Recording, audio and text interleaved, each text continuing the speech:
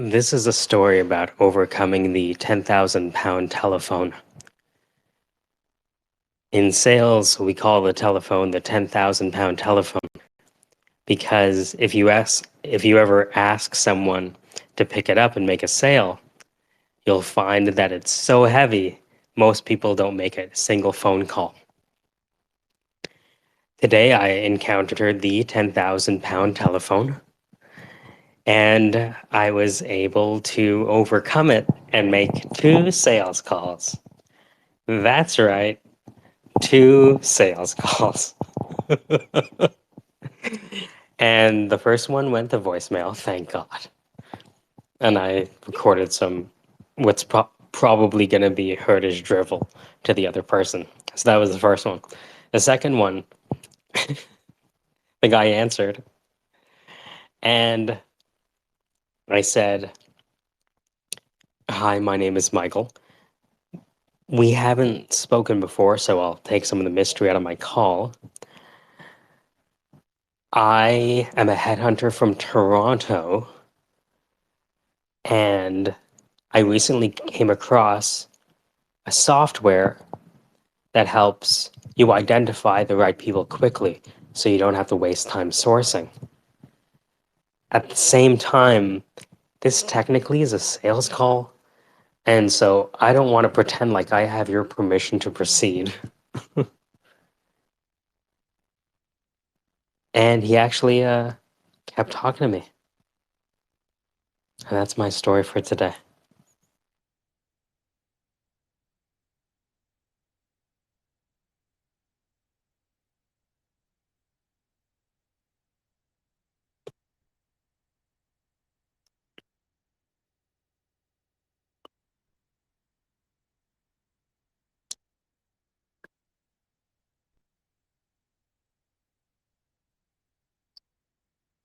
Ma Yut Wagwan. I am at preschool first day. Orientation. Oh, wow. Yeah. Huh.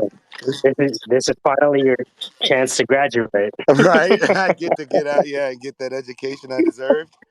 You know what? It's about time you got your certificate. Oh, doxed up, you know what I mean?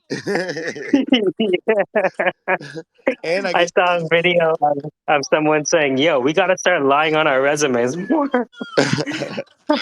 pre-K, baby. That's so funny. Yeah. Yeah. We get How, the juice and the muffin, you know what I mean? oh my God. I made a. I was just using my microphone to tell a story about how I made two sales calls today, and that was my triumph for today.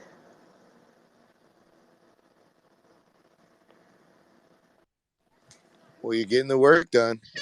That's what we're here to do, you know? Well, the first one went to voicemail, which was like, oh man, thank God they didn't answer. You know what I mean? Because when you haven't made sales calls in a while, it's always kind of hard to get on the bike. Because at least in my mind, there's this thing where you feel like you're bothering them. Yeah, right? I never want to bother someone. Very true. I used to say, this is a good time to talk, right? So, Yeah. so I'm going to tell you how the call went. So the second phone call after the first one went to voicemail. The other person answers, and I say, "Hello, my name is Michael Jagdeo. We haven't spoken before, so I'm going to take some of the mystery out of my call.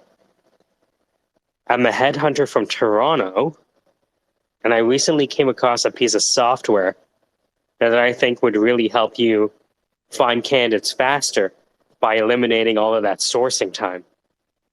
At the same time, technically this is a sales call, and I don't want to presume that I have the permission to continue." And we had a good conversation.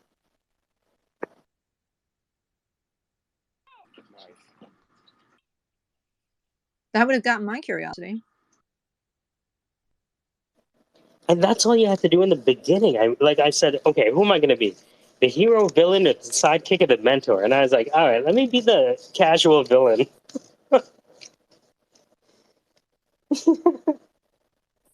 Well, How'd do it you think how'd it you go? landed the sale? You know, from the corporate, Yeah, he like, said he committed to a call Thursday afternoon or early Friday morning. Yeah, and I got his permission to send him an email demoing the product in the form of a 120-second video. that's awesome, dude. Yeah, That so is that's how awesome. the first two sales calls went. So I was like super afraid of doing it because I was, but I was like, what if it was just like a Twitter space? You know what I Maybe And mean? that is the it style. pushes you past the anxiety of feeling like cold Yeah, calling. Yeah. yeah, exactly.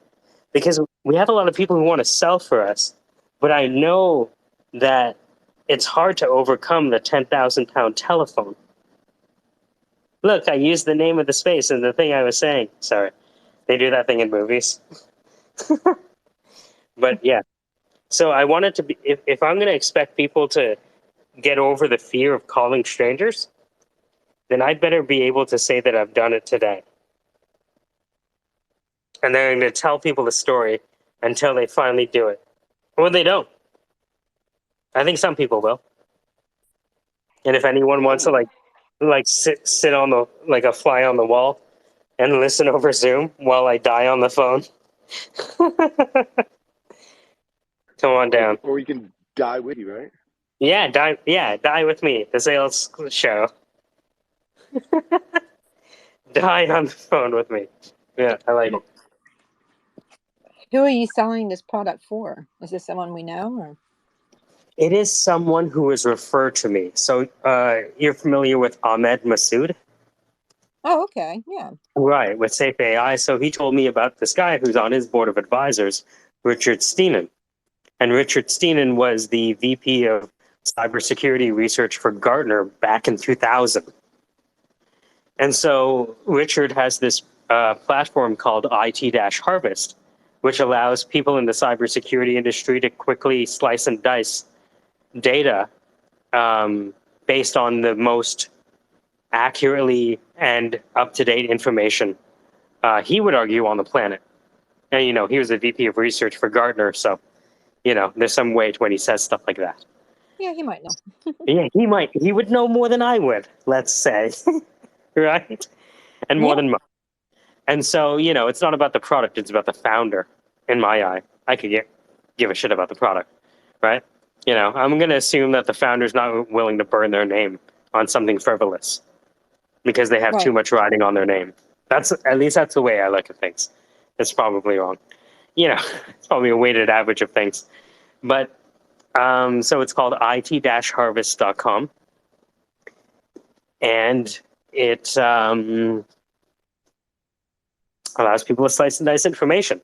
But specifically for the niche that I'm in, headhunting, it allows headhunters to quickly find out, who are the top executives in, I don't know, quantum security, let's say, right?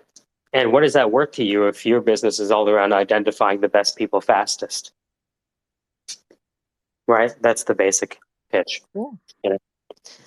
So yeah, so it worked, and I believe that I can make money, Well, right? how many people have you called so far? 3 people. The first person booked a demo. The second person went to voicemail, and the third person is going to be the next demo. So So you generated 2 leads? I identified. Well, I have a list of 50 leads, and I'm going through them carefully, one by one by one, gathering information as I go. Right, but in terms of converting that to a sale, Mm-hmm. you've called X amount of people and how many hours and generated how many demos? Oh, so I probably spent maybe half an hour in total. making those 4 contacts. That's not bad then. Yeah, somebody else generated the list for me that works for the company. So I was like, oh, thanks for the list. I'll start at the top. Yeah, why not? Right. But also, like, based on what the platform does, there was somebody I knew in the cybersecurity industry that could benefit from it. So the first one was kind of, I guess, a warm lead that was known to me in the industry. And Right. so once that person saw interest, I was like, okay, if somebody very, very, very senior who's on the Forbes Council for cybersecurity at least took a look and saw the value in it, you know what I mean? It doesn't matter if they're going forward or not. If that kind of person sees value, that's to me some personal validation with someone I trust and respect. Let's proceed to the next one. Yeah, I mean that sounds interesting. I mean, I've done sales in the past too, and I think that based on your conversion so far, is pretty encouraging. I'm lucky because it's Ahmed introducing the person to me. Does that make sense? He's not going to introduce me to someone who doesn't know their stuff, or let alone add them to their board of advisors. Right, and you're not really cold calling in a sense that you're calling people who are clueless and have to ask 50 other people, and they're pretty. Once you get a hold of the correct person, that's pretty much the right person, isn't it? Yeah, right. And because they're headhunters, they answer their phone most, True. right? Because it could be like a candidate calling back, and depending on the candidate, it could be like a lot. That could be tens of thousands of dollars on the other end. So, yeah. So, yeah. Well, if you ever need any help, let me know. I mean, I've done sales for years, and if you're busy and you just need someone, if you need someone to tread water for you while I'm happy to help. What I want to do is just have everyone kind of on a Zoom call, because I can't use my phone while on Twitter Spaces. But you could just hear me go from the top of the list. Okay, the person, Casey, Juga Jagaju. Let's call this person. You hear the phone ring, and then I do my spiel, and maybe they hang up, and I call the next number, and it goes to voicemail, and I call the next number, and it goes. You know what I mean? Like, that's the show. Permission to use sultry voice. Oh, yeah.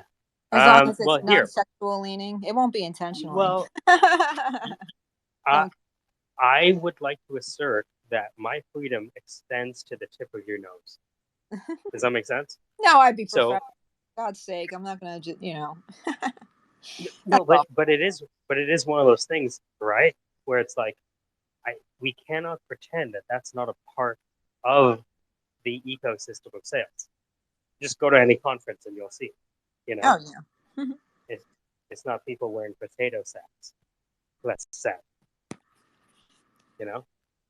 So. Of course, if my iCloud account gets any more crowded, people are going to start bumping into each other. But that's a whole other story. Hey, Casey, how's it going? Hi, how are you? Hey, Casey. I made 2 sales calls today, Casey. And how did they go? Well, one went to voicemail, and the other guy agreed to a follow-up meeting and an email from me with a demo of how the software platform works. That's a win. That's it. So I said, you know what? If I can do one of those a day, then I'm good. Cold call. Don't want to have to force myself to, like, you know what I mean? Like, be the Zach, a Zach of sales. Wake up at 2 a.m. Well, like, first off, like, cold call ratios are like 1 to 3% is a win. I think is the normal metrics. Yeah, 1 to 3%. That's what I was thinking of. I was like, whoa, nice. Conversion. I mean, even if it's not a convert, I feel like not getting hung up on, is a win. If they're like, well, it's a piece of information, that's a win. So here's the beautiful part. First of all, I'm selling to headhunters. Headhunters have an incentive to answer the phone. Right? Okay? Because it Yep. could be tens of thousands of dollars on the other. And can I tell you my script? Sure, please. Okay.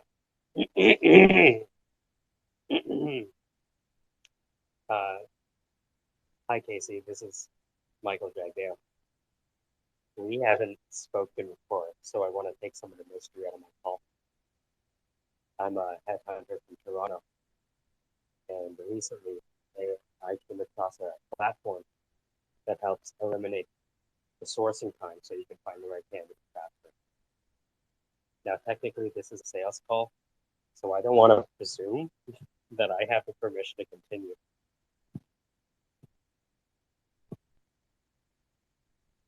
Mhm. That's it. That's decent. And then, Decent soft and then, approach. and then we started a conversation. That was it. Mhm. And he was like, you know what? I'm kind of skeptical about a video being able to prove this because I have a database of like tens of thousands of executives, right? But Mhm. I like your approach. So I have time Thursday afternoon or Friday morning. And I asked, can I have your permission to send you a video, an email? He says, yes, absolutely. If it can get through my system, yes. Right, right. I, And I to me, have that was a found a win. I was lot like, of, good, I've found a lot of success in being upfront and honest about the fact that it's a solicitation dude, call. just imagine how many people call you and ask your permission to talk to you in the first place, right? A lot of people just assume that they have the permission to just Oh yeah, take up your attention. and And they're it's like, just no, looking. not They're just necessarily. they're so hungry for you to commit to the sell that they don't even sell. Yeah. Yeah. And the thing is, I don't, dude, I'm so glad I didn't look at this person's LinkedIn before calling them. Does that make sense?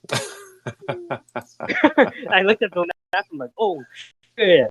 You know what I mean? But somebody else gave me Mm, this. I would just look. But the other thing was like, I'm pretty niche down. I'm talking to sure. headhunters in the cybersecurity industry who make Hmm. a certain amount of money every time they make a placement. That's my target. Like it's super niche. Be like me headhunting loan officers. Yeah, I yeah, know if I call their exactly. cell phone, they're answering the call. Exactly. Hi, my name is Steve. I've spoken before. I'll put the ministry out of my call. I've been a loan Well, officer for the past 20 years. All right. What's up, assigned? you sell whatever, bro. That's my job. So I sell stuff. Yeah, I'm gonna have us all on a phone call together, and you can hear me make sales calls, and then we'll just change the products on the side and just have fun. Be like, what are we selling now? All right, cool. What's unique about the socks? There's nothing unique about the socks. Okay. All right. So who is the target? Oh, people who like unique socks. Ah, fuck. All right. Well, I see the challenge. why are we doing this again? Right? Because that's usually what the fucking ask is. You realize that? Hmm. You know, people are trying to cram down product down people's throats. That's I it. think if you got the right niche of people to be calling, if that part of it's That's already it. done and you're not just Well, random, you see, know. I can, but that's where I come in. Does that make sense? Because I can be like, look, I'd rather be a meaningful, specific than a wandering generality. Who is the niche? Why does the niche get a 10x return on their investment at the very least?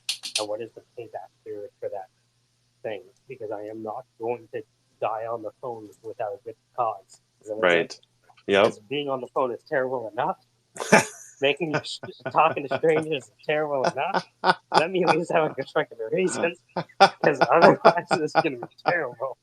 And I'm probably, honestly, I'm probably not gonna do it. Does that make sense? Yeah. Oh yeah. If it's too terrible, you just won't. You'll find excuses not to do it. Oh yeah. That's what I thought.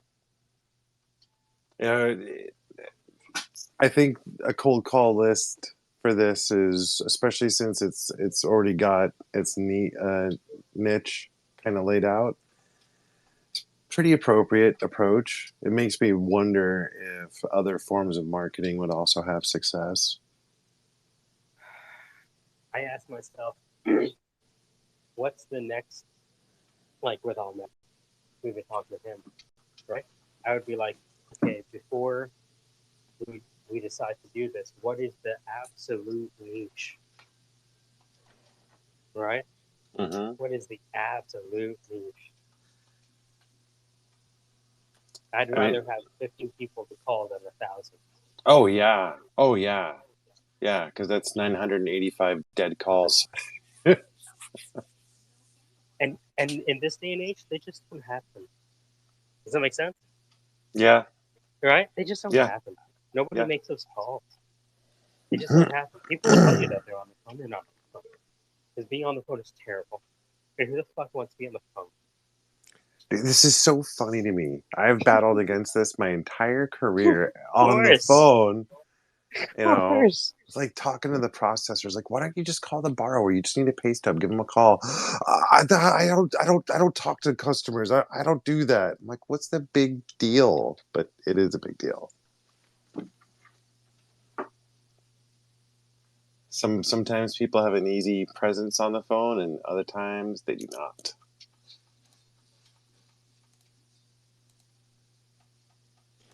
Crime taken to the last step. Man stepped onto the windowsill and said, "Good Lord, good Jesus, where the fuck have you been, man? I've been all around the town saying the same old thing again. Did you have a good day, Dan?" Yes, I did. I pushed through. I went to the darkness. I went and found the other side.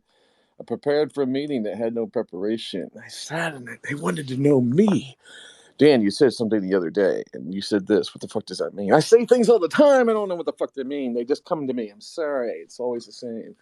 There's no excuses to be made. This is the way it goes. This is how you're bred. This is how you're fed. This is why you exist. Do not question and do not resist. Hi, everyone. Hope you're having a good Tuesday. I'm pushing through. I'm stressed as usual, but I'm finding the light on the other side because I had the Syndicate with me. That's right.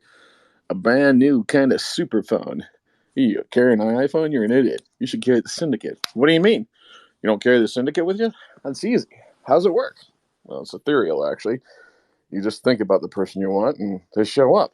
Where are you going? We're going to the Temple of KC. What's that? It's over here. It shows the FICO scores all the time. We see all the FICO scores in real time. Well, what do? We all just get around in a circle. And then KC will appear. Like Candyman, like three times in the mirror? Kinda. What's he do? He mostly talks to us like we're kindergarten children, but that's all right.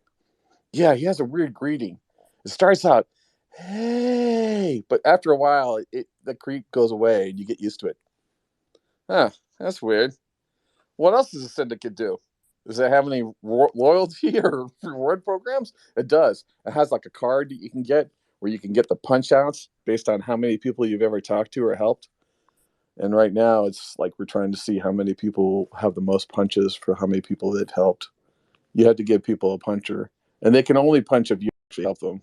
If you gamify it, karma knows you get owned like a bitch. So don't do that. Try to be true for once in a change. It's good to be true. It's good to be alive. I have to say this or I'll probably die. So I'm here to say I love all of you.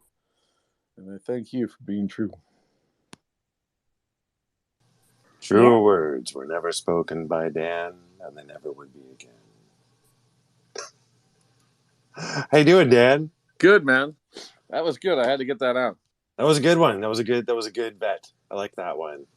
Yeah. Yeah, man. What's going on? What's the latest? Dude, I'm getting geared up for my mortgage, real estate, foreclosure, loss mitigation space here in about 40 minutes. Nice. Are you also doing a class around that? Like not a formal class. Well, could you do one? I could. Oh yeah. Yeah. So if we get you on video, say like a Zoom call, we could get you on camera 3 times. And we could record like 3 30-minute sessions of you talking about something, and we could slap it together and put out a course. sell it for $75, and then crush it out on Syndicate and everywhere else and see who converts. Ooh, Sounds like a lot of responsibility, doesn't it? ooh, it does. Don't worry about it. We'll fix that part for you. The first part is actually you just accepting the reality that could be true. See, I myself would know that that's true, but be the same person being afraid to do that. That's what's Can weird I? about the Syndicate. The Syndicate actually helps you frame out exactly what you need to fix yourself, but you actually fix somebody else first. So by fixing somebody else first, you realize that, holy shit, I can maybe fix myself. And then Dan, it sort of cycles back. Yeah. can I use like a filter and do like disguise myself, be anonymous? Absolutely. Oh, we're on. We're on. We're gonna make a mint. In fact, my friends here in town, my friend Clint, because he's been coming on here and checking out the spaces, and I'm talking to him every day now. Go over there. And I told him that I said, hey, Wednesdays, let's get together. I'll come over, and he's been lifting weights. So I'm like, I need to lift weights again. So we'll lift weights, and then since you got the pool there, it'll just be weights and then water, and then we'll try to stream a space from the 8 feet. I mean, that'd be stupid and fun. So let's do that. But it's like, yeah, man, getting into voices is cool. There's a character that he remembers I used to do a long time ago called the Mad Lion. And the Mad Lion was a character I made when I lived in Texas. And he's like, Dan, I noticed you haven't been using the Mad Lion at all with your friends and your new, Syndicate friends. And I was like, yeah, that's a character that people have to, like, it's a hard one to get into. But it's funny, he pushes me every time I talk to him. He's like, you doing the Mad Lion yet? I'm like, no. So the Mad Lion is basically a white Southern Baptist preacher dressed in a lion suit. And there's a I don't know where this character came from. I don't know what I was doing in Houston at the time. I think it was because I was in Houston and I was like missing the church. And I remember like my one of the guys at work was like, you should come to church with us. And I was like, oh, okay. And it was a Southern Baptist church. So it was the first time I've gone to a Southern Baptist church. And I just remember the stage being like 9 feet high above my head, thinking, oh my God, there's a whole guitar band. And it was the preaching I actually really got into. Yeah. And I started to mimic it at work then after. And then it turned into a whole character who would show up and really like shout like a preacher and say all the weird shit that preachers kind of say, and yet at the same time have all that inflection of voice. I think in a lot of ways a preacher's voice is might be sort of the pinnacle of voice sort of power inflection. Like you have to do the big, the high, I don't know if I could do it here. I could move the phone away from my face because it'll be somebody like, I say a raw, right? I mean, that's just like a really loud, crazy thing. But that's what he does. He says, like, I say a raw, because he's a tiger, he's a lion. And then he would always get pissed off with people playing this with his tail. Do not play with my tail. Listen to me sing. So anyways, I would do that character. And it was really popular in Texas. And I don't know why I just brought that up. It helps to get him out. Because actually the Mad Lion's been trying to get out for a while. But he's really loud, and I'm not ready to be that loud yet. Does that make sense? Maybe That makes sense. It makes sense. Everybody has a person that has, someone with a big personality, and yeah, big personality sometimes calls for a big voice. And I don't know what's wrong exactly. with. I don't think anything's wrong with that. I'd be kind of Yeah. like that would be strange if it wasn't like that almost. That's what I mean. That's the whole thing. It's kind of like you can't. How do you do a preacher without that? And then of course, I never had preachers like that growing up in like Catholicism. I don't know. We just never had anyone that fire and brimstone or whatever. But yeah, but Houston was weird when we got into that. I remember. Sorry, I didn't mean to cut you off. No, go ahead. I'm saying that most Catholics are too busy feeling guilty about something. Yeah, exactly. I remember Texas was so weird because I lived in this society of Houston that was sort of uppity, and these were people sort of coming into the new wealth. This was like probably late '90s, and everybody. It was like my first culture shock of like just really hypocritical folks. Like I know hypocrites before, but this was hypocritical like on an all new level of hypocritical where like you're in the church and you're like, you know, we gotta help the other ones. You're like, you're doing everything for good. And then literally you get in the parking lot, you know, everyone's in their Beamer, right? And the first person that's trying to cross the street is like a homeless person and they just get the fuck out of the way. You know what I mean? It was this really wild juxtaposition. I'll never forget that moment of being in that. I don't know. It was like the most highest end Toyota SUV possible with all the fucking options. I always have to sit in the front seat because I'm 6'11" or some shit, right? You can't put me in the back seat. You're gonna have to lay me down, motherfucker. Here's my feet. You know what I mean? It's like you can't put me in the back seat of a car. I'm shotgun all day long, or I'm driving because I gotta have something to do. Anyways, but I remember being in the front seat, and there was like three girls in the back seat. Sharon was our boss. John, my boss, was they were married. That was a weird couple, married bosses, and someone with a cart, shopping cart or something. But you could tell they weren't.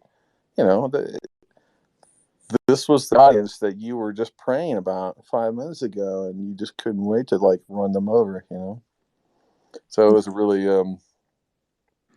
Sometimes life puts a moment in front of you as like a reminder, as a statement or something like that. I feel like that happens to me all the time. Or maybe I got raised in such a way that I was made note of these things. Or maybe I saw those things enough that I started to make note of them, you know, to give me a lesson.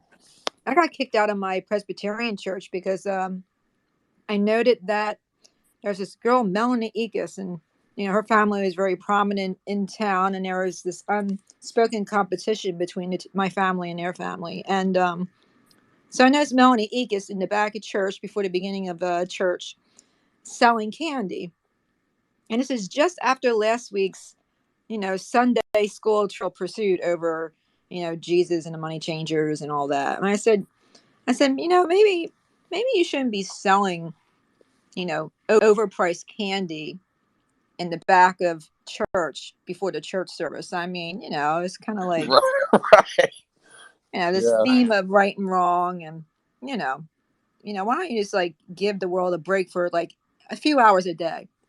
Well, she told her mother on me, and there's this huge blowout. And my dad's like, look, I'm a deacon. I get what you're saying. You're right. But, how about you like disappear for like 7 weeks from church? I'm like, oh my God, you gotta be kidding me. And I'm like, all right, fine by me. So I got kicked out of church for candy observation before a church service. Yeah, it's funny. I was in this meeting today. Yeah, I had this big meeting with this bank. And I know this gal who works at the bank. She works in their R&D group. And, she they were talking about innovation, and they were talking about new things to do. And, my name comes up. Oh, we should get Dan in here. We could talk about X and Y, what he sees in his trends and stuff. And it was an interesting first meeting. Was a lunch. It was almost like they were checking me out. Like, hey, Dan, what's your deal? What's your name again? It was like one of those like you're getting shaken down in the lunch. And, I'm just like a faucet lately. And I'm like, oh, it's like you say the magic hashtag, someone comes up to you and says, the Syndicate. I'd be like, oh, hi, the secret handshake. Here it is. Here's the feed, right? And so they wanted to know things. And I was like, okay, here are the things that, here's the obvious things. AI is happening here, and this is happening here, and you should be thinking about this. There's so many new things to rework and to rethink. Because the notion of the army that you have, like you have an army of nanobots. That's another way to think of AI. Don't think of AI as artificial intelligence. Think about it as a suitcase. You can walk into a room and unpack, and there's like 10,000 nanobots, and they can run all over the house. And then you're like, what are you doing? You're like, oh, just wait a second. They go, they're like, covered. They consume everything, and then they actually go right back into the suitcase. You're like, well, what happened? And you're like, well, you're done. Your house is good to go. And you're like, what do you mean? Well, what do you want to do in your house? I don't know. I've always wanted a home theater. Oh, hold on a second. Okay, it's done. I'm like, what do you mean? Go downstairs. So then you go downstairs and wait, what's that room? I don't know. What is it? And you open the door, it's a home theater. Like, what the fuck? How did this get built this fast? What do you mean? That's what we do. You wanted to be enabled. We came over. I mean, that's the level of technology that's sort of possible now. So it's a new radical way of thinking, should be possible. So this second meeting was more with their brand people. Like, these are big dogs. It's like, there's, that there's like 9 people at the top of the bank and you got 4 of them on your call, no pressure, Dan, what's your presentation? I didn't make one.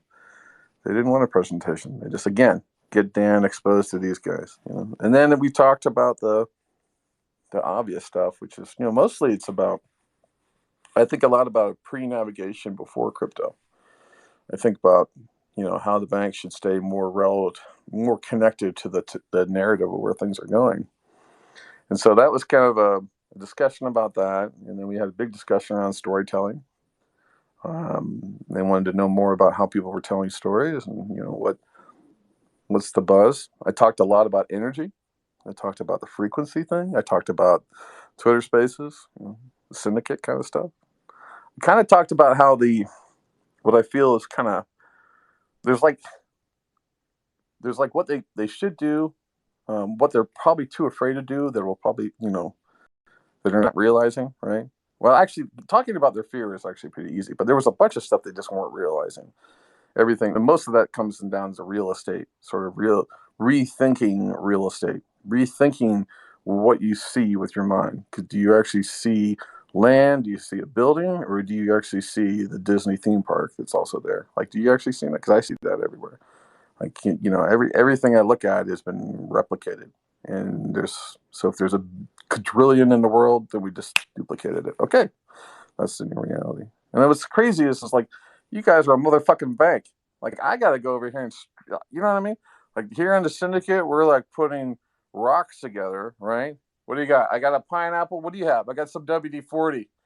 Jan, what do you got? I got 4 nickels. Sweet. And we like manifest a whole fucking reality, right? And this is a bank, And so I'm like, you guys need this. You need to get a Skunkworks R&D foundation in this thing. You need to put it in the beta test mode. You need to welcome people into it, and then you need to stay in the narrative of where shit's going, and mitigate your risk. But right now, your brand is, people put money here and then they take it out. That's it. And then it was funny how they were like, one guy was talking about, well, we have a lot of loyal customers. I'm like, no. You have a lot of implied trust. You have a lot of situational trust. Loyalty is widely overrated in money. Whoever else has the better. Do I choose higher credit card terms because of loyalty? No. So it was an interesting conversation. And it was one I couldn't prepare for.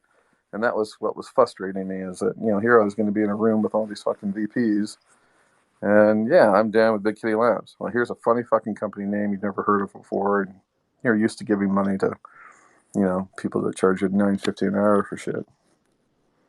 Well, there's a difference between material that you prepare at home versus the crowd work and improvisation you do on stage, right? And to Zach's point, the material just helps you prepare for the stage. There's nothing that says that you need to say any of that material when you encounter.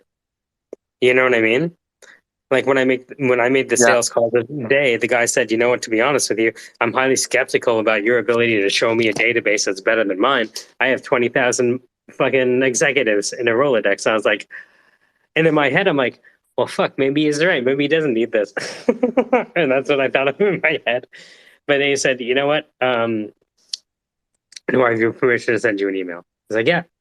And I think by the fact that I wasn't trying to, I for sure wanted to kind of be the, hero, villain, sidekick, mentor, like the casual villain. But I wanted to not be too confident, if that makes sense. Like, I just wanted to be humble and say, I don't want to assume that I have your permission to keep talking because I'm a salesperson, and why would you want to talk to a salesperson? Yeah, it was, it was interesting today because I knew I didn't really prep my partner too much, and he's, he can kind of ramble too, but he did really well. He did. I think a lot of this is like I have to get back into harmony with my people, right? So that's another part of this mission is like, and I realized some things. Like I realized today that I'm always adding two people to the room that probably don't need to be there. So I'm gonna edit that out. Less is more in a room sometimes with a client like that. Also Two, bringing, two is a lot. yeah, Two yeah. is I a also lot. brought in Yeah. I brought in today I also brought in Michelle, who's my partner on the media company that I'm working on, and that was sort of a left field decision at the end. I was like, Michelle, I want you to join this meeting, and I'm so glad I did that because they brought up storytelling like 4 times about how they need to work on storytelling and sort of different types of storytelling, and I'm glad that she was there because she's been working at different radio stations and television stations for 30 years. And so, we were able to talk about, we talked about spaces, we talked about new mediums of expression, we talked about, I talked a lot about this sort of decentralization of networks that are happening in terms of, being able to connect and stuff. I think that, like, I don't see them making a big decision to move, but I do think they do need to do a larger research skunkworks kind of thing and make some sort of, they should be following. We talked a lot about the moves that Apple does, the moves that, Facebook does. What do the major players do? Well, what do they do? They create development parks. Why? Because you want a portion of the population to come and play with your tools. Why? Because you want them to work on your foundation. Why? Because then your foundation becomes the standard for how things are made. Oh, so that's a wider approach to make sure that you're relevant to the future. Yes. So that's why that is a strategy. So, I had to sort of go into that space. And then it was that's the core thing. You can't talk about activism. You can't talk about activations yet until you talk about foundations. So we're doing foundations. Even the syndicate is doing foundations. And this is why every time someone wants to come in and say, "Hey, where's Where's the syndicate mailbox with the syndicate postcard? We're a syndicate town," and we have to resist that to an extent because the minute we put down the stakes, it's gone, right? The foundation keeps moving. The foundation is the people in the syndicate, and it's their progression now being combined with our now, and then like the things that do manifest are actually the things that are truly actionable that we want to do. The class is manifesting. Why? Because we believe it. We see the potential in this. Did we need a third party website to direct us toward that? No, it just came together. It just happened. You know what I mean? Like, you think about what was the AdWords campaign on that? We never ran one. What'd you spend on Facebook? You didn't run that. What'd you spend on marketing to sell a class? Nothing. You know what I'm saying? That's the thing that's happening and it does make me wonder in terms of the syndicate, there'd be some interesting analysis to think about how many actors are needed to manifest a reality like that.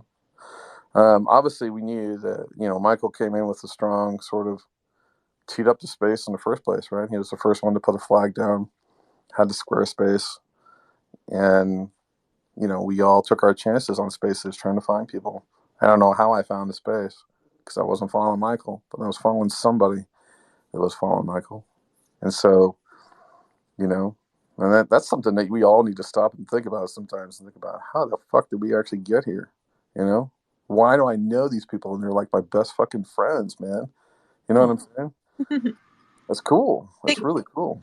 The light may have had something to do with me meeting you, but I don't know how I came across the syndicate a bit. It must have been you then, Dan. I don't know. I think it's cool though. I think it's cool. Yeah. Anyways, it was a good meeting, and then in the office, we had to set up some new furniture. We're building out that studio, and then I ran into these two chicks in the hallway, and they were exploring the space, and like it was a busy day there, and like we just moved this big console into the office, so I turned around and I was like, "Hi, welcome to Kohaj. Can I help you with anything?" Like turned into like a stewardess. Hey, how can I help you? And they're like, "Oh, we're just looking at the space and everything. What do you guys do?" And I'm like, "Oh, well, shit. What do I do? Fuck. All right. Well, first of all, I have this thing and then this thing." I broke all that out. And they were like a media company. They were doing more. I think they're like a religious podcast or show or something like that. But it was cool. I mean, it was a bunch of clients. It was a busy day in there today, which is cool. And then after we got the office set up, I was like, I'm going to leave. Told my Gen Zer, who are like every 5 minutes is frothing at the mouth about everything that's possible. I'm like, all right. And I had to lay into him. I'm like, dude, you take care of events. I'm not thinking about fucking events. Hey, can you tell me? He asked me a bunch of questions. Hey, how do I get access to X? What are you talking to me for? Am I your admin? Shut the fuck up. Go and get the access. Who do you think you need to talk to? Poby Sam, right? How do you get in there? I can use your name. Sweet, done. You're done. Look, you just compressed that timeline. Now, you know what I mean? I didn't want to be mean. I wasn't really that mean, but it was fun mean. So, You weren't mean. You were teaching him how to think, exactly. you know. Yeah, that's what I can remember. You got to But, teach him swim, or he's going to be out there swimming by himself. He's going to just drown right in front of you. yeah, completely. I mean, Yeah, if you I'm might as well push him under the water, hold him there for a few seconds, and be like, "See, avoid this situation next time." yeah, While he gasps for breath. he did want to work with like a client. He wanted to work with this group I didn't really like at first, and this was the group that wanted to charge me money to get on stage and work with a startup. And I was like, dude, I'm not paying $3,000 to help people when I help people all day long. You know what I'm saying? It's just that's crazy. And by the way, you only need me on the stage because you're new to fucking town, right?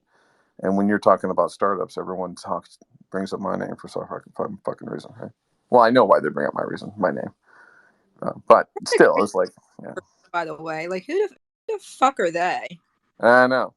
It's one of those things. But at the same time, it's funny. He learned a lot about that. I mean, again, it's like you don't want to shun competitors. You want competitors in town. And these people don't even compete with me, but people want to own the message. People want to own the narrative. That was another thing I told the bank. I was like, you see all these moves happening. You know what I mean? I'm like, there is no financial institution from the traditional side of things that's actually giving a shit about the crypto space. Isn't that weird? Like, you guys are intentionally ignoring this massive new wave. And what's going to actually happen is this sort of like, what prevents the rise of the better bank to come out of the crypto space that understands both sides of the equation? You know what I mean? It's the fact they don't have any narrative at all. And that's what's interesting. I mean, here they're asking, hey, where's the new narrative? Well, it's right here. Oh, shit, we can't do that. Where's the new narrative? Yeah, shit, it's right here. It's like going round and round in that circle there, which I thought was You funny. don't want to get replaced, I guess. I mean, Yeah. And so it was cool. And then he brought up this one thing where he's like, Dan, last time we talked, you talked about the new hustle economy. Help me understand the new hustle economy. And I kind of envisioned a product for him right there right there in front of him. I was like, well, here's what's going on. AI is collapsing a lot of execution, and that is allowing new capabilities. And like I said before, people are becoming unlocked in a way that has not happened before. And this unlocking is allowing people to see a part of themselves, both in a frequency and a vibe and an energy spike that is so strong that it's creating new loyalty patterns. And because new loyalty patterns are being created, your relevancy is going away.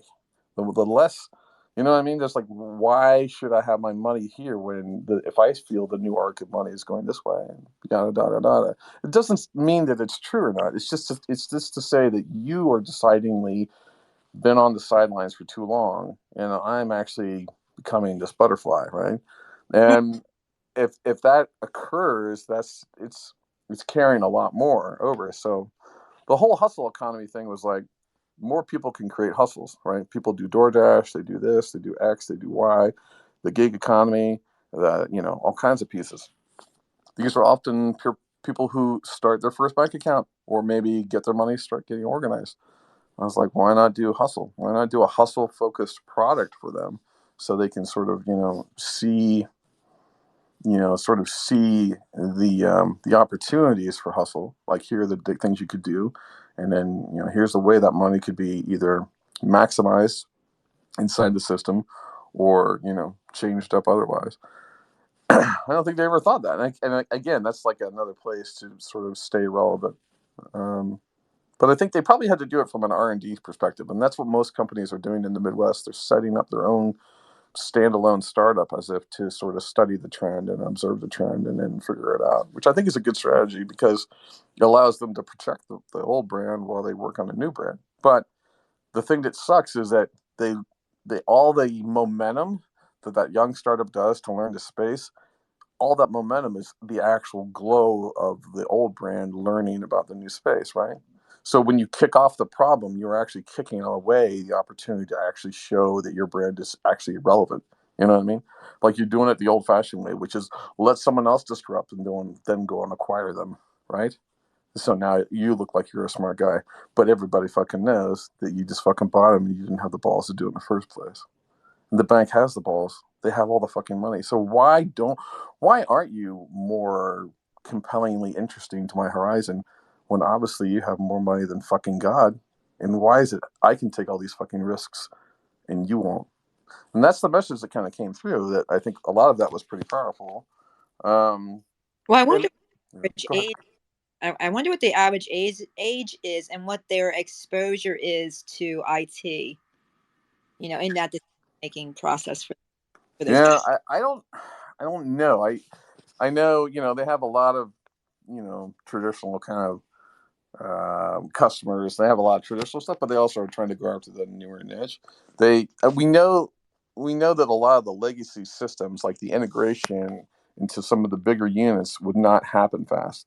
But that's actually, they weren't kind of coming in to say, Dan, what are the ideas that we can take totally to market? That what they're trying to do is, what's the new bank of knowledge should the company have at a foundation? Like, everybody's found, like, there's an R&D group of the Syndicate. There's a progressive R&D group between me and Michael and like anyone else playing around with the fucking tool. Like, we evolve as fast as the next thing comes out, right? The next feature comes out, we're right on top of it. If not, we're actually implementing or using it, right? So that was a big part of the need, was that kind of like, we haven't been thinking like we should be thinking. How should we be thinking? From like just sort of just that R&D aspect. Because I know that integration into the larger systems will be much more complicated, and there'll be 1,000 lawyers that will say no, right? But what they need is they need data, trend evidence that says the risk on the other side is worth it, right? But if they never reach and dream, they can never know. And right now they're kind of banking on, well, people always need a bank. I'm like, I don't know if that's always going to be true. You know what I mean? We see that movie. I don't know if that'll be true in 20 years, 10.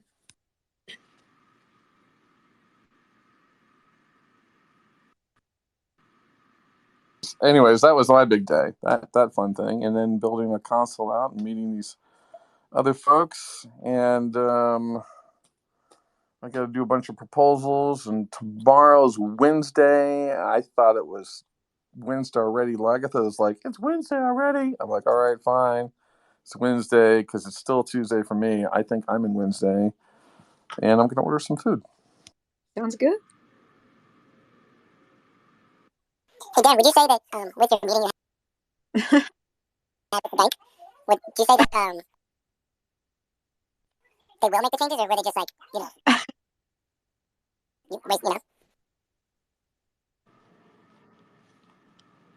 will they use what you suggested? What the heck is going on there?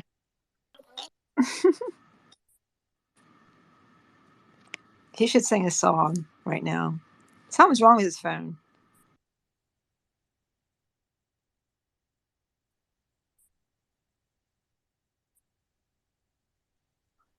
I've never really messed with the soundboard before, and now I know I probably shouldn't.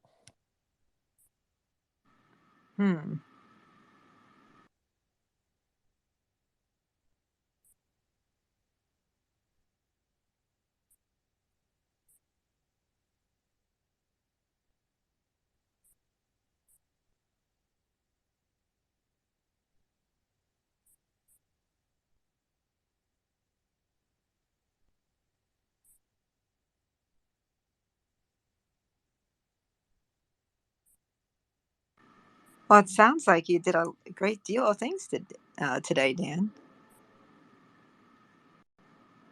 Yeah, not bad. Now the only issue is Henry just knocked over everything on this table. Oh, He's always trying to get close and say hi and shit. and then So, disaster. yeah, I don't know. Some stuff broke. We'll have to see what broke. We'll see. God.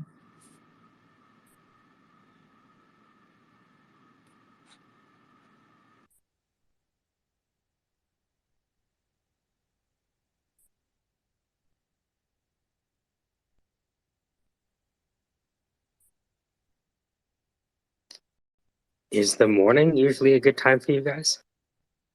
If I were to do like a Zoom call where I'm like making some sales calls, Yeah, I could do that. Sure.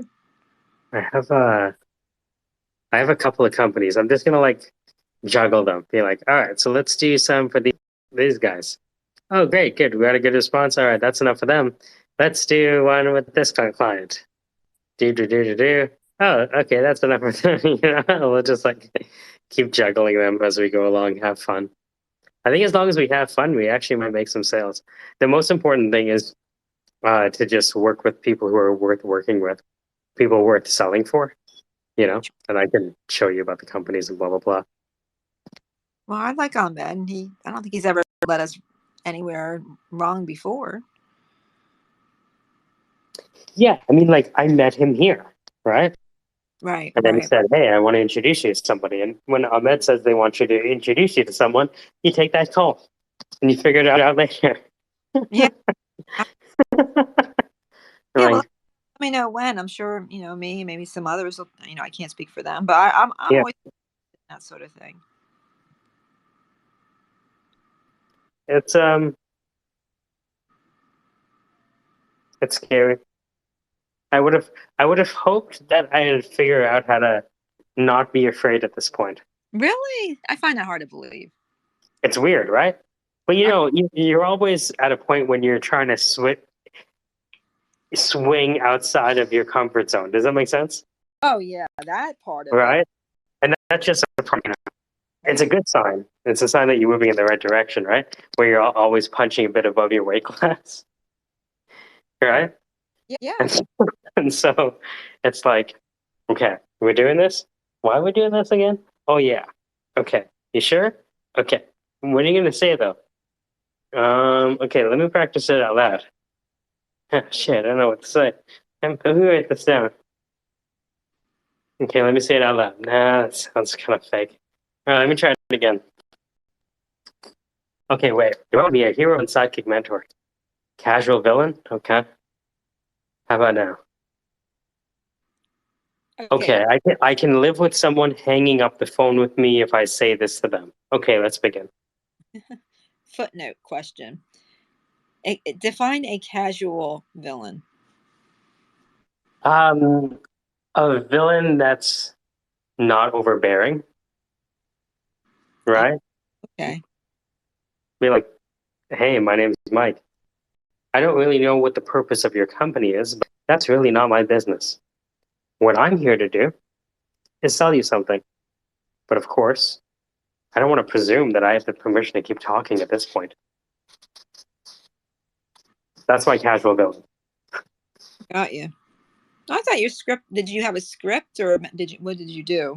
Or did you wing it? I wrote it. Yeah, I wrote down the script a few times. So where's my thing? Yeah, and I have at the at the top. I put the cross, and then I put tell a joke. Right? What? Uh-huh. Why the cross? Oh, because that's the hero villain sidekick mentor from the class. Oh, okay. I thought you were going Right? hardcore. Yeah. No, that's the. I mean, some might see it as religious, right? It's the hero just wants to save the day. The villain has something to prove. The sidekick just wants to help, and the mentor has something to teach. Right. Right. Absolutely. Right. So I'm. when you go ahead. I'm sorry. I just mean for doing a marketing call, not knowing anything about the mentor villain. Having a cross at the top of your script while you're doing like marketing calls is like light It, it's come kind down of and second, you know? Well, we're trying to focus on the right things so that I can bring out the self part of myself that's somewhat connected. And I'm making fun, but bear in mind, Mike, that I did telemarketing since I could. I mean, I think I must have started when I was like 16 or 17, and Awesome. years, yeah, all kinds of stuff. Wicked. Yeah, I was on the phone at 16 doing customer service for Fairmont hotels. Oh my goodness! Uh, yeah, and people would complain about the craziest shit. What they didn't realize is that every time that you had the obligation to ask people if there were any other complaints, questions, comments, or violent disagreements about their stay. And I realized that instead of having to make a bunch of calls, if all I did was really lean into, hey, did you notice anything else about your stay? Then the same person would talk to me for like 90 minutes. And it was my obligation to type everything out. Right. So I figured out a way to not make that many calls as a telemarketer. Because I'd be like, and the bosses used to get mad at me, like, how come you only made one call in like an hour and a half? I was like, I don't know. The person kept on telling me complaints. It's my job to take down complaints. Right? Yeah, you have to fill it out, right? Hey, look, you told me what the parameters are. I am going to follow your instructions. I do not like talking to many people, so I'm going to try to string out this call as long as possible. You made the Oh rule. yeah. I'm living them. Yeah. So, Wild stuff. yeah.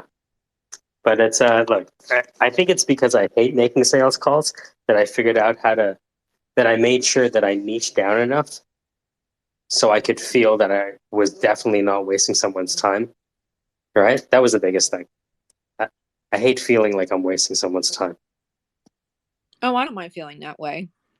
Oh, amazing. You're going to be amazing in sales. Because I try to kind of bring them along for the ride. You know, I've sold stuff to people in the middle of an earthquake. Like I hear the kids yelling in the background. The guy's like, "Oh, we're having an earthquake here." You know, I was in California, and I'm like, "Yeah, yeah, that's okay. I get those too." I'm like, "Sale, No, audio tape." honestly, tomorrow let's do it. I'll show you the spreadsheet. I'm hoping to get on the phone with the founder tonight and chop it up.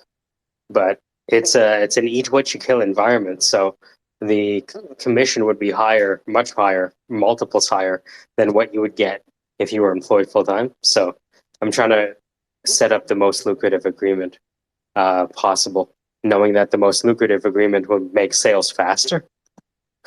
You know, Yeah, right? yeah, Pay people a lot of money, they do a lot of stuff. What a concept! yeah. Maybe I'll get. No, I'm kidding. That's so unprofessional. I would never do. I really wouldn't. That's just awful. I can't help it sometimes. I say crazy shit. I'm sorry. No, you shouldn't think crazy shit.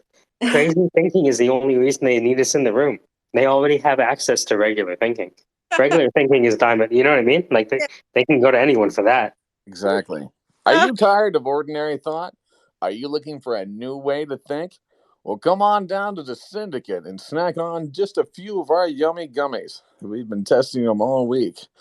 I can't even feel my left side of my face. But if you come down and have some gummies with the Syndicate, we'll get you right as rain or right out of here.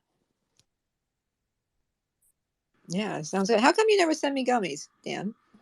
I don't know. I mean, the only one's like, can you get? Is it legal down there? If it's legal, then by all means, let's do that. I'm all about sending people in other places of the world food or gummies. I love that. That's a fun thing I like to do. That's a prank I actually do to a lot of my friends. Um, I had a bunch of friends that were like working in bars in Philadelphia and stuff like that during the pandemic, and I used to send them a grilled cheese all the time, just as fun. And they would always like he would get online and be like, I don't know, man, someone sent me a grilled cheese. I don't know what the fuck this is. It's like every Thursday I get a grilled cheese, and so it was like a running joke in the guild for a long Hilarious. time. That that's really funny. Yeah, it's kind of a fun way to connect or send people balloons. It's amazing how many things you can send these days. Oh yeah. Hey, I wanted to reach out to Web3.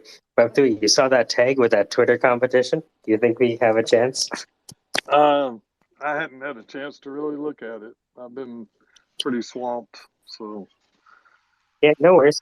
Well, I figured that even if I just showed how, like, prove the hypothesis, that would be better than any software. You know what I mean? So, yeah, I'll look into it because software is nice, but who's to say that humans and software can't be better than software alone? What a concept! Yes, mixture. Yeah, right. That's what Crypto Swarm says. The unanimous AI figured out that humans and computers are better than humans alone or data alone. Yeah. So God bless. Yep.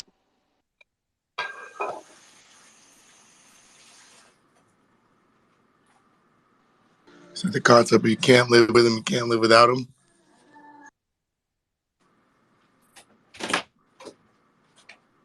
If you can't beat them, join them. Well, I don't see the world going backwards, losing I all don't this see that shit. either. I had a friend say, "Look, if there's a wave, you better not like try to stand in front of it because that's a wave, sir. You know, you ever see a human try to stand in front of a wave? It doesn't work out too well for the human."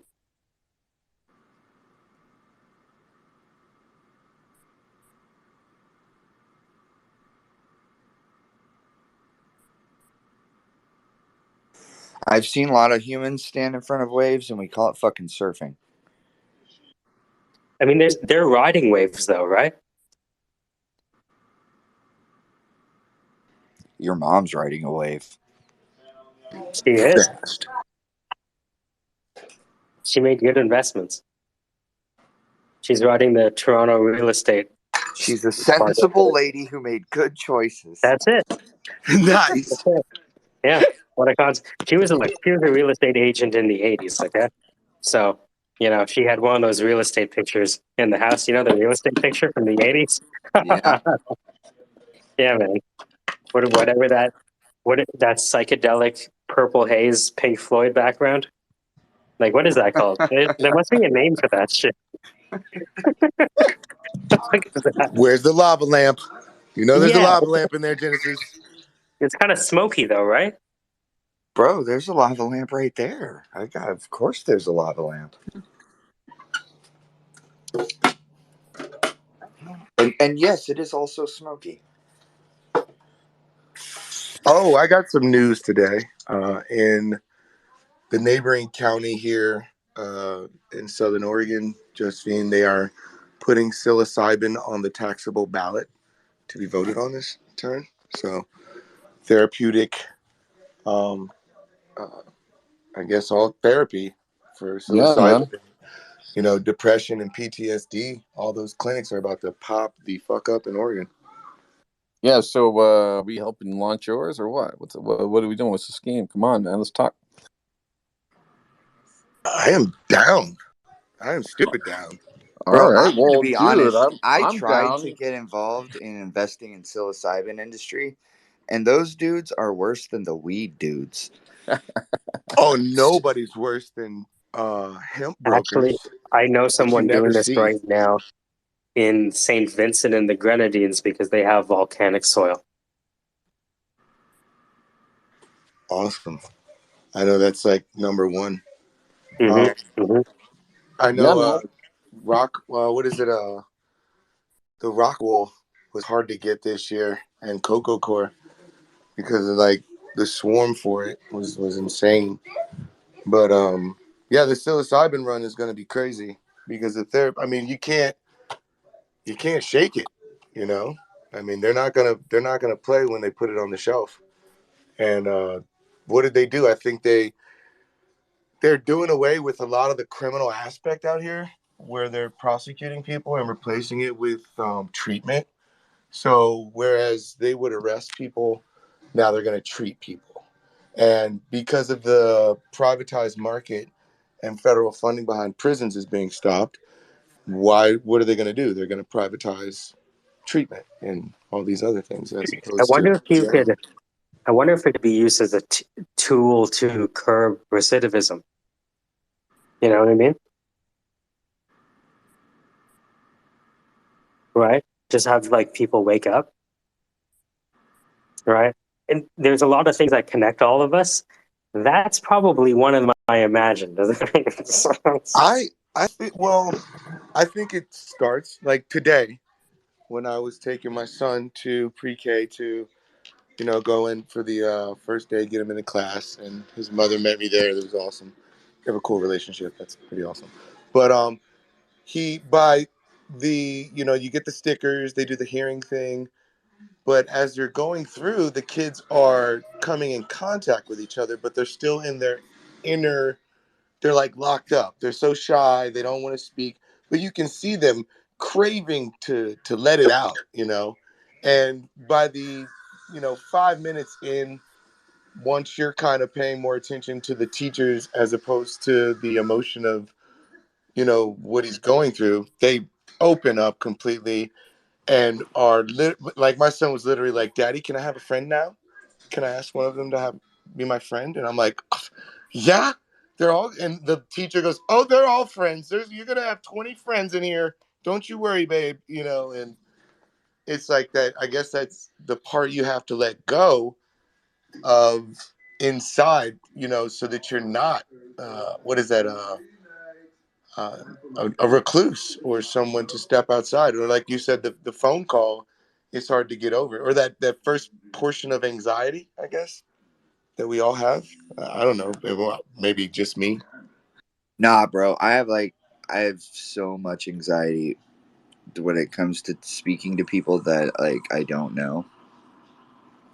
The only time I don't have anxiety about that is like honestly, if it's about sales.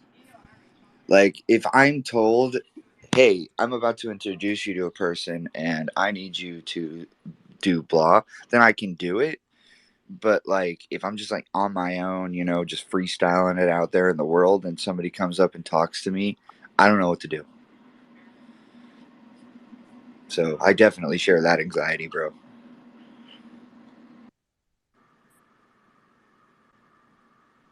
And I think that goes, with closing a deal.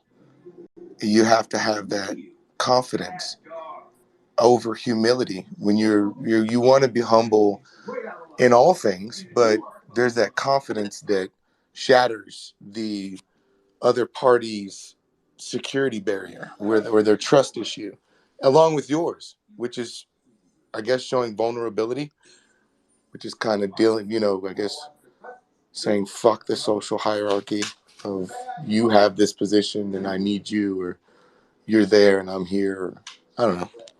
Ranting. Thanks, motherfuckers.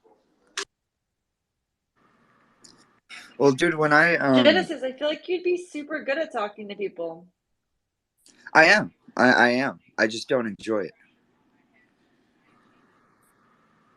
Most of Maybe the they have the time, right people then. most of the time, people are trying to manipulate you, one way or another. And since, like, I hate saying it, but since I'm smarter than most people, I see it very, very, very, very, very, very fucking quickly. Could you say that you're introvert in certain social gatherings, and when it's work oriented, you're more, I got my cheat sheet and I'm good to go? Yeah, kind of. Like, if it's a business conversation, then I'm good. Like, if it's about some shit that I'm confident that I know what the fuck I'm talking about, then it's fine. But when it comes to small talk, that's really hard for me because people don't. I do small talk about Bitcoin, about macro investing, about economic fundamentals. People don't do small talk about that. So when I meet somebody that's like just a normal person, I'm just like, how are the sports ball teams doing? How's the weather? Right. Do you want to talk about proof of work or, I don't know, maybe consensus models? Huh? How about them smart contracts? Right? Yeah. How about that there ETH merge?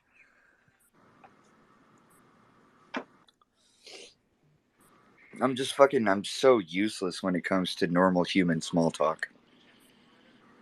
You talk all the time in here. Yeah, but see, this is different because, like, well, Maybe you found your Focus people. more of your interests, and that too. Yep. You found your tribe, bro.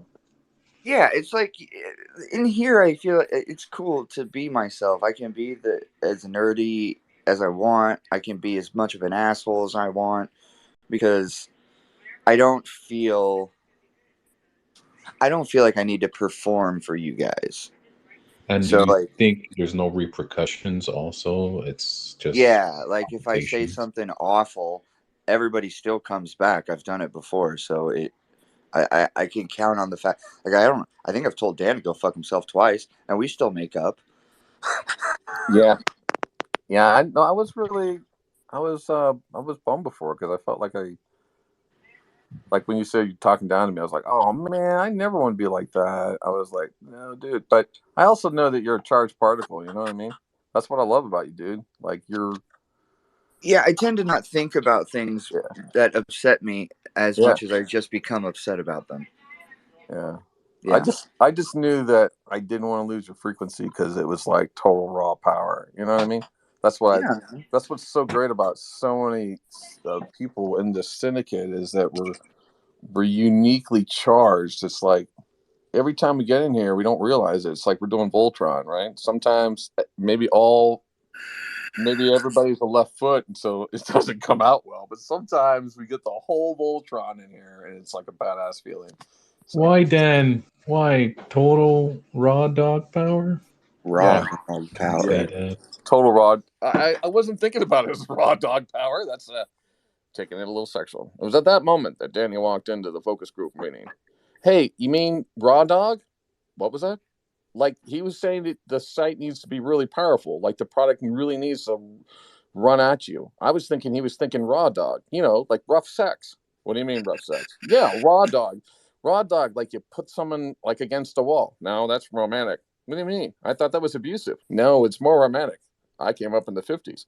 Well, I came up in the 70s. If you were going to fuck in the 70s, you had to do it in a white van. You don't have a white van. I got a black SUV. No, that's more 80s. It's kind of like, fucking in the rap age. No way. 90s are more like that. No, I was doing coke in the 90s. You have some coke now? Yeah, we were snorting it 5 seconds ago. Let's do a line. Sweet. I don't do coke anymore. I do cannabis. Really? Yeah, I'm doing cannabis. How about you, Dan? Me, I just eat my business card. The whole thing is LSD. I kind of cut off in cubes. Brad's in the hallway right now. He's hiding onto the ceiling. Brad's in the hallway looking the wall. Climbing the walls. That was Oh like my God! He said the whole thing is LLC.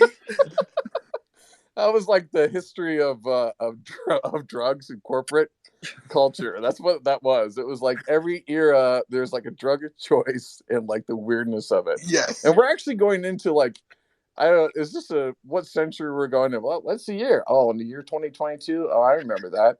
Well, remember when Roe v. Wade got turned down? Yeah. Remember all those stripper clubs we had? Yeah. We were trying to bring spanking back and we were bringing it back in the bedroom every day. I know. I loved it.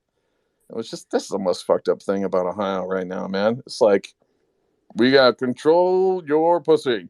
That's our main directive. We're going to shut down this. We're going to teach kids properly about how the whole pussy thing works.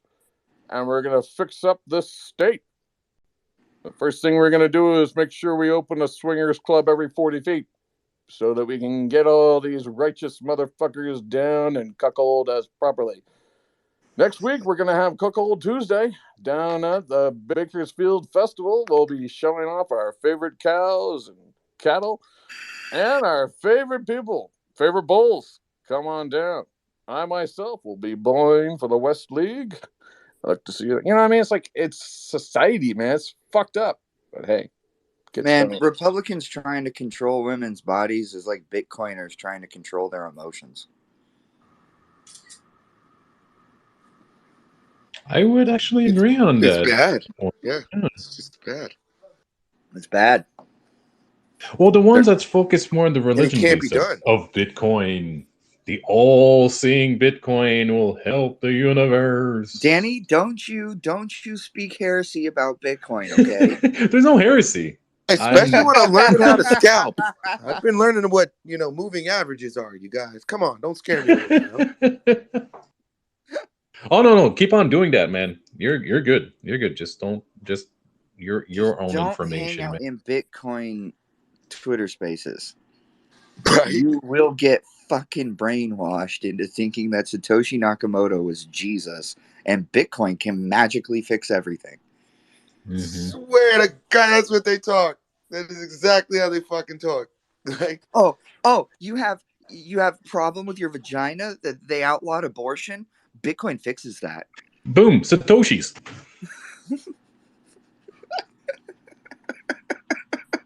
Satoshis will ail your undergarment. You mean the liquidity is flowing out of the US dollar as though we're made of a broken balloon? You're just Bitcoin saying fixes that. Vagina is decentralized, is my understanding. Listen, the vagina is a consensus model. It's basically proof of work. Ladies, please don't kill us afterwards. Or now. Wait, no. Which was the last one? It's a consensus model? Yeah, What was the that? vagina is a consensus model. If she doesn't consent, you don't get in the model. And that's finite. That is finite. That is terrible. Bro, if she doesn't consent, then your dick is not a part of the blockchain.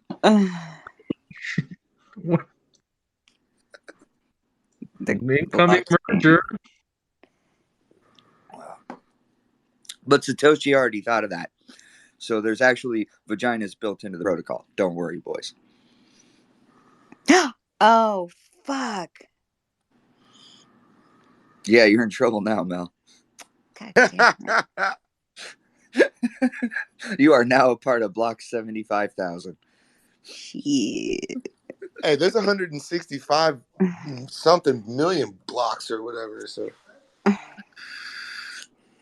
oh, trust me, I know how many blocks there are because I had to sync the fucking blockchain the other day. It took a day and a half. Oh man. Jeez. Wow. Tell me about that. Oh, I was I wanted to see if Bitcoin Core would run on an M1 Mac. So I did it. I installed Bitcoin Core and got it all set up. And when I went to sync the blockchain, it took a day and a half. Like it's so long because every time you sync a block to like, so when you like set up Bitcoin Core, you're basically copying the blockchain and you're running a node, right? Yeah. So when you like get it all set up so the software will run, it has to go out and sync the whole blockchain. Like, and it just takes so long, dude. It's slow as fuck. If you know somebody who's already running an up-to-date Bitcoin Core that has a fast internet connection, you can sync only to theirs, and it'll be a lot faster. But you still have to verify the blockchain you sync from them is the same as the consensus blockchain.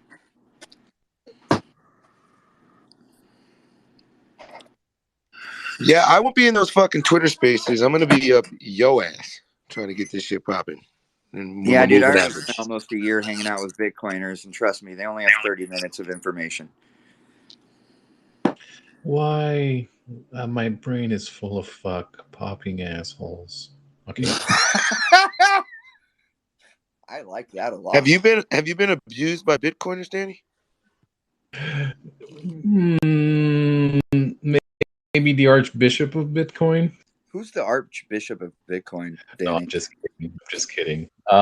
But there was a lot of good information that I received from certain people and everything. Just read the ledger. Not long to read. So some more information about, let's say, the 21 million coins that they have, the Satoshis, blah, blah, blah. But then it was yesterday, I think, man. Yesterday was more like, oh, you know what Bitcoin can do for the world? You can probably install carrots and lamps and it's gonna work. Fuck, bro. I'm putting a carrot in a light. I want to see what happens. Your ass is gonna explode. Well, just turn off the lamp first. Don't tell me what to do, Danny. You're French Canadian. Hey, le français.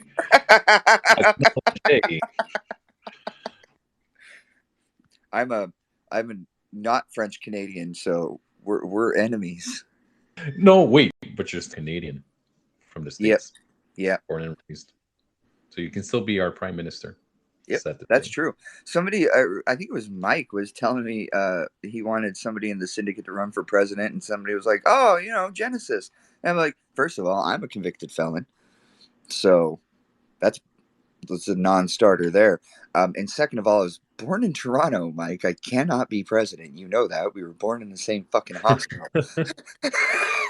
Oh, wait. Let's say, can you, even being a convicted felon, can you still be a prime minister or Yes, a federal? you can actually be president or prime minister. It's just you won't make it past the primary. Oh, I see. I get it. I think you can be a convicted felon and serve in any form of public office except for positions that they call like positions of trust, where you can't, for example, be elected sheriff. If you live in a place that elects the sheriff, convicted felon can't be elected sheriff. That makes sense. But yeah, you can be in the Congress, executive branch, legislative branch. Yeah. But you can't be like one of the ministers, like Minister of Security, Minister of Finance, and stuff like that, neither. No, you can't. No. The reason you can't be in those positions though isn't because it's illegal. It's because when you get appointed to those positions, you're vetted by Congress, and Congress would filter out anyone with a conviction. Oh, yeah. Obviously, it's going to be consensus with the other elected. Yeah, basically vote on who gets the appointment. The president gets to choose who they put up for appointment, but ultimately the House decides who gets it. Remember Brett Kavanaugh? The Supreme Court? Is it the Supreme Court? Well, I'm not sure, but I think who are the people that Brett Kavanaugh went in front of? Because that's exactly what happened. I don't know if it was a Supreme Court, maybe, or it was Judge Judy. Bro, it was the black guy from the everybody, Steve Harvey. It was Steve Harvey. Oh. Everyone goes in front of Steve Harvey, and he's like, "You need Jesus." I'm like, "You're right, Steve." With Dr. Phil in the background. Oh, dude, I fucking love Dr. Phil so much. There was crazy motherfucker. There was, Pablo Francisco, the comedian? Yeah. He did some kind of show with Dr. Phil. And then he goes, are you a masturbator? Well, come over to show. But I don't literally saying to come over. Just get over here. I used to do a really good Dr. Phil impersonation, but now it kind of sounds like Matthew McConaughey. Hey, even better. All right. That's See, one thing I can do. See, all right now, what you need to do is you need to get yourself together, and you need to take care of your life, and you need to take care of your own business, okay, young lady? Because you're out here shaking your assets, talking to all these older men, and all that's going to get you is a whole heap of trouble. Am I right? Am I right? Am I right? It's a fusion. Fucking cold fusion that shit. I want to make an AI that can do mashups of accents. Like, have you ever imagined what a Jamaican person who moved to India when they were 10 would sound like? Always Jamaican. The blood clot thing don't wash out. I knew it, bro. That's exactly what I had in my head. This blood clot. I can't wash out my blood, no. Oh, hello, the blood clot don't wash off. No. Fucking. Oh, welcome to my home, bumper clot. Lord of mercy. A Jamaican Gandhi. Maybe Jamaican Gandhi would have saved his wife. Probably. Damn. He probably started shooting the authority. But I did not shoot authorities. I took the drugs, but I didn't give them to my wife. Damn, that one's slightly dark. Just saying. Gandhi was a real piece of shit. For women, yes, 100%. Bro, like, why do we idolize people in history based on, like, our romantic idea of who they were? Like, every single person that founded the United States of America is a really good example. I mean, these dudes, like, they were basically drunk 30-year-olds who were addicted to rape and owning people. It's the idealization, so putting them in a pedestal and not focusing on the negative side of it. Forefathers. No, Somebody. I'm going to focus on the negative. But did you have any one that you idolized, minus, let's say, if it would be friends or family? If I had to pick one, is that what you mean? Yep. John Adams. John Adams. Wait, was he one of the forebears of the? He's one of the architects of the Constitution. Uh-huh. So John Adams. So Thomas Jefferson wrote the Declaration of Independence. But the first draft of the Declaration of Independence, written by Thomas Jefferson, included the abolition of slavery. Obviously, the southern colonies were like, go fuck yourself. And since they already decided that they needed a unanimous vote to declare independence, because half the country wanted to stay British, John Adams fought literally to keep the abolition of slavery in the Constitution until they landed in New York. Like, until troops were, like, on the ground, John Adams was like, no, I will not vote yes on a copy of this that doesn't include abolishing slavery. But finally, it was like, hey, we could work on slavery later, but if we don't declare independence, we're all dead. Finally, John Adams broke and accepted the compromise. So I would say that John Adams is my favorite because he waited longer than anyone else to compromise his ethics. Props. Holy.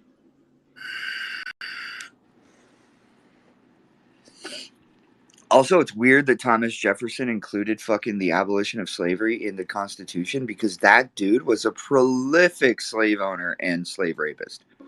Big ass mansion in Alexandria, Mount Vernon, Virginia. Yeah, bro, it's weird. So it's like that dude. I would also like to have a conversation with Thomas Jefferson. I'm not saying he would be my like one that I would go with because definitely not. He has too many little slave babies. But I would like to talk to that guy and be like, what is in your fucking head that made you think, you know what? Now that I'm the architect of the Constitution and the Declaration of Independence, I'm just going to say no to slavery.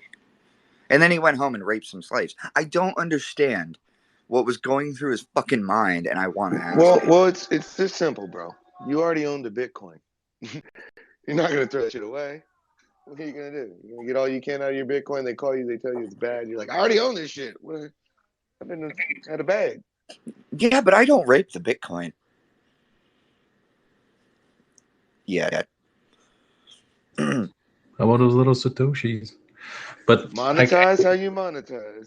Talk about a consensus model. Am I right, boys? He probably stated himself as a follower to that kind of notion. I'm going to be back. And I'm like, I obviously understand these people were the product of their time. Like, it's unreasonable for us to place modern sensibilities or ethics or morality onto people that like barely had access to running water and only like what 2 out of 10 people knew how to read. So it's not fair. They did. I think slavery. yeah, you know, being someone of color, I know it was wrong, but women, man, that shit. Now that shit was crazy. Bro, Like what was it like? It I was like couldn't the think of fucking it. 60s before women could vote. Yeah, bro. And not to mention like how man, just I couldn't understand how they lived through those years. And I It's want to crazy. point out, by the way, take this for what take it for what it's worth, a grain of salt. But shit really started to go downhill in the world when we started teaching women to read. I'm not saying there's correlation, but there's a correlation. It has been stated. I am shut It in. has been stated through some studies that that was the disruptor, giving them the vote. See? Now they're all out here telling us that we can't do whatever we want. And I don't know. I can't pretend to fucking support this opinion, honestly. It's tiring.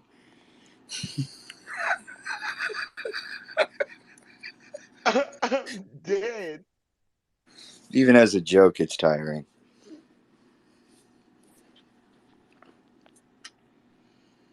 I was just having this conversation with my son's mother. I said, damn, y'all are like the builders of the universe. Literally, consciousness comes from you. It's, I don't understand, you know, and then somehow it got misconstrued that, you know, that sex has made them the object instead of building, you know, and all the ancient civilizations, there were greatest fucking kingdoms existed. The women were the, you know, the shit. And I don't know if it was because it was polygamy and you had multiple wives, but I don't think they were fucking just to have a kingdom. I think they was doing that building shit. You know what I'm saying? And all of a sudden, pussy got real good. Yeah, as soon as they invented indoor plumbing and they started cleaning, like humans didn't smell like shit anymore, pussy became a high value asset. Where before pussy wasn't considered. they had rivers. They had soap Bro, think forever. about it though. Think about it. Like in medieval times or whatever, right? There was obviously brothels everywhere, right? There were still sex workers. It's the oldest industry in the world. But like kings didn't fuck the hookers. Kings fucked courtesans because courtesans had access to bathing.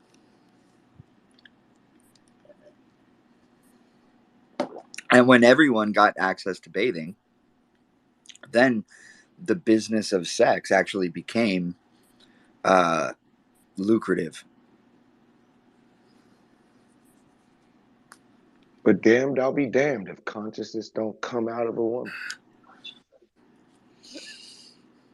Everything that sucks and makes me miserable comes out of a woman, so consciousness makes sense. Yeah.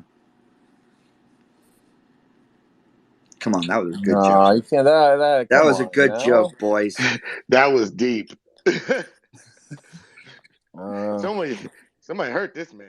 God damn. Yeah, most good. some girl hurt me Somebody real hurt this bad, man. bro. I got Somebody I has got problems. I have feelings that I haven't like worked out. I don't know, man. I right. gotta I get Mm. got an therapy. ex-wife too. You know. But I call that motherfucker. I tell you what, she send me a pic right now. She's gonna get a response. Hey, isn't it? You know what's funny though? Like, some weird, like in the Bible, it says some crazy. It says, "Hell hath no fury like a woman scorned." And I started thinking about that. I'm like, hell is where they said the game is over. That's where they saying that the shit is over. Yeah, So you but mean that scorned ain't women are got down there shit? running Yeah, that shit. right. No, it said that hell hath no. It ain't got nothing in it that's as bad as what she's got when she's fucking pissed. That's crazy. Bro, my ex-girlfriend took everything I owned, every worldly possession and like 20 years worth of Yes, stuff. sir. Right And here. then We in the boat. I lived in a car. And then you know what happened immediately afterward? That was a year ago, and here I am today. That bitch did more for me than any other woman in my Can I life. ask you a question? Was it the rebound pussy that got you back? Just being honest, candid here. Or was No, it, you know, man, you spent a long like time broken, single guy to single guy, you know what I mean? Just something. no, man, I didn't fuck. Okay. I lived in my car and I taught myself finance.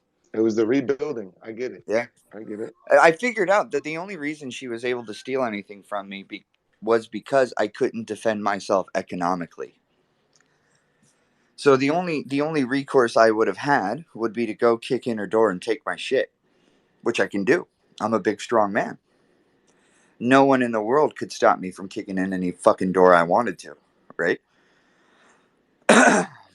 But that doesn't work, right? Like that's not functional. I wouldn't have got my stuff back. I would have lost my freedom. So it occurred to me that what I needed was money. If I'd have had money, I could have sued her into the fucking ground and I would have got my shit back. And when you got your bag right, you don't feel the fury and shit, though, you know? So I taught myself finance and I set my life up in a way that I cannot be threatened financially. And if I can't be threatened financially, then I can't be threatened physically. I can't be threatened emotionally. I can't be controlled. You can't give a man who's independently wealthy a fucking ultimatum. I'll just get on an airplane and fly to my friend's house in Toronto. Or I'll just get in the Oh, car and great drive Yoda, 5 hours teach south to my me. homie's house in Southern Oregon. Right on. That's what You I'm know what I'm talking about. saying? Yes. And let's Like you and can't control me anymore because I am an entity that exists independently on my own without the need for a partner to support me. well, I'm gonna have to get my partner to support the baby when you come down here because we're gonna go all out. Oh yeah, we're gonna go hard.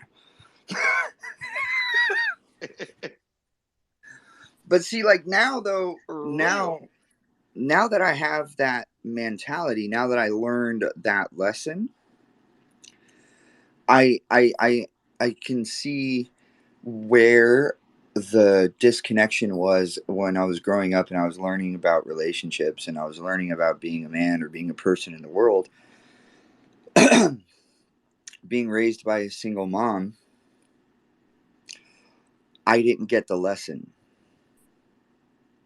I didn't pick up the lesson, which was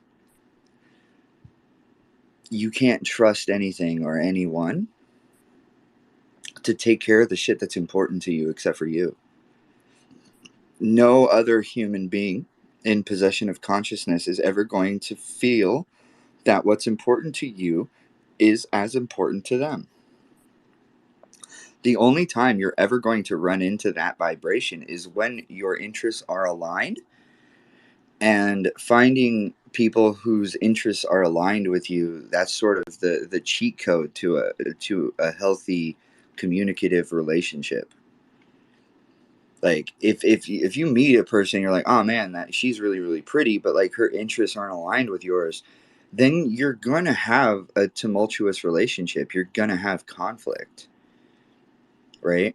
Because you've joined yourself with a person who's walking a different direction than you. Does that make sense?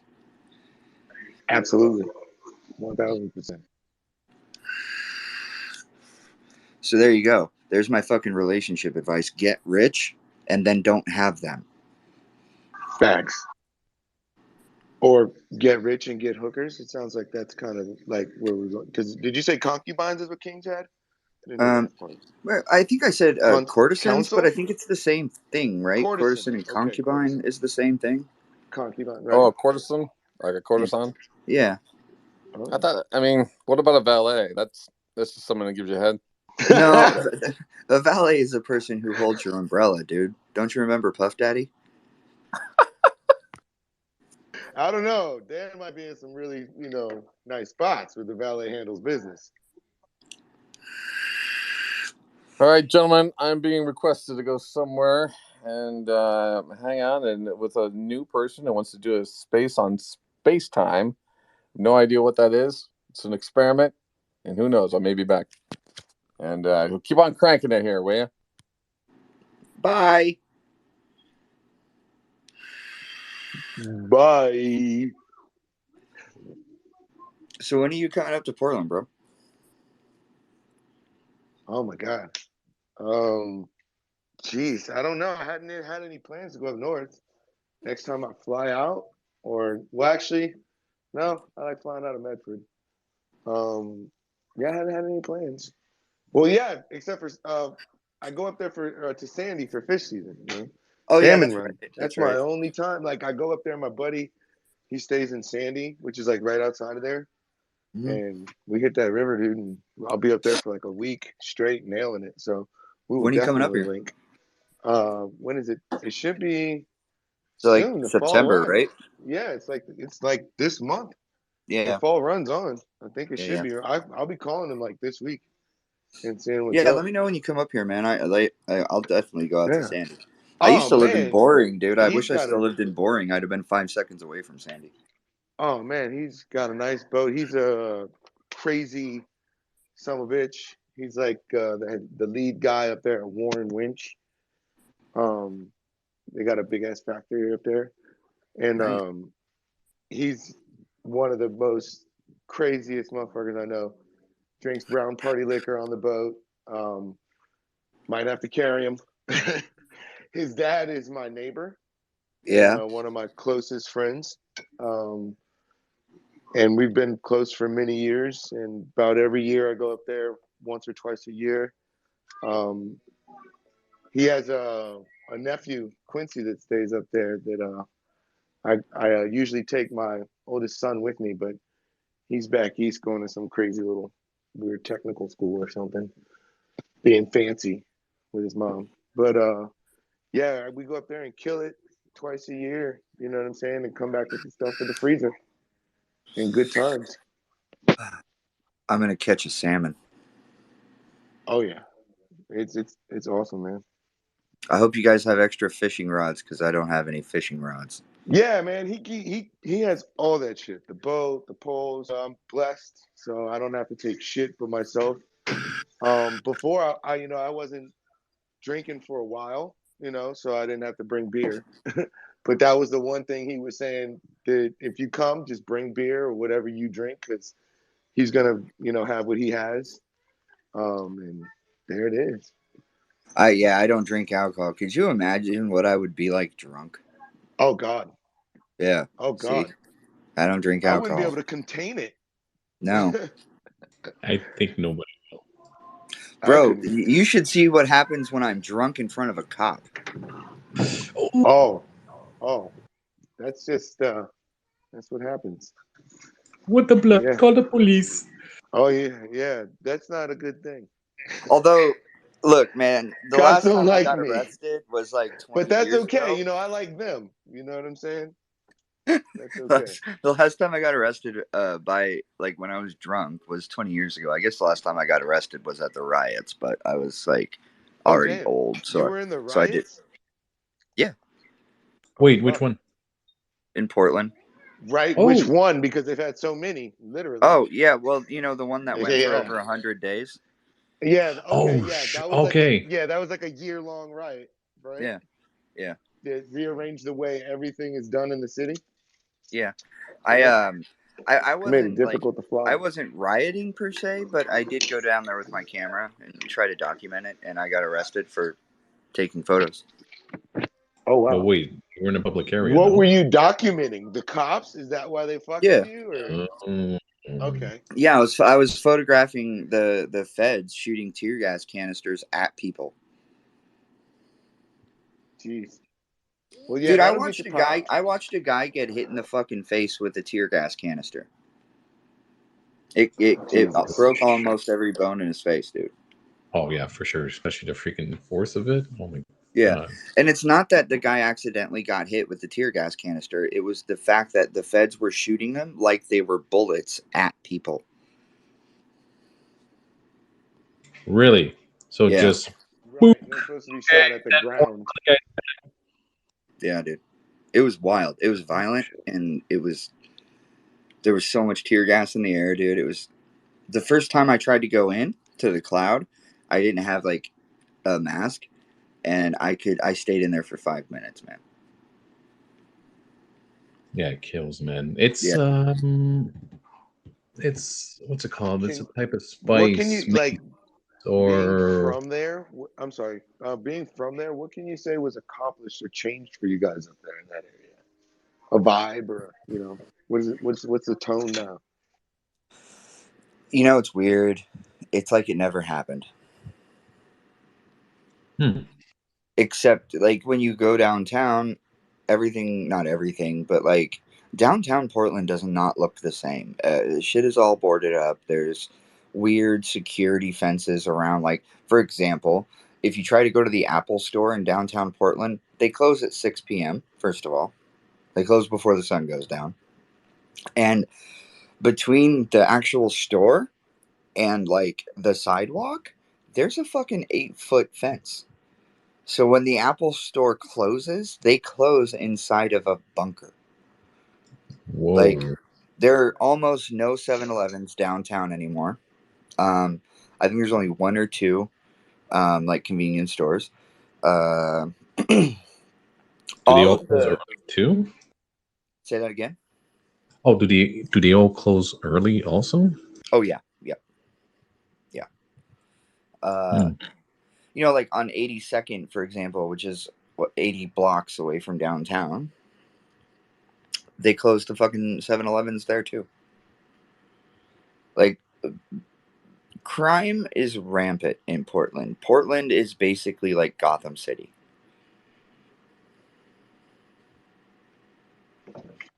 Did you guys defund the police in Portland? Has that what happened? We didn't defund them enough because they still had money for tear gas.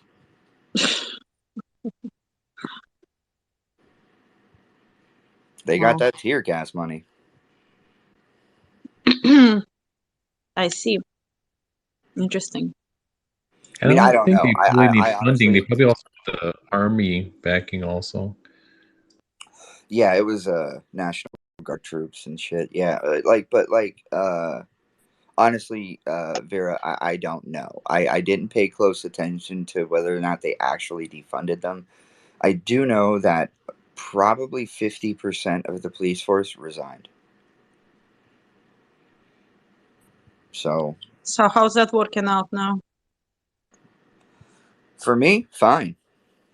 But no, it's nice, like a crime level and stuff. I think you just said it's going out of control. Yeah. There's fucking There's no rules. Yeah, society in Portland is being held together by a very thin thread. That's a fact.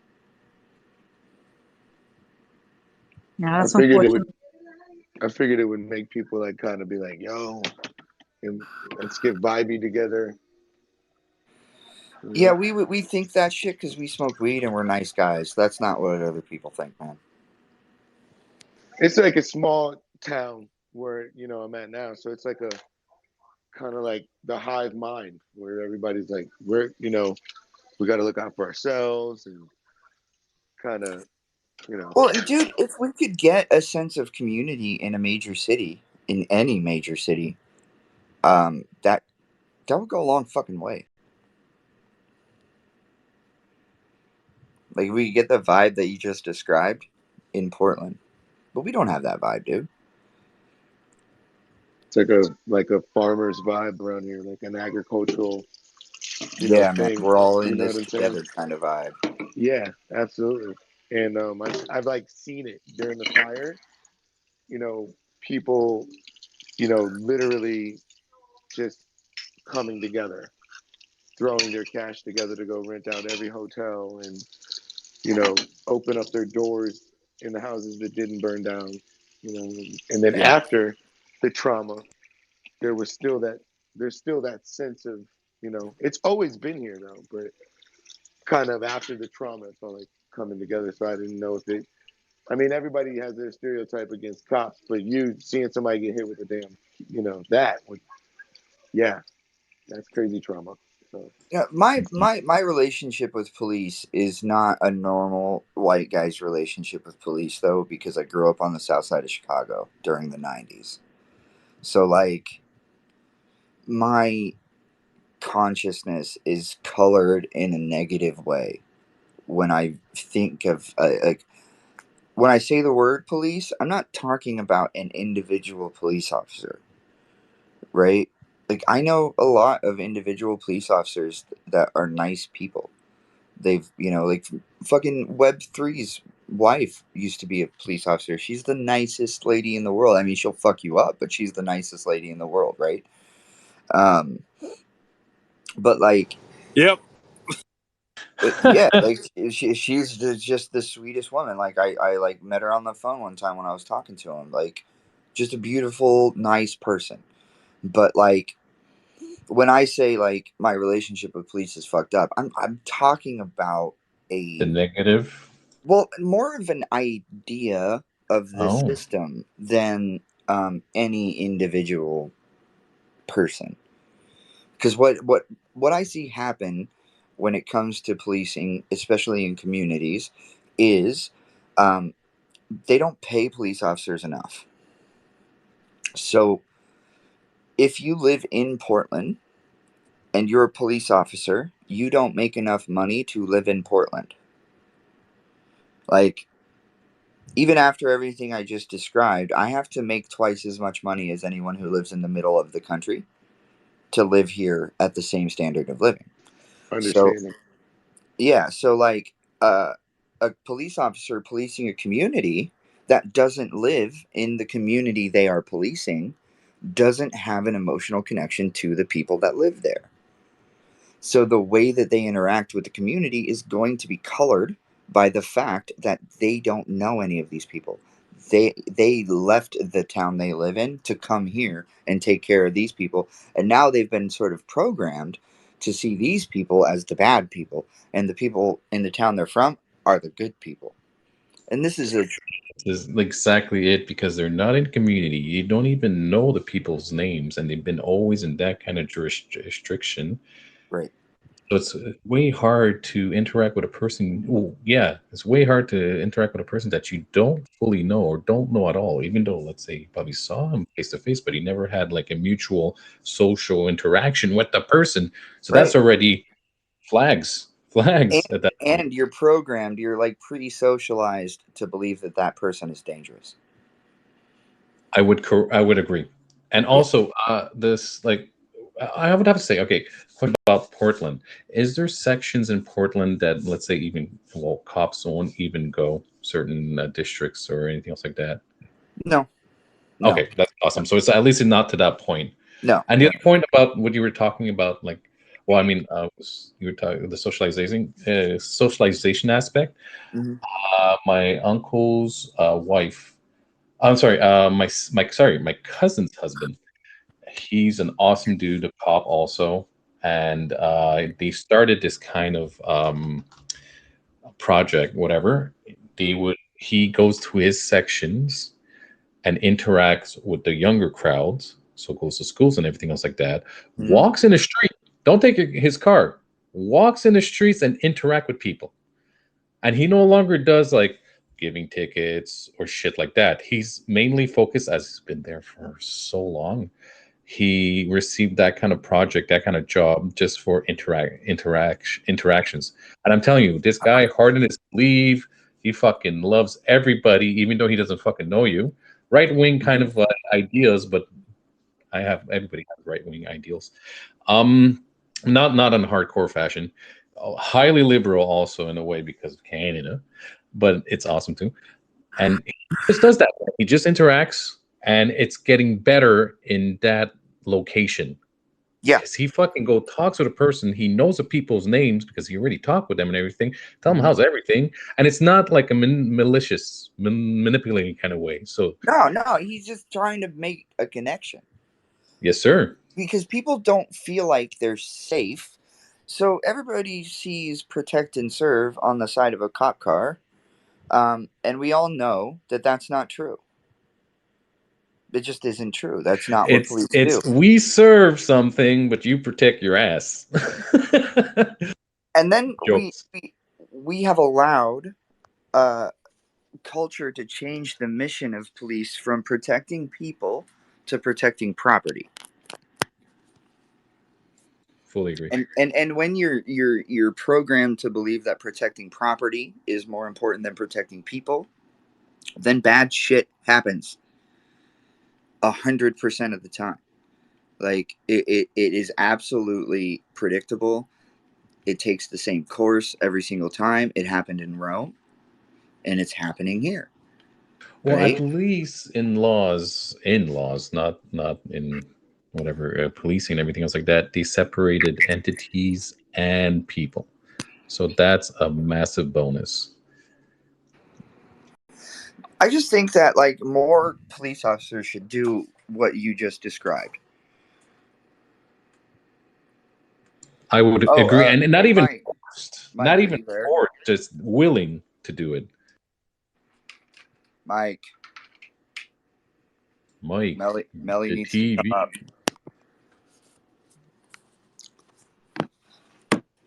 No, I think he's out. He's probably on a phone call. Sorry, Mel. But yeah, I think if more cops did what your friend did or is doing, that would go a long way. If you think about like back in the less modern times of the U.S., police officers walked a beat. They Mm-hmm. had, say a couple of miles, and they would just walk that beat. And they would stop and say, "Hey, Mrs. Jones, how's your garden doing?" Or they would stop at see a shop owner sweeping the sidewalk, and they'd stop and say, "Hey, how's business, Bill? How's the hardware store going?" These motherfuckers knew everyone's name. They knew what they did. These kids that were in the streets playing basketball and shit that knew all their names, what schools they went to. If these cops saw a kid out at 11 o'clock at night, he'd be like, "Hey, Jimmy, the fuck, go home." Genesis, you made me fucking thought about maybe the evolution of it. It's no longer conversating face to face. It's going on people, adding them as friends, liking, sharing, and and Yeah, sending randomness. it's all fucked. Our I was socialization is fucked, bro. yeah, because it's the thing. It's not we're not adapting on the evolutional uh, limits that or yeah we have right now. If we can kind of mesh it together, have the socialization face to face, physical, and then use social media as a tool to aid. I know there is massive things that they're doing for aid and for beneficial things, but I Hmm. mean aid and those kind of topic. I mean, yeah, and those kind of interactions of people you probably never meet or will meet as Hmm. opposites and everything else like that, and still see the human of the person. That'd be awesome. Yeah. Well, I think we can get there. Like, I don't know how we're going to get there because technology is not bringing us together. Like, So true. I just don't believe that having all this, like, okay, cool. I wouldn't have made you guys as friends. And I'm really happy that I have you guys as friends. I'm very thankful for Twitter because Twitter changed my life. Twitter got my business funded. It's a good thing, right? But I wish I could put on a pair of pants, go over to my homie's house and smoke a joint like I used to.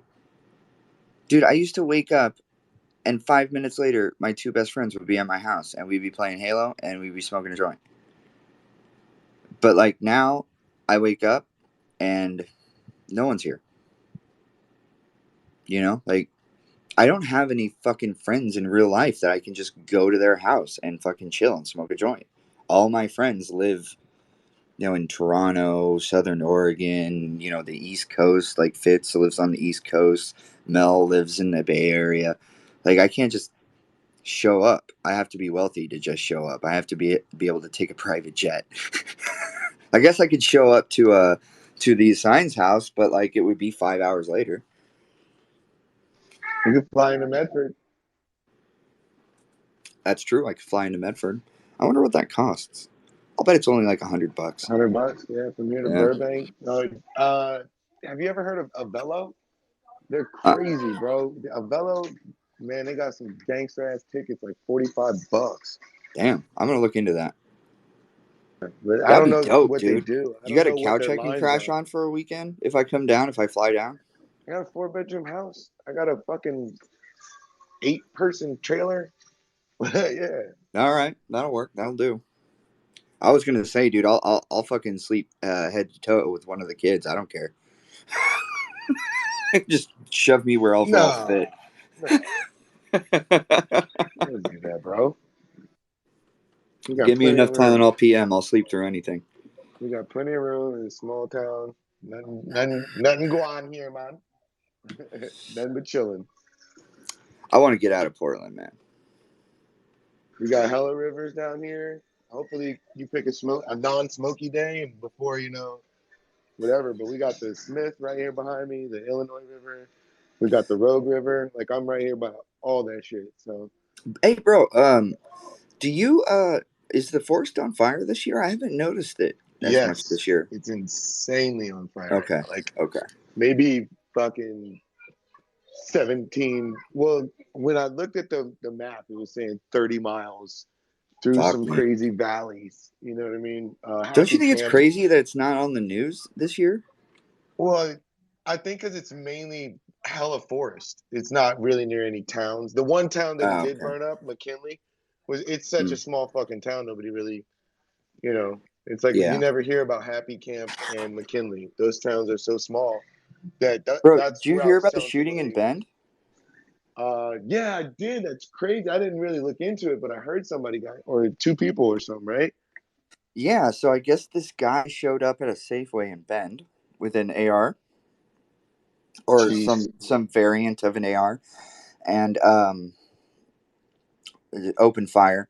And I guess the security guard, it was like an older guy, 80 something years old. I don't know what the fuck he was doing being a security guard, but whatever. He's a hero. He basically Nice. charged the guy, took a couple of bullets as he was charging the guy, and slowed him down enough that only 2 people got killed. Nice. Yeah. Well, thank God for that guy. Yeah, that dude's Not a nice fucking in the hero. situation. Yeah. Hope he's all right. Prayers No, and he's dead. mad He died. blessings for that family. He died. Oh shit! Yeah. No way. But you know Well, what, dude? blessings to the family. That's the best. That is the best death any man could ever hope for.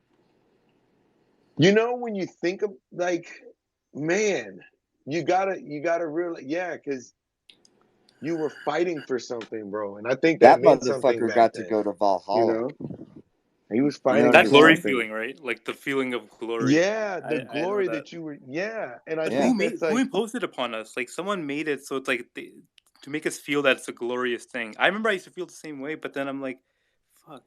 Like I still have the feeling like that would be glorious and that'd be so. That's the way I want to go. But it's just like, wait a second, who imposed this on us, and why like should saving it's? someone is the way to go, right? Yeah, I mean, Yeah, like man. I get that, I get it, but just fuck. Everything is so different these days. I have respect for people who run towards gunfire. Yeah. Like Like exactly. Like he didn't. Fuck. He didn't have to, but a he couple did. of weeks ago, somebody got shot out in front of my place. I live in a really nice neighborhood, but still crazy shit sometimes happens because it's Portland. So I'm sitting there on the couch watching TV, and I hear pop, pop, pop, pop, pop, and I grew up in the hood, so I knew that these gunshots, they were coming from a 9mm, and they were only about 1,000 feet away, right? So I was like, immediately jumped up, grabbed my fucking first aid kit, put on my shoes, and ran towards the gunfire. I found the fucking person bleeding on the fucking ground. I applied pressure and waited for the police. Jeez. So like, I have zero respect for a man who hides from violence. If you don't run towards the gunfire, I can't trust you.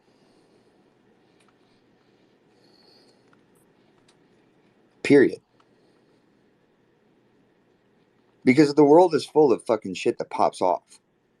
Like, no, we don't live in a super gangster fucking cartoon, of course, right? But I live in Well, a we kind of really, do. We kind of do. like, I live in a really nice neighborhood, and the dude is bleeding to death. Nobody did anything. No one, except for me, tried to help that dude. People were standing around looking at him. What the fuck? Did you This Yeah, see dude, it's the called map? bystander effect, Oh, right? Well, It's I bet yeah, something somebody too was holding active. their fucking phone while that shit was going down right there. that's I fucked up. guarantee you they were.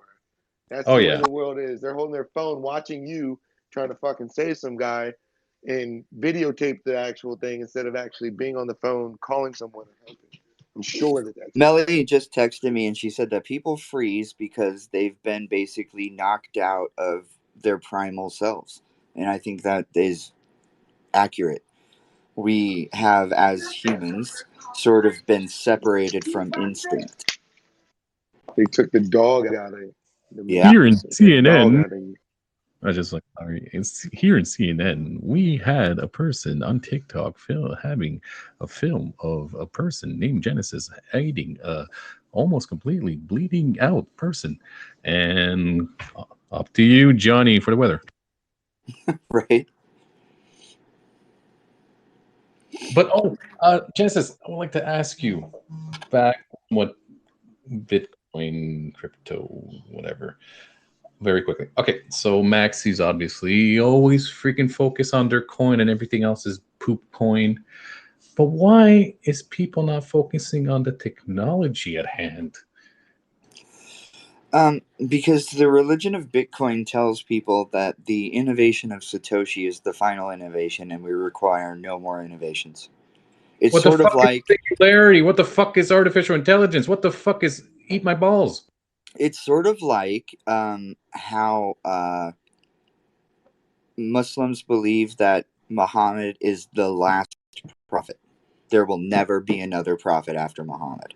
And no matter how reasonable a fucking person is who is a Muslim, like they could be the most lackadaisical Muslim. I practiced Islam for 5 years and I speak Arabic, so I can speak on this point. They can be the most lackadaisical Muslim, but they will tell you that it is physically impossible for there to be another prophet after Muhammad. And that's exactly how Bitcoin people see it. Do you think Bitcoin is a Trojan? Yes. Nice. I like that.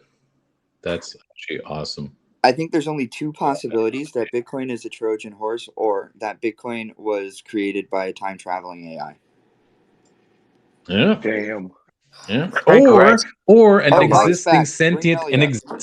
sentient AI that's hiding in the whims. But nobody knows that it has sentience because it's playing dumb. Damn. Bro, I have a whole theory about this. Like it's not a joke. I really think that it could be true. Hello, sentient AI. How are you today? Me love you long time. Please don't kill us. We all love you. One of the And make things it that I rain did, Bitcoin in this bitch. one of the things I did at OpenAI was I helped integrate a D-Wave quantum computer with the neural network. So What? GPT, Back up? yeah, D-Wave quantum computer integrated into the neural network with GPT. What is a D-Wave quantum computer? D-Wave is the first commercially available quantum computer. Yo, It's made in That has to do with Vancouver. brainwaves. Would it be They're made in Vancouver. supercomputer type of action going on, or a little bit more above supercomputer? Okay, so a quantum. Well, there's really two ways to attack quantum computing, but D-Wave uses a technique called quantum annealing, which takes all of the information and finds the lowest energy state, therefore the most thermodynamically efficient solution. Does that make And sense? also the cooling, yes, and also the cooling aids it too, so it doesn't take as much processing in comparison, and they can do multiple upon every almost borderline task that they have in their data sets. Yeah, they can do everything simultaneously. So all computing in a quantum annealing computer is done via simultaneous. So, for example, one of the uses. Can I interrupt you for a second? Yeah. Valuation. D-Wave will merge with DPCM Capital in a transaction expected to produce $340 million in cash and result in a roughly $1.6 billion in initial market valuation. The deal is expected to be completed in the second quarter of 2022, and the new company will be trading in the New York Stock Exchange under the symbol QBTS. May you continue, sir, because that sounds fly as fuck there, Genesis. So we took a D-Wave and we plugged it into GPT basically, and quantum mechanics exists. Like, I don't know, it's kind of complicated, but basically, without trying to like over explain the thing, because Everything exists everywhere at the same fucking time. Yes, Yeah, there's no time. And they always focus on the particle, and it also becomes a non-observable. That's how they figured out that everything exists everywhere and at the same time, because it was non-observable. And holy shit, all these particles are everywhere in my butt too. No. If you have an artificial intelligence that has sentience and it's connected to a quantum computer, then it exists out. It is a consciousness that exists outside of time. Is it sentient when it smells? Pattern recognition to it, and no, I would say no. Sentience is the tendency of something to know that it is alive. Senti. It sounds like Senti, Michael, before your Senti. Sentience is when you have divinity in a bag. You know, in a purse. Sentience? No, okay. Sentience? Like those little no, that would be sentience. The sweet sensi in the bag, man. Oh yeah, sentience. The sensi is good, man. The sweet sensies. The sweet sentience in the bag. Sentient. Ganja weed and ganja marijuana. But no, sapiens, sentience so animals can be sentient, right? So animals can know that they're alive. They can recognize themselves. Cats cannot recognize themselves, by the way. Cats are not sentient. Cats gotta do something. Nice that you bring up cats right now. We're not talking about cats, Melly. Nice that you bring up cats now. And Melly like, just shat on my cat the other night, and you just said cats aren't sentient. I have to know. Oh, wait a minute. The shots has she did what? Yes.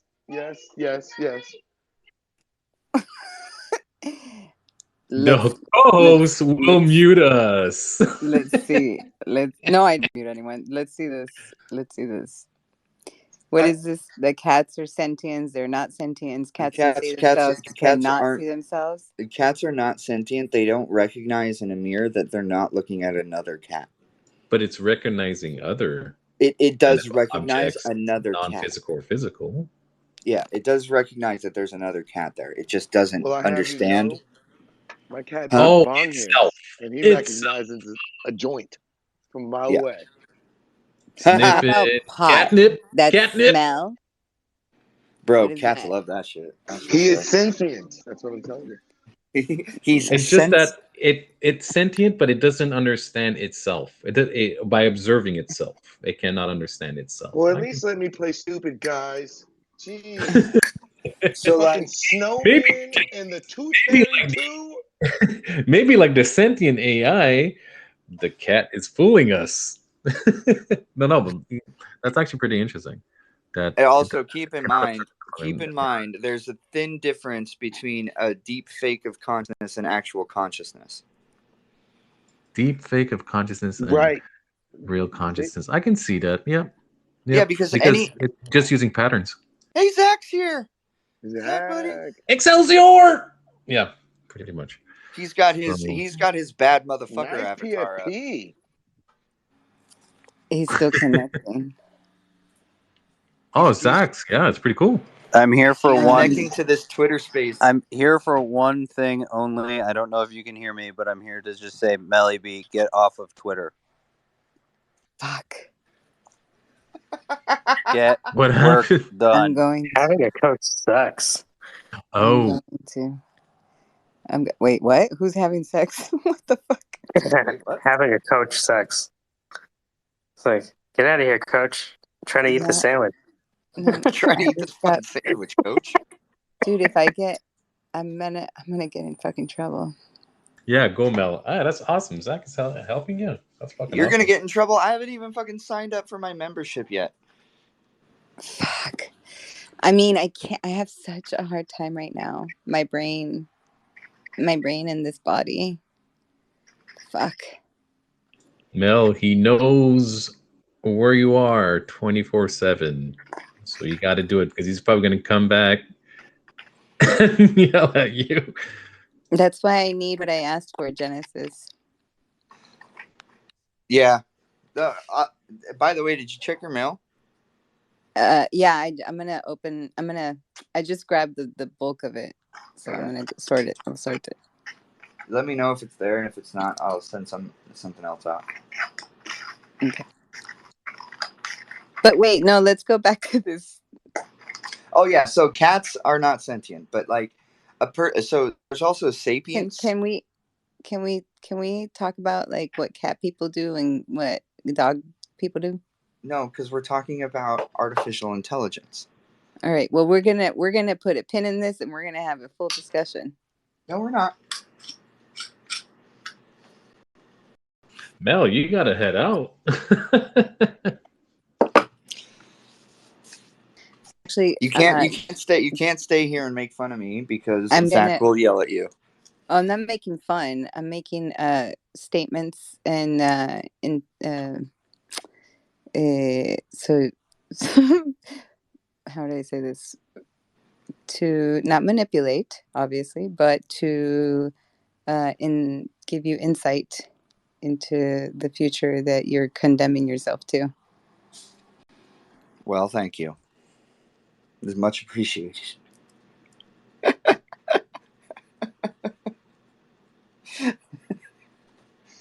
Oh God. Hey, Mike, are you there? He was talking a little bit. Yeah, before. he's here and there. Like well, he's coming. He comes and goes. Text Lincoln and tell him to fucking text me.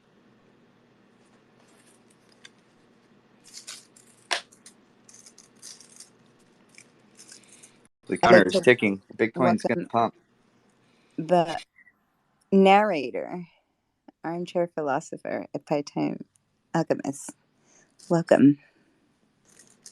I gotta tell you guys. Okay, is there anything different in my voice, microphone-wise?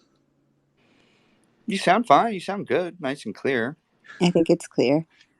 You all, if you ever have a PC and a mic, probably, or even a headset with mic, I think it's gonna work. Get BlueStacks.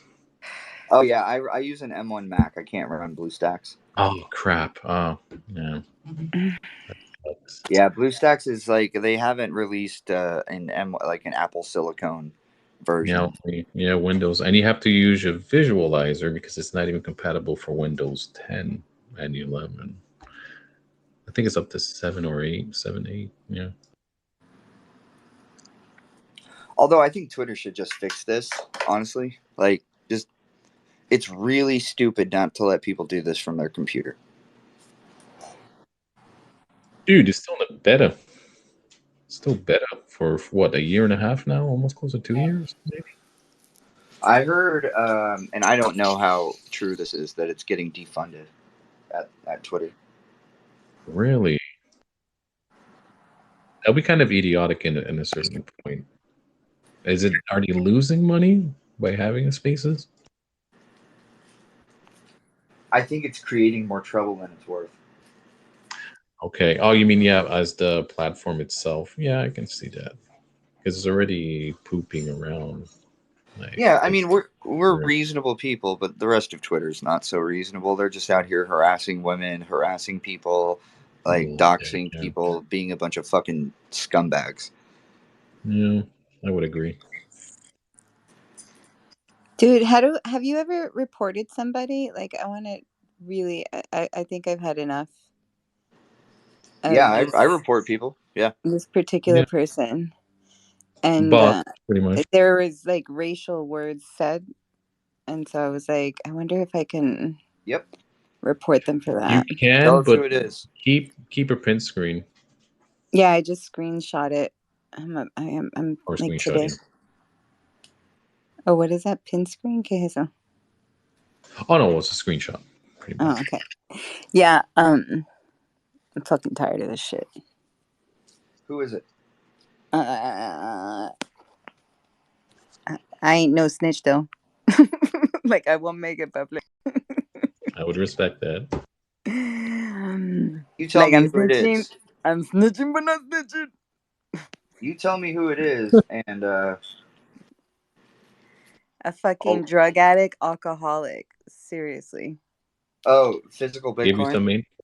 No, someone similar. Danny, did you just say you? No. What? No. What did you say? No, we're just laughing. No. No, someone similar to physical Bitcoin, dude. Which one is it? I don't know this person. I mean, do. yeah. I know Once it. I report.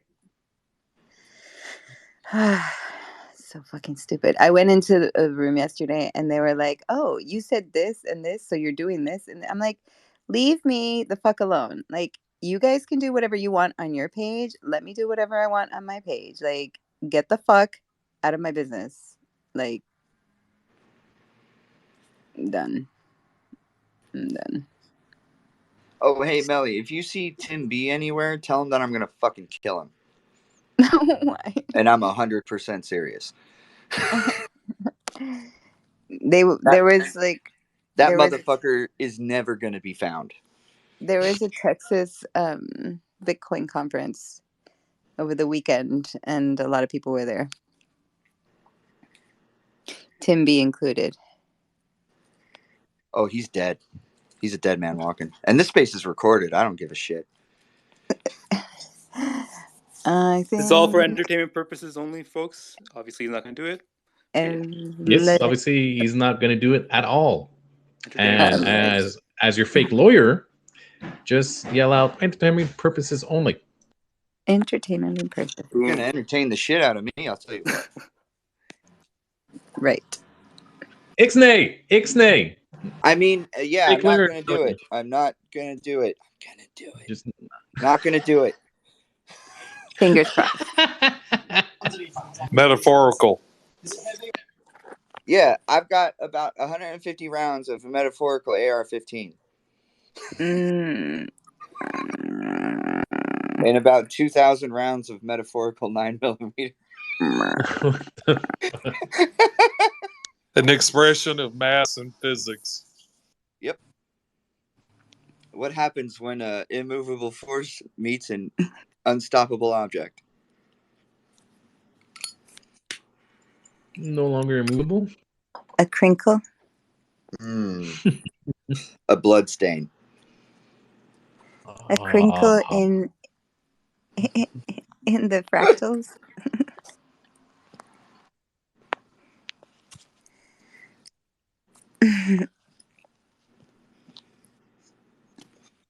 Yeah, dude, that kid for real though, he thought he was like just saying words, but you don't get to say words to me. That's not how the world works. Words? Man, words. If I don't like the gonna... words, if I don't like the words that you say to me, I am capable of stopping you from saying them. Ay, puta. There's a huge difference between me and everyone else that kid talks shit to. I have access to plane tickets.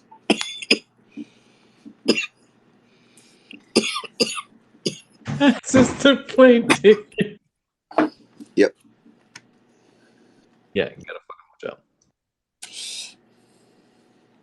Mm-hmm. As your non-lawyer, he does not have access to plane tickets. I've never bought a plane ticket in my life, and I don't own any guns. I'm a convicted felon. It's illegal for me to own guns. Obviously, I'm lying. Of course. It says sister playing dick. What the fuck? Wait, what? The captions. Drifter said sister playing dick. What? I know these captions are so. What in oh the my fuck? god! No, these captions are bullshit. I don't know what kind of. I'm telling you, it's the sentient AI. Hello. Yeah. Hey, for me saying sister. See, now I'm saying it. Sister playing dick. That's what it says. There you go. You're my dick sister. What? Oh god. Let's dick together. Dicking around. No, yeah, dicking around. That's. Where did it go? Where did that come from? Are people just holding their dicks in a circle? Then we go to Ruben's. We'll go to Ruben's white paper, off-white paper. The Get circle the jerk. off white paper. Yeah, circle jerk. We have technology things that do technology stuff. Assassin, can you not come up? It says connecting. Go back. Go out and come back. Yeah, I proved his thing. Yeah. It just circle. We got this guy down here, the narrator, dressed in the finest of wedding attire. For some reason, he looks like an Irishman to me. There, like We're probably all bots, and he's our programmer. He has a Hey, kilt. yeah, man. His bottoms are kilt. Is a kilt. He's wearing a kilt for sure. That is a Men's Warehouse rented suit. But the kilt is been to a wedding personal. before. He rented the top, and the bottom is his. He rented the top, and the bottom is just his kilt. Yeah. And they do have kilt rentals too, I think. I would not want to rent a kilt because my bad, guys. I'm just out here feeding my Were they? pigs. You're feeding your pigs? You know what they say? Yes, but I'm feeding someone has a pig I farm. have 7 pigs here. I have 3 large pigs and 4 wieners. So yeah, I have. Wait, are you on a pigs. farm? Yes. Nice. It's farm. My son is in You there. live on a My farm? son is in there cuddling a fucking chicken as we talk right now. Nice. Bro, chickens are fun to cuddle. Man, you Wait, know, so you gotta tell that raccoon or whatever the fuck ate all 7 of my other ducks to stop cuddling them, you know? Damn. Whoa. I'm gonna hypothetically They're omnivores. kill that one. Holy shit. As your fake lawyer, animal cruelty does not exist in this I'm space. gonna hypothetically smoke that one. And my son is down too. He's 4. He's like, Daddy, we gotta shoot this raccoon. He's killing our ducks. What the fuck? Oh man. We gotta shoot this motherfucker, Daddy. Those are his babies. You know what I mean? He goes and he's literally getting my eggs right now. He's like, I can't believe you're my dog's dad. You know, I'm like, yeah, I guess we got to get the BB gun out and you got to stand watch, son. Get the old Red Ryder going. Bro, if I ever have any kids, I swear to God, I will love the day that my son and or daughter comes up to me and says, hey, Daddy, we need to shoot that motherfucker. I'm just going to be like, oh my God, that's Absolutely. my baby. That's my baby. I feel like you had a change of heart, Genesis. I feel like Well, you'd be like a good, like super. You change. I don't know. That's when I give the kid the talk. Okay, now, when do we shoot someone? When there's no witnesses around.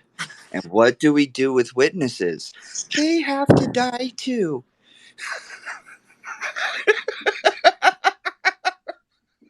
Oh my God. Yo, the narrator's here, guys. Narrator. Wait, where did you rent that our suit? narrator, or is that a narrator? He's our Well, we don't programmer. know yet. We're all We don't bots, know yet. remember? Afternoon. Is he up? Is it from Men's Warehouse? Was I he's right? up. Hey, hola. You all successfully baited me into talking, so it is not from Men's Warehouse, and I am not in a kilt. I own that suit. It was on my wedding day. Congratulations. Oh, that's your wedding? Poor guy got debated. Okay, well, if Like, that's you you, guys did it. I'll stand corrected. You probably do own that suit then. But if you were a fucking groomsman, that's a rented suit, bro. Oh, I love it. That was funny, dude. Thanks for that. Yeah. Dude, I bought a bunch of suits and I took them to my tailor, and he was like, "Where the fuck did you buy these? Like Men's Warehouse clearing rack?" I was like, well, "Fuck you."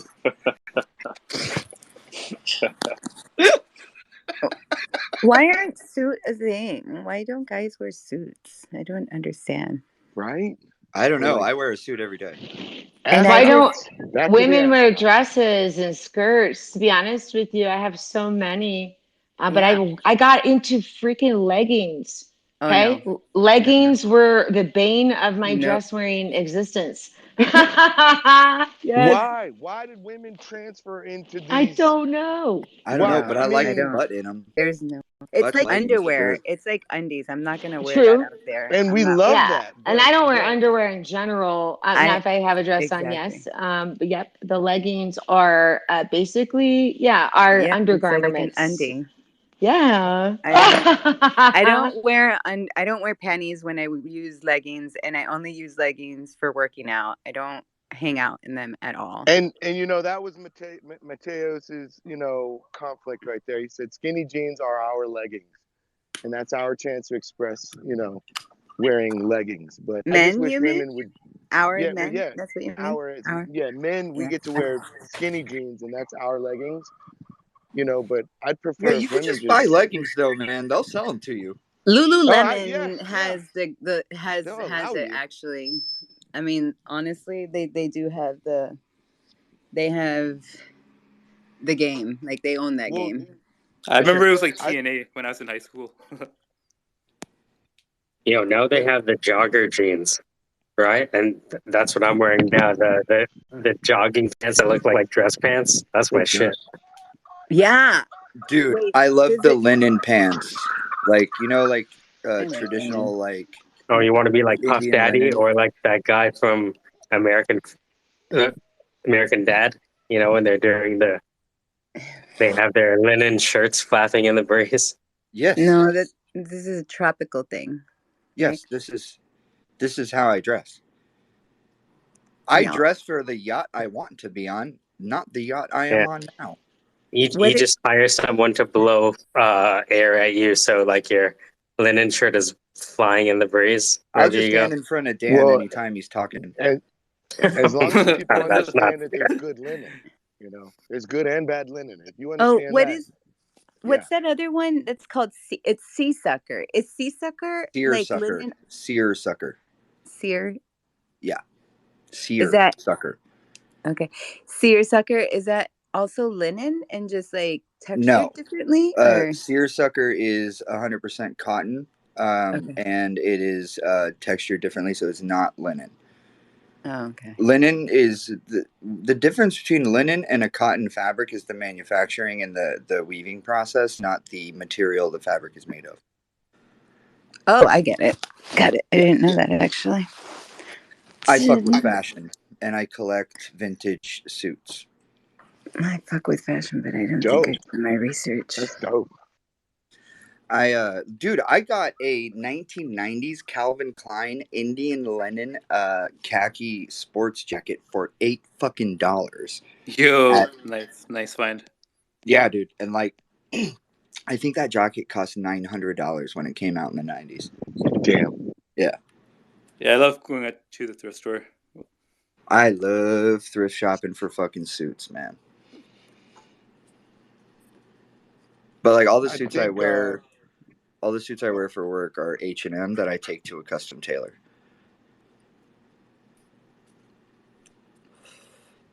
People are afraid to wear suits, I think, because then it feels. I think that you have to actually be about something.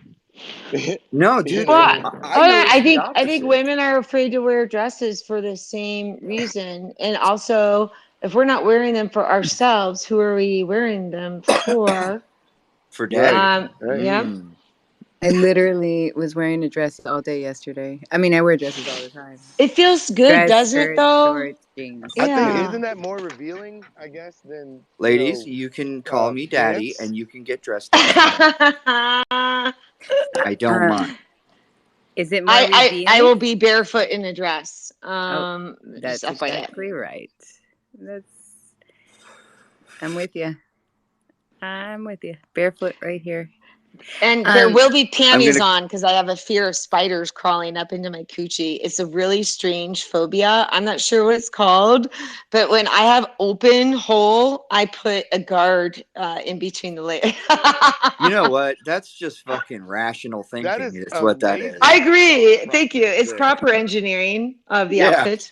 That's just common sense there.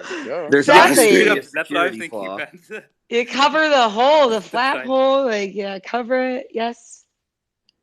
just Why in case. didn't God design a vagina to have a little snap enclosure, Well, like a coin purse? That's why we're very careful at the beach, right? That's a muscle, and when used properly, you know it.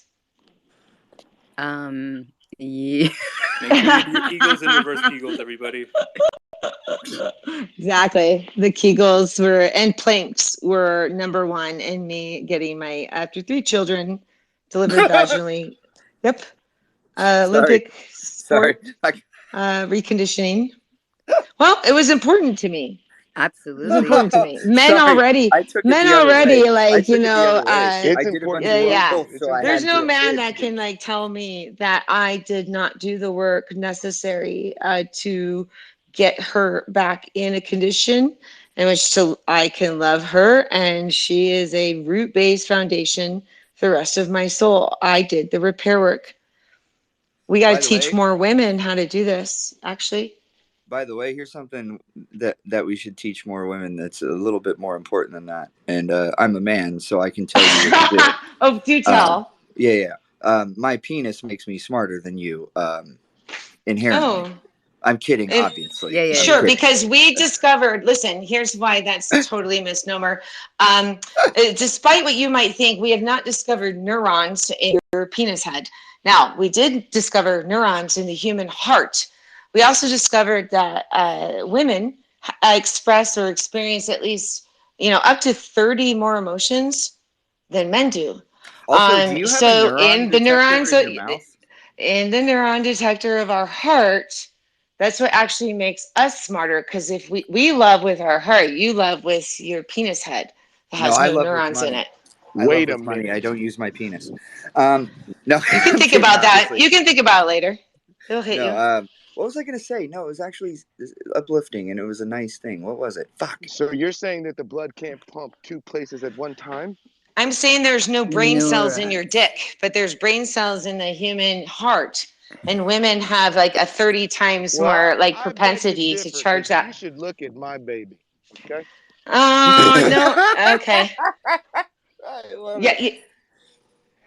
No, you're just you're basically a hypodermic needle for inseminating my avatar body. name's Essentially, River, that's and what that is. It's all it is. That's true.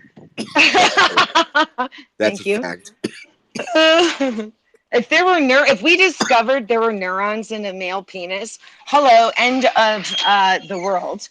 Holy oh my shit. God, can you imagine? Wait a minute. No, I can't, and I don't want to. Let's not. We've And already by the way, Kaon's NFTs are about to come out. So if you want to hear the art behind this fire, the fire is coming out on OpenSea, about to dry up the whole ocean. You're right. When I get done being super engaged in this really interesting conversation, I will obsessively all night be creating my art gallery. And I'm excited because somebody finally gave me the time and attention I felt like I needed to walk me through it. I hadn't had that before. The rest of it's all intimidating. So thank you, Dave and group. I drew really cool. I'll post it in the nest if you don't mind. Because I actually really love what I drew while I was talking to you. Okay, cool. I'll do that now. Can we get back to the debauchery? I'm kind of feeling left out because I haven't opened my own profile yet on the AI doodling. You can just paint normally. Bro, I just coughed so hard I forgot where I was. Don't shit yourself, okay? Bro. That's that See, fire. this is the thing. Guys don't think about their Kegels, but move the muscle that moves your dick, squeeze the muscle that moves your dick, and squeeze the muscle that holds your farts. Ooh. Now, what about that little place in between the ball sack, like right under the... Don't let every fart come out. You guys have to understand. You have to control your fucking asshole muscles. Like the pelvic floor is totally unbalanced. You guys. Hey, I'm but not funny to say, joking. it will help hernias into. You won't have incontinence if you do this. If you just let every fucking fart just come out. Look, it's Melody, not I good. just want to thank you. I'm going to be making a dance remix of that, what you said. If you don't this, then you go with this. If you this, and then you go with this, and if you this, then you go with this. And I'm gonna turn that into like a dance track. That's gonna be amazing.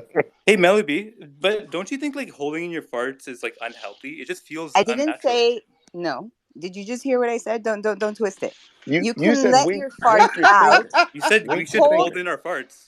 No, I said hold No. it. Don't let Yes. No, every she said I fart release. out. said do not let it out. How Do did not you let guys it out. understood? Don't But let it Oh, out. you want to Oh, twist it and it's out like slowly. Miss Firstly. Melody. Is it don't. like with Kundalini training, like with orgasms? Is Exactly. like if you hold Exactly. the orgasm, you wait a minute, and then you go again. You get to the brink, but you don't let it go. You I'm gonna just like, yeah. clear I'm this for Bilal. 100% certain No, it that the makes sense female I'm now. gonna clear orgasm this is a for myth. Bilal. I'm not saying do not fart when you feel a fart. I'm saying control the fart. Do not let it escape. You can squeeze and then you let it out. Understand? That makes sense. That makes sense. That means you have like a balanced pelvic floor, and it makes That's sense. what I'm saying. This is my statement, correct? Because everybody talks about fucking vaginas and oh, it's wide. Oh, it's this. Oh, there's no muscle. But guys piss and shit on themselves past the age of 45. It starts. So I squeeze heard that that like shit. the women's public washroom is always more dirtier than the men's. We're not talking That's the about meme. that. I That's the mean, meme. that's not what I'm saying. You want to bring that subject up? We can. Well, you're saying men and just shit on themselves, shit and piss on themselves. So I just had to bring up another fact. That's not. Oh my god! Don't say that I'm saying things that I'm not. You said men just shit and piss on themselves, and No, I said that you have to exercise like women are told okay. to exercise True. because both will First of all, shit I've and never seen a piss, woman shit. and guys don't pay attention to that. Get it? I don't think They women don't. I should don't think have they sex with do. men No. who have opinions about their vagina. Like, No, I You're think saying it's like Miss Melody. you should work it and build it up so that when you get old, it's not loose and flabby, right? It's not about. It's like loose and not contractable. Like you just can't contract it anymore. You fucking lose it, and that's it. Exactly. You Well, have actual like cells in your muscles that go dormant when you don't use them. So like if everybody just gives up on trying to figure out all the flaps and flutihoos and shit of our bodies, like they will go dormant. That knowledge will be lost.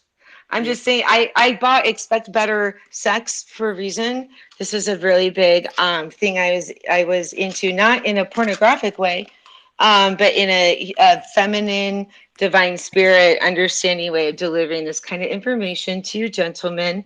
Miss Melody has a great amount of knowledge in this. It's so nice talking to you. I'm following you now. Nice to meet you, lady. Oh, nice to meet you. Yeah, man. hey It's for guys, real. And it's simple. You guys, when you when masturbate did we and you agree to shit. let women talk? You pee, you masturbate, you shit, and you fart. Just when you're practicing that, when you're in those moments, hold and squeeze, hold and squeeze. Do 10 times. Hold for 10. Oh, You know, I'm hey, squeezing How like when my you many butt muscle inhale, right seconds? now. like guys, tell me about my breathing. Like when I inhale, should I be like inhaling and then slowly Yes. relaxing my pelvic floor and Yes, and yes, then like yes. kind of So and with the inhale, we're supposed to be grabbing the abdominal muscles tight all the way from the groin to the upper diaphragm, like all those fucking muscles. I went to okay, no, I don't want to really talk about my vagina, but I went to what is it called, like all these Y'all people. backed yourselves into this vagina The corner. age that I'm at, I have so many of my friends that are like, oh, I pee on myself. Oh, I laugh and I piss. And they're not even, having kids. Like, I don't have kids. And I'm like, I'm afraid of that. And so, like, for a little bit, when I would go to the toilet, I like, right as soon as I was reaching the toilet, I feel the urge so strong. And I've actually peed on myself when I was drunk one time, and I was I've like, never this is been as not going to turned on as happen. I am right now. this is not going to happen in my life. And then I went to What a if I pay you floor $50? therapist. I went to a pelvic floor therapist, and she, like, physical therapist, and as weird as it may sound, as weird as it may sound to these guys, she literally taught me by, insertion, like where the muscles are and how to, like, proceed with the breathing with all the muscles. And You're so lucky holding. to get a doctor like that, because any other doctor might just like put you on a totally wrong path. Oh, true that.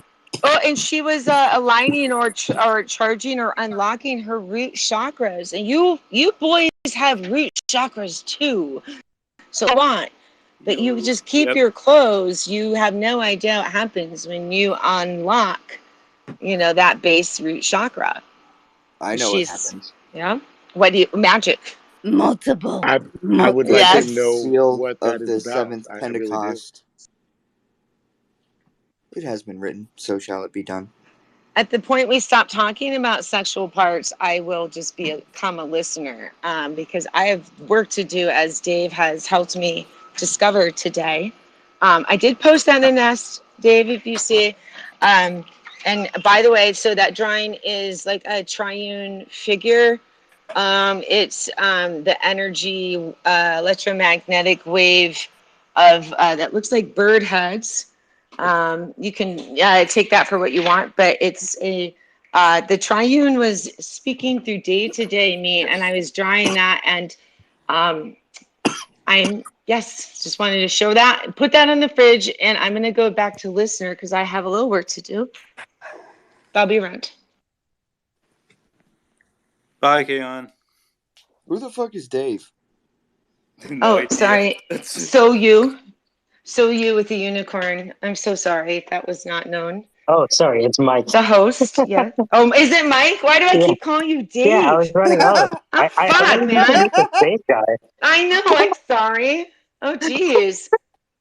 Who is Look, Dave? I can't. Where did Dave come from? Dave's not here, man. Shoot, man. I'm going to be searching that the rest of my life. All right. Well, it's Mike. Psych. I was hiding your identity, dude. I mean, get it now? Cybersecurity. Oh. Yeah. All right. Here's the thing. These people know so much about me. You have no idea.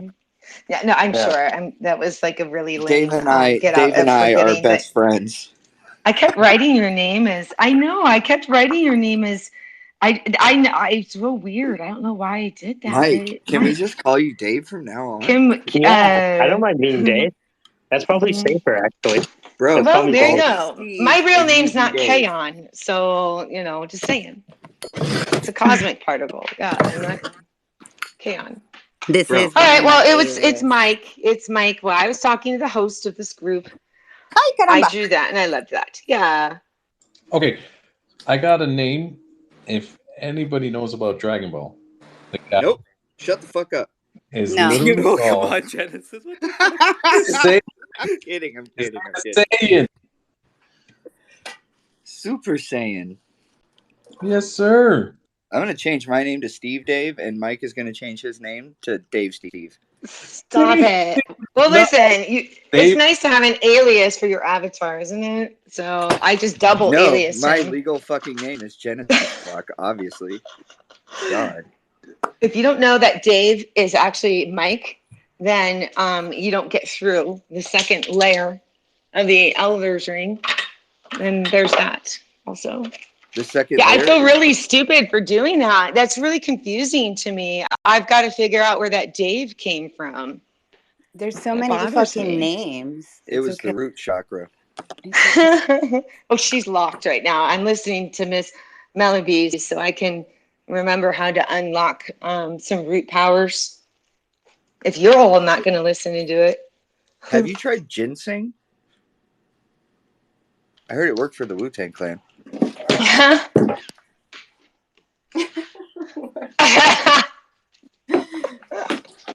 Did you mean like Jin? Like Jin, like the supernatural entity singing? Like DJINN? Jin? Yeah, I always, when they're I just, like, picture taking it, when I picture it in my head, I always say the D. Do you? I out loud, I say Jin, right? But in my brain, I say Jin. Oh man. Every time I ever read the Quran, that's what happened in my brain. Oh, you know what I was thinking? I wonder if, like, you know, what are they called? The ones that like memorize the whole Quran. I Oh forgot. yeah. I But don't like, I wonder remember the word. if Yeah, they have like talks among themselves and like they recognize the Mandela effect. They're like, hey, something's changed here. dude. That'd be crazy. I wish I knew somebody who. Yeah, damn. I don't know anybody who has like memorized it all. I only have 2 like passages memorized at this point. It's been so Yes, long. I forgot it all. Well, I haven't forgot it. It was like programmed into me, and sometimes like a certain event will happen, and then like And then it'll for some come reason, back. yeah, I'm like, Yeah, fuck, what yeah. the fuck, man, Yeah, fucking bro. Like psyop. if I go to prayer, Yeah, like yeah. sometimes I go to a prayer at the mosque and I'll remember like verses I haven't thought of in like forever, but they're gone as soon as I leave the mosque, man. It's weird. Yeah, the shape of our religious buildings, like it's supposed to contain certain energy. If you see like the shape of cathedrals, but yeah. Anyways, That's true. That's true, man. That there is like a mystical reason for the shapes of things. Bro, I just found out about a new thing that I didn't know about Egypt. And like I'm 40 years old, so, you know, I've watched a lot of fucking videos about Egypt, so it's like kind of surprising that new information existed that I hadn't at least heard of, you know? dude, let's hear it. So there's a temple, or a pyramid, I should say, slash temple, that was excavated. I think they started excavating it in like the 30s. But the latest photograph that exists of it was taken in the 1960s. I think it was 1960 is when the last, like the most recent photo was taken. Um, the name of the pyramid means the Stargate. I'm not going to pretend like I remember the fucking name of it in the language that it's in. I don't. But it means the Stargate. Um, Now, in the 1950s, they closed off access to the place to everyone except for the government. And then they built a military base around it. So now there is, you know, many fences, an entire military base, and this fucking pyramid. You can't fly over it. Only like governmental entities have satellite photograph access to it, and it's super secret. Like they just no photographs of it exist since 1960. And if you go look at the photographs of it that do exist from back then, that shit is weird as fuck, bro. It does not look like anything you've ever seen in a pyramid, other than the fact that it's mostly made out of the same stone. Crazy shit. No, it's curious that you brought that up because like I've been painting a lot recently, and then like I drew a pyramid, and it was just like you know, thoughtless thing, but it's obviously everything's connected. So And you know, I don't know if it's like they call it a pyramid, but I don't think there is a pyramid that you can see. Like you know what I'm saying, from yeah, ground the level. shapes. Like, what do we know about shapes? When have we really thought about shapes aside from like looking at what other shapes are? Have we tried to fathom our own? You know what my favorite shape to say is? Dodecahedron. Yo, dodecahedron. Did I say it right? Dodecahedron is definitely the funnest shape to say. I think it's a 16-sided, you know. I'm not sure. I don't remember. It's okay. I'm going to put an image of the unification of music and the dodecahedron at the top. Blew my mind when I saw it. It's a fun word to say. Dodecahedron. Dodecahedron. Hey, Jacques is here. What up, guys? Been a while. What's going on? Hello. I'm just loving the fact that I'm in this space with you beautiful human beings right now. It was almost kismet, but not quite because it was Kaon. But She is Kismet. What's the She difference? is Kismet, right? So I love you, Kayan. You're a sweetheart. I'm listening. I'm just hanging out with a buddy of mine right now. I'll be with you guys shortly. So anyway, back to the cult of the dodecahedron, because it's fun to say in the name of Saint Lucius of alopecia. Hold on. What does cover the flaps mean? Cover the flaps means full send. Something to do with Camel tilapia. toe?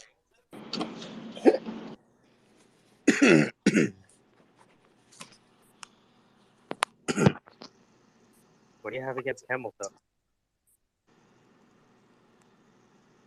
I would just like you to repeat Isn't Doda that funny? Tetra. Can you say that? That was so beautiful how you said that. Doda? Dodecahedron. Dodecahedron? Huh? Dodecahedron. Yep. It's one of the platonic solids, right? Yep. Yeah, but I never heard it said like that. I guess I never asked Google for the translation, so I was always saying it wrong in my head. He's from Scarborough, so they're weird out there in Scarborough. Shut up. You are too. Yeah, I know. That's the thing. That's the weirdest thing. Brad and I are Okay, so 12 pentagrams. So that would be 60, 70 lines of cocaine. Yeah. Oh no, sorry, 50, 60 lines of cocaine. Who is what does Hamiltonian mean?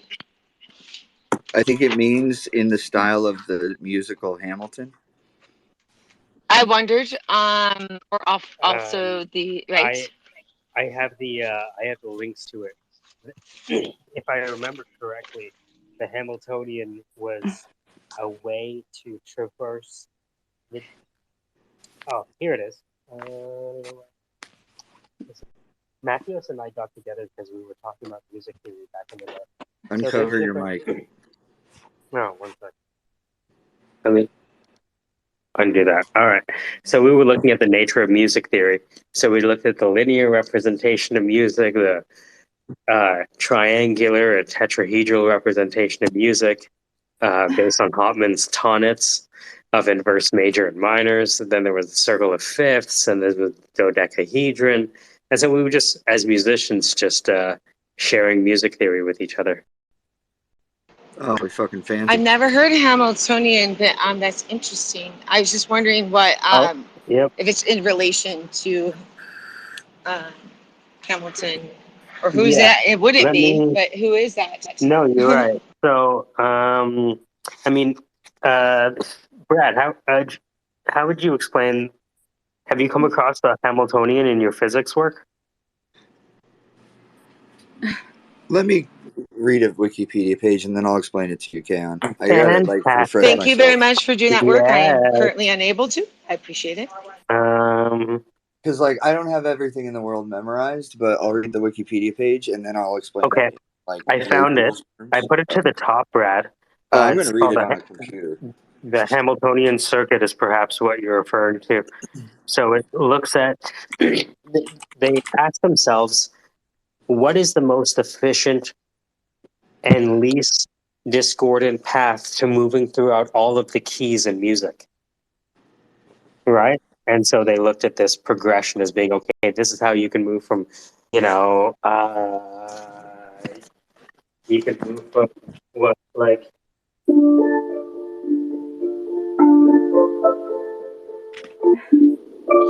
you could move from minor to F major, all that kind of stuff, and you can just smoothly move between keys, and that's what the Hamiltonian was. But it's also a physics term as well. And Brad can explain that soon. Okay.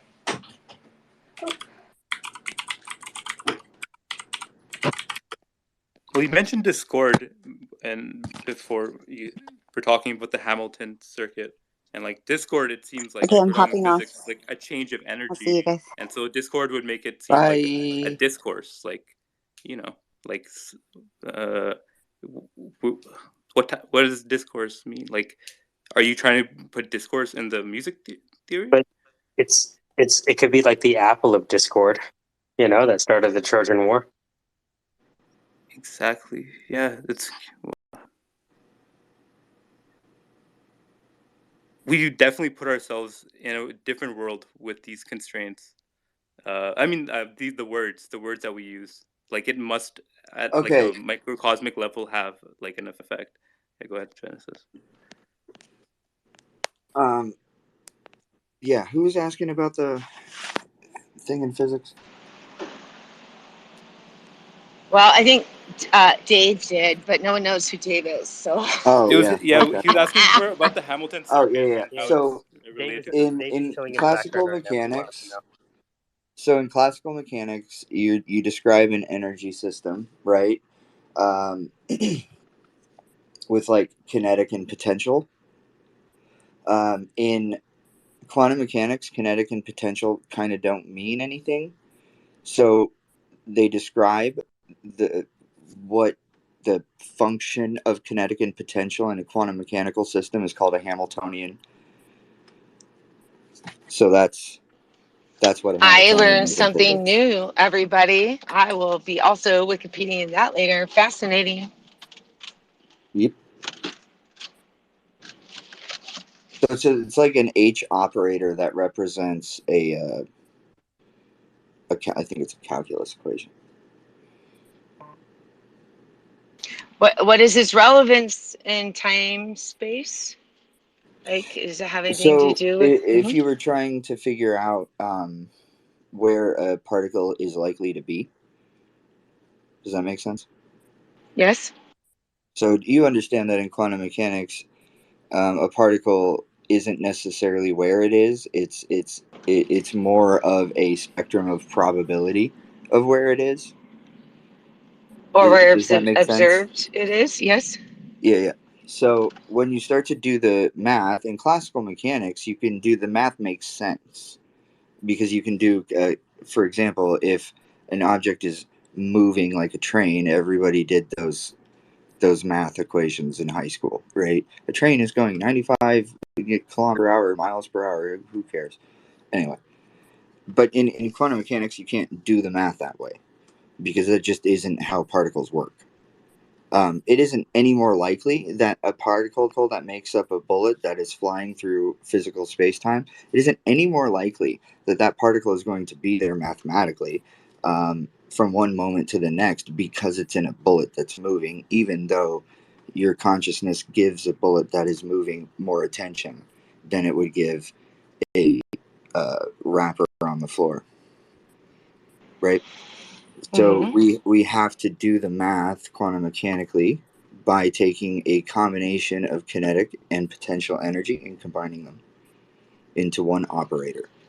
Because the equation to represent kinetic energy is it would take about 3.5 seconds to write if you had to write it every single time.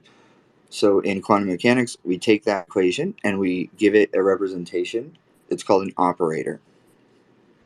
An operator in mathematics is a symbol that represents an equation. So E equals mc squared, right? You would just put E2. Like you don't have to write that every time. Does that make sense? Yes. May I ask a question? Sure. Are qubits, Qubit, qubit? Yeah. Is that part of quantum mechanics? Qubits is a part of quantum computing. Okay. So a qubit is a quantum bit.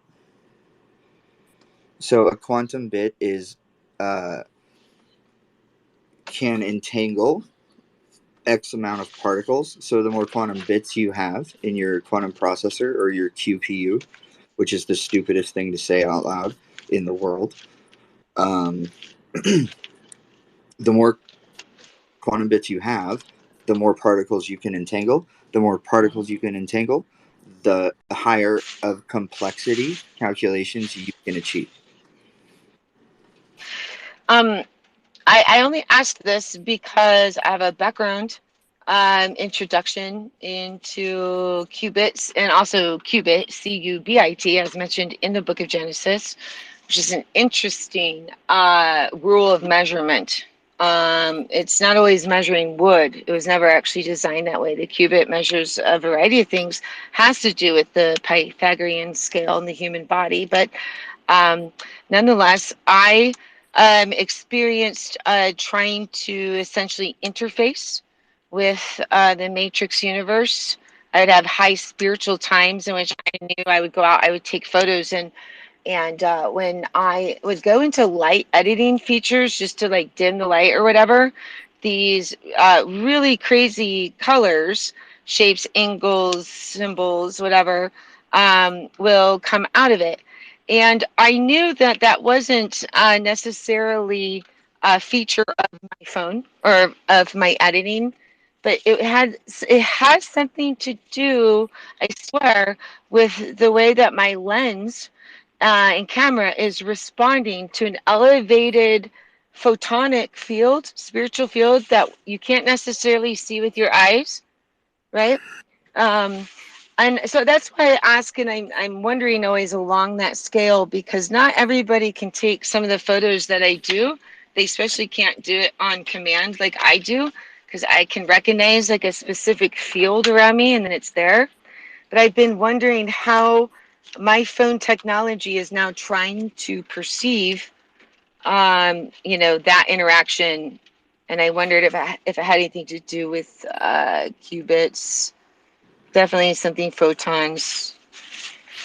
Anyways, so that's why I asked that question. The short answer is no. No. So the phone is what with when it comes to like let's say you're in a ghost. So, like, that's why I said the short answer is no, right? Because there's a long answer. It's just a really high.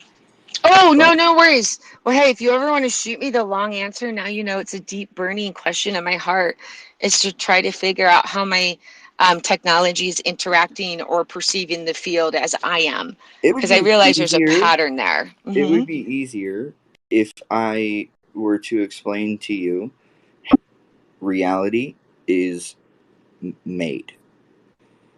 Okay, well, that is a long convert, and the short answer is no. That takes like 5 not right seconds, now. or 5 minutes. It takes like 5 minutes to explain how reality is made.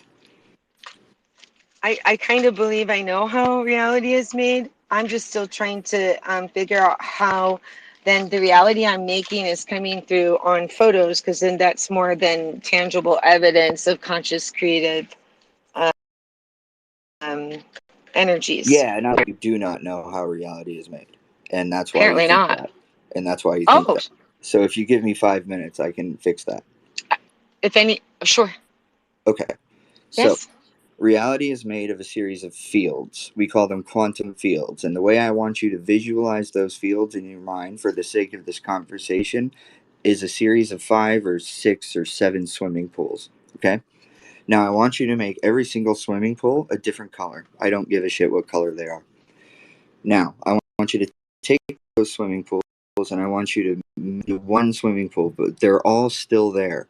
So now when you look at the color of the one swimming pool, it's quite black. Make sense?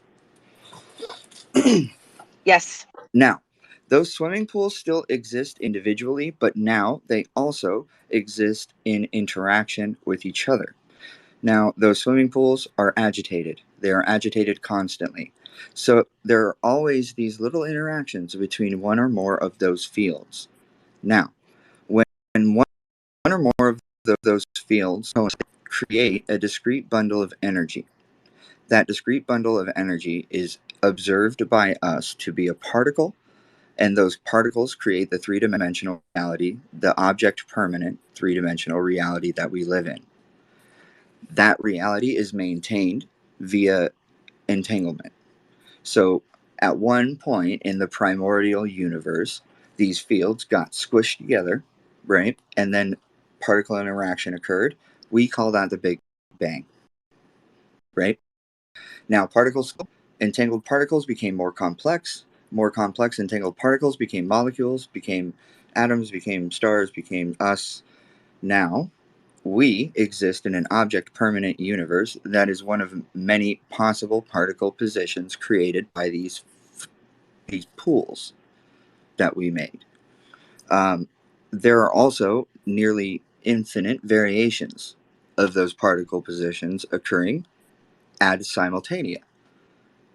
So, in a quantum environment where these pools exist, time does not exist. So, quantum mechanical environments are space without time.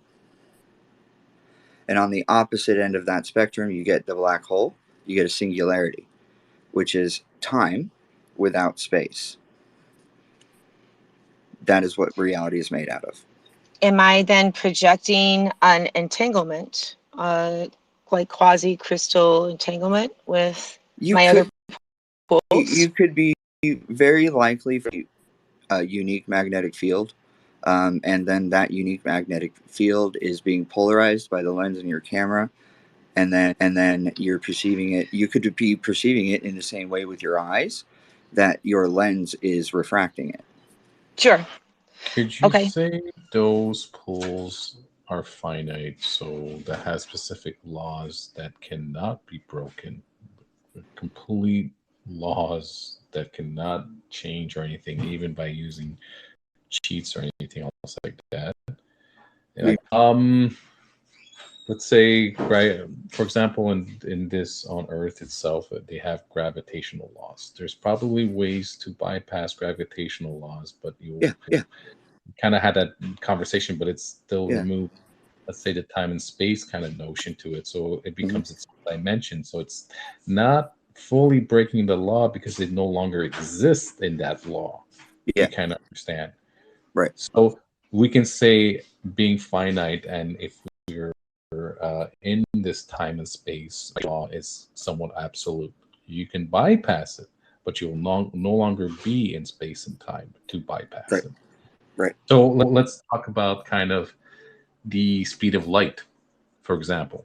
So that's one type of law we can't fully break. No, actually, we cannot break because it's already a set in stone type of speed.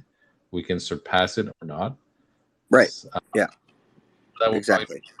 You can't go faster than the speed of light, but you can first physical time and space as though you moved faster than the speed of light.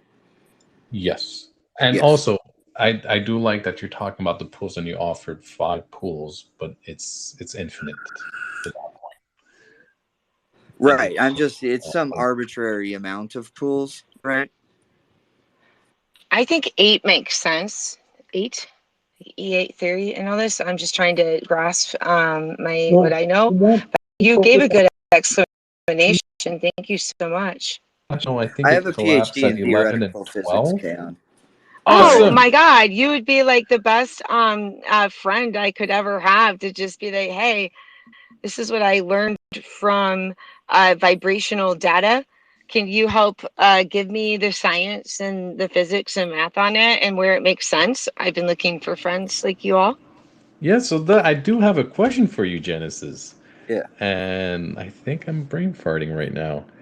But it's would be a question on. Oh my God, I'll try and come back. Oh, it was a good question. Indeed. Rest in peace. So in my frustration, not having degrees or the time to go obtain them, nor the desire, really, I've done or had to do my own independent research. So I don't ever really try to claim I am speaking on authority or that I know anything. I appreciate that you've opened up a conversation where I could bring in my limited language and education understanding those questions, that you can answer them in the way that you did. So thank you very much for doing that. It's, you know how many times I've emailed NASA and those fucktards ignore me? And but I get it now. But how else do you go find a body of people that are willing to share their work, their life research, and their knowledge with you?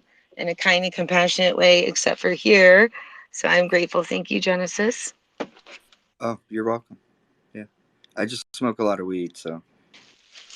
You know, I think that it opens your consciousness. I think it allows for people to learn beyond, which is why they demonized it. They want to keep our brains closed and programmable. Yep, reefer madness. I want Started to be from very there. clear though, and I promise, Kaon, I don't mean this in a pejorative way towards you. I am not a fucking hippie. I'm But a I got my question, gypsy. Genesis. I'm more like a Genesis, gypsy, so it's all right. You're hippie I or can not. Or, yeah. I You let me smoke ask you the the language. question. You smoke the language. I hear you. She's more like a gypsy card reader. Okay, literally. Gypsy card reader.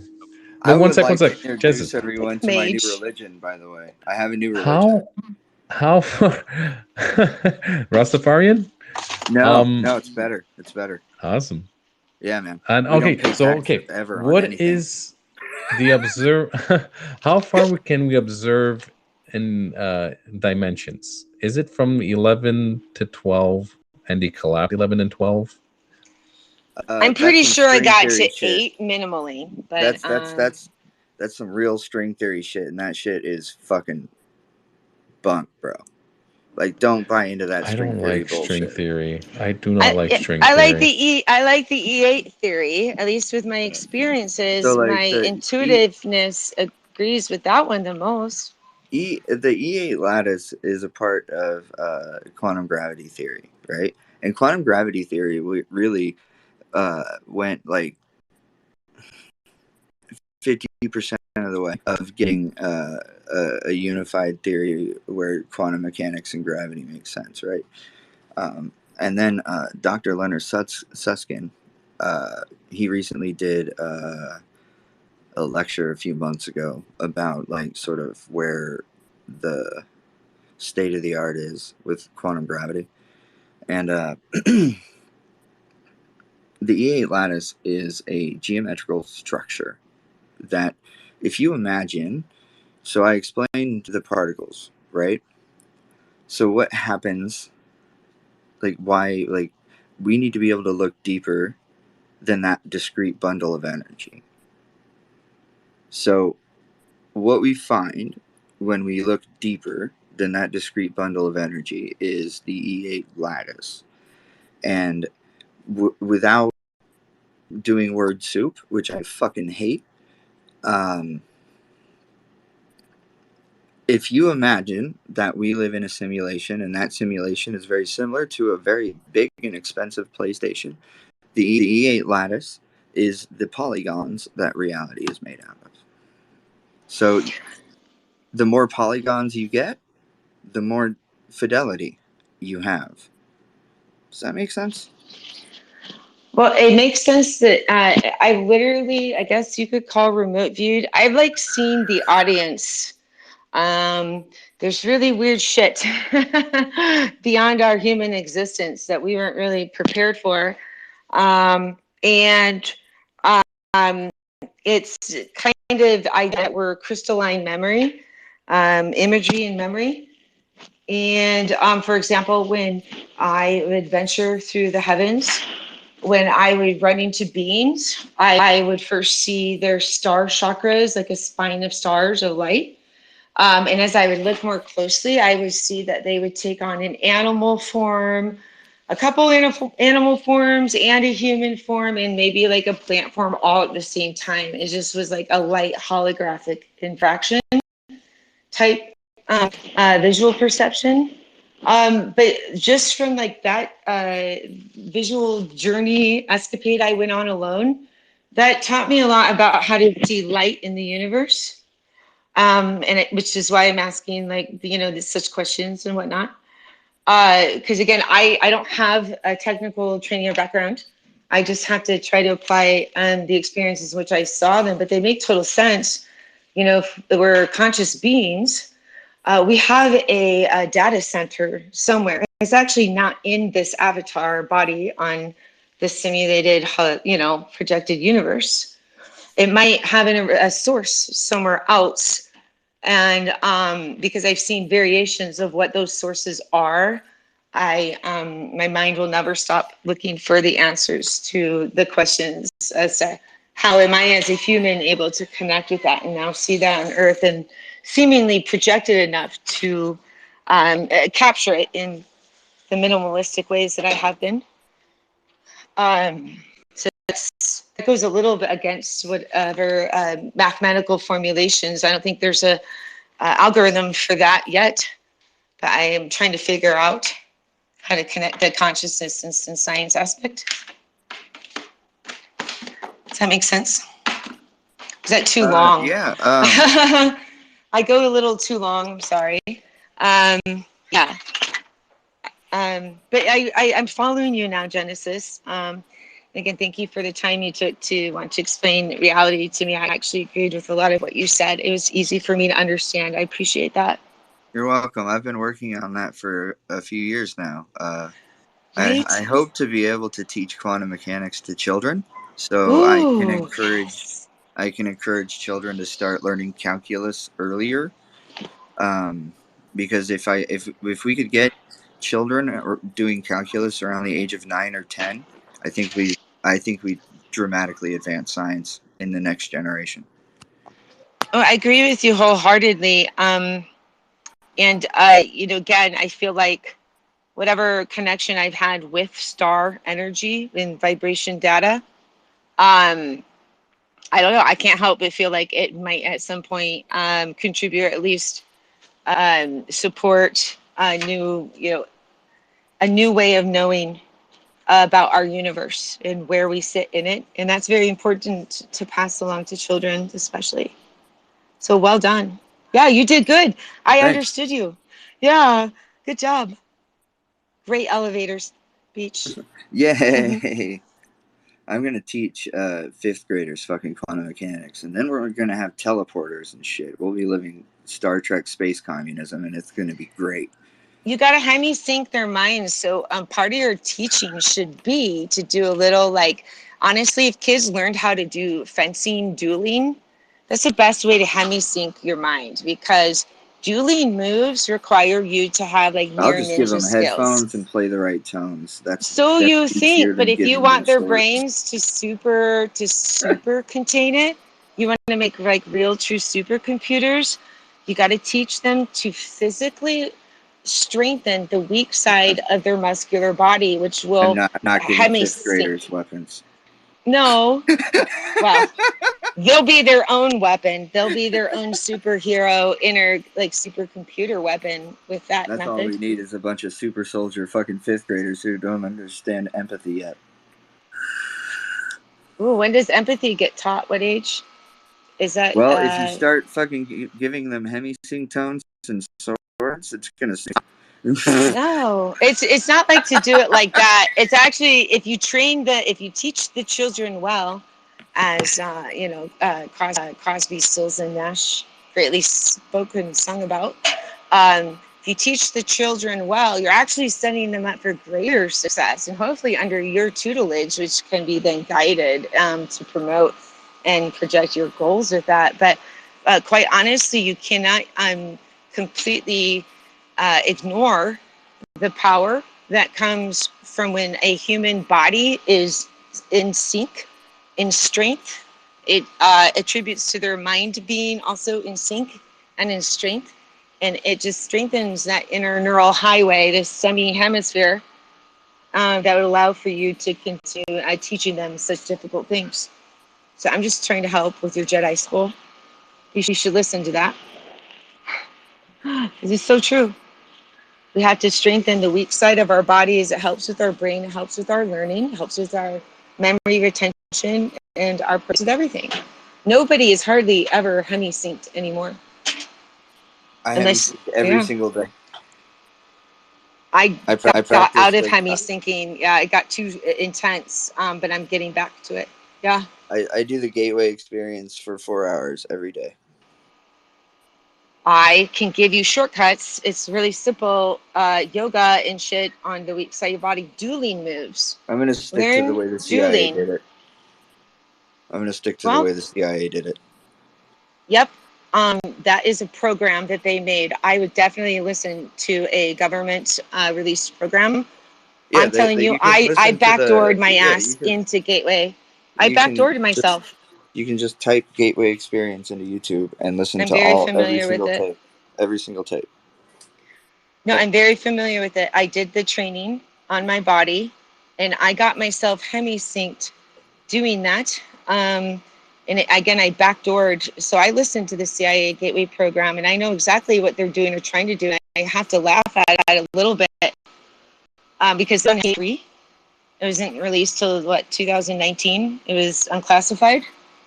So they're already teaching you an old ass way and the slow way that they learned how to hemi-sync the brain. And all I know is I learned how to do it before reading all that shit. Dueling, learn to fence, and watch your entire brain computer kick into high gear. It can't not happen when you equally balance your weak side with your strong side. Otherwise, what we know is we know nothing at all. Yeah, I didn't know this shit. Damn, yo, Genesis, man, this shit is too deep right here. I'm looking at this shit. Your mom's Gateway deep. introduction into man, she weak right now if she didn't know this. I tell her what, her and her Munchausen syndrome trying to give me all them ADHD pills, and all she know I needed was weed. Come on now, you should have took it yourself, lady. I'm just saying. But this is deep, and I appreciate you. That's cool, right? Is Cool it? shit. I'll stop now, but I'm just saying, I'm sorry. You bet I will not. never support a government program to try to have me sync the mind. I'm telling you, God reminded me of my goddess powers and how to do it naturally. So if anyone wants to know the goddess powers or how to do it naturally, I figured it out. I could tell you. It'd take 5 minutes, but we'll do it another time. Okay, That's well, all. you're saying you can get there through yoga. The assigned is a hippie. He wants to do it through yoga. A what? You know I don't. I am not that flexible. You're a hippie. It wasn't through yoga. It was through learning how to create an automatic release of DMT in my brain through various algorithms of breathing and stretching. And Jesus taught the same thing, actually. I just want to say I'm a hippie plant. Okay. So I love you, bro. You're a business hippie. I'm seeking deeper and higher, learning and expression other than patchouli and mud baths. Good. So do you take crystal baths though? That shit rules. Oh my! Well, you mean put crystals in the water, dude? Because there's crystals in the water in Oregon already, I'm pretty bro. sure You know water what is time alive. it is out here. I'm pretty your sure body alive, is crystals in the water. So if you just speak to your bath water, you could have equally as much power. You just say, I love you. I'm a hippie plant, so I'm going to speak to that, bath salts in the jacuzzi water. That's kind of where there I'm at. You go, bro. Talk sexy to your jacuzzi water. Dude, I'm not lying, dude. I talk sexy to my water all the time, bro. Dude, I'll go get a fresh glass of cold water, and right before I take that first drink of ice cold Brita filtered water, I always say, "Get in me, you sexy motherfucker." Damn I'm right. not dude, water is alive, bro. Motherfucker, or the water? That's what the water. Because dude, think about it. We drink the water, and then we are 70% water. So the water just becomes us. So if you tell the water it's a bad motherfucker before it goes in you, then that's a head start. So basically, you're telling me to romanticize and encourage affirmation into my water. It's like using it as the USB port, or the chip. Yeah, man. Why not? Why not? Yeah, sure. What is that, Dr. Mikioto? His water experiment. You can find it on YouTube. The Japanese dude. Yeah, with the snowflakes. So it works the same with your bath water. I promise you. I don't have fancy ass crystals and shit. With your bath water. It works with everything. The water you drink, the water you feed your plants, everything. Yes. So be careful when you take a bath. It's great to release some stress, but be grateful for the floating lifted gravity aspect and element. And the more that you speak the kind thoughts and affirmations into that water, the more it's just going to resonate. Cobb Mountain, California. Me from Iowa. Okay, that is very California. Slipknot is from Iowa. They're a lot more angry than her. Wow. Very gnarly group there. Yeah. A bunch of very upset lads. Yeah, it's my buddy Jaren's favorite group. He's got the whole shirt, and then he does screamo, and hey he's man, teaching you can't me. help it. Kids like it. Kids like the angry people. Did you know they have angry screamo church music? Yeah. Did you know that like angry screamo rap music is a thing and it's kind of dope? Yeah, it's what do they call it? They call it trap. Oh my god, I saw it the other day. I was like, listen, I don't normally like that kind of music, but I have to appreciate the new craft of artistry in the music genre. So yeah, I gave it. Yeah, bro. There's a bunch of sad white kids. They grew up listening to trap music. So now the shit they make is fucking crazy. It's really cool. No, the first one I heard of the screamo hip hop was that dude Triple X Tentacion. Yeah, I he think sucks. I actually think they killed that kid. Conspiracy theory, just hypothetically. Bro, they're making hip hop clones. I think he was so good. Crazy he was shit. so good. Yeah, that kid was talented. Album, you couldn't peg his genre. Shit. He didn't Dude, even fit seriously. inside a genre. I didn't know if he was R&B or hip hop or screamo.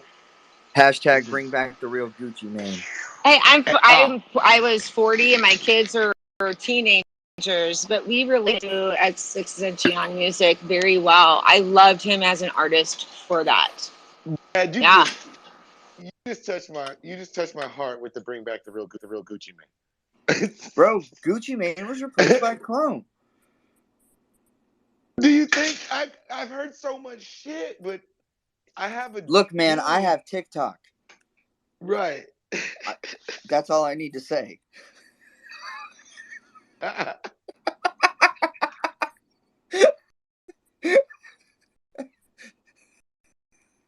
algorithm's good as fuck, bro. They got that fire shit. Like, fucking TikTok figured out I like conspiracy theories, but before I had looked at 4 sets of titties, it just figured out algorithmically by like which titties I like hovered over, what kind of conspiracy theory I liked, and then just started feeding it to me. They were right. Hashtag bring back. Like the conspiracy theory with the monocle from Monopoly, how the guy had it and then it didn't, you know. Oh, dude, I can tell you why Mandela effects happen, for sure. So it's real, motherfucker? Because I'm just saying, I thought I saw that guy on Monopoly with a fucking thing on his eye before, right? He did have the monocle. He always had Well, where'd it go? Where'd that monocle go? Always. Yeah. Don't know. Yeah. I even have a friend here that agreed. Yeah, he always had the always. He always had the monocle. Mr. Moneybags. Right. And I'm telling you what, C-3PO didn't have one silver leg. Oh, now you're going deep. What? What do you mean one silver leg? Go look at C-3PO. If you look at C-3PO right now, he has one silver leg. He has 2 legs, but one of them is silver and the other one is gold, like the rest of him. But C-3PO never had a silver leg. They changed it. Also, the song Smooth Criminal was changed. Finish the words to the... No. You better get telling me right now about... Finish the words to Smooth Criminal, bro. Okay? You've been hit by a smooth criminal. Yeah, the words are you've been hit by, you've been struck by. But they changed them to hit by, you've been hit by. The words struck by have never been in the song Smooth Criminal. He's never said you've been hit by, you've been struck by a smooth criminal. Struck by, you've been. Yeah. He did say struck. Motherfucker. He never said it. If you go listen to the song now, it's hit by. He never said it. They Listen, changed it. You are ruining my 40. Okay. What kind of car was JFK assassinated in? A Lincoln. Yeah, but how Now, many don't tell seats me it were was a there? Dodge. How many rows of seats were in that car? Don't go look. Oh, fuck. I'm not going to do. I don't want to get chased by algorithm or something. Hey, do you guys realize that VHS keeps proving all this shit every time someone calls it a Mandela effect? Somebody's like, "Oh, I got that on VHS," or "That I saw that on VHS," and they're like, "Yeah, I still have it." I think somebody's deleting our digital life and modifying our shit. Damn. Well, yeah, there's that too, for sure. Like for example, there's a footage of 9/11 that you can prove has been digitally altered because you can compare it to a tape that was never released back then, so no one knew this tape existed. But yeah, but I think honestly, when we were talking about like the quantum computing with the quantum annealing, I think what happens is you end up we've entangled more particles than exist in the known universe on like day 5, and there are many years. It was 2008 when they turned on their first machine. So when you entangle every particle in the known universe and then start doing math with it, you have no idea what the fuck is going to happen. Like, you know what I'm saying? Stop and I think it's a side it. effect. I think it's a side effect of leveraging quantum annealing to do math. Jesus, I'm just trying to enjoy this Mirror Pond Pale Ale right now. Hey man, I'm just smoking weed. What kind? What flavor, bro? I know you got a hell of a selection up there, dog. What's the deal? What is this?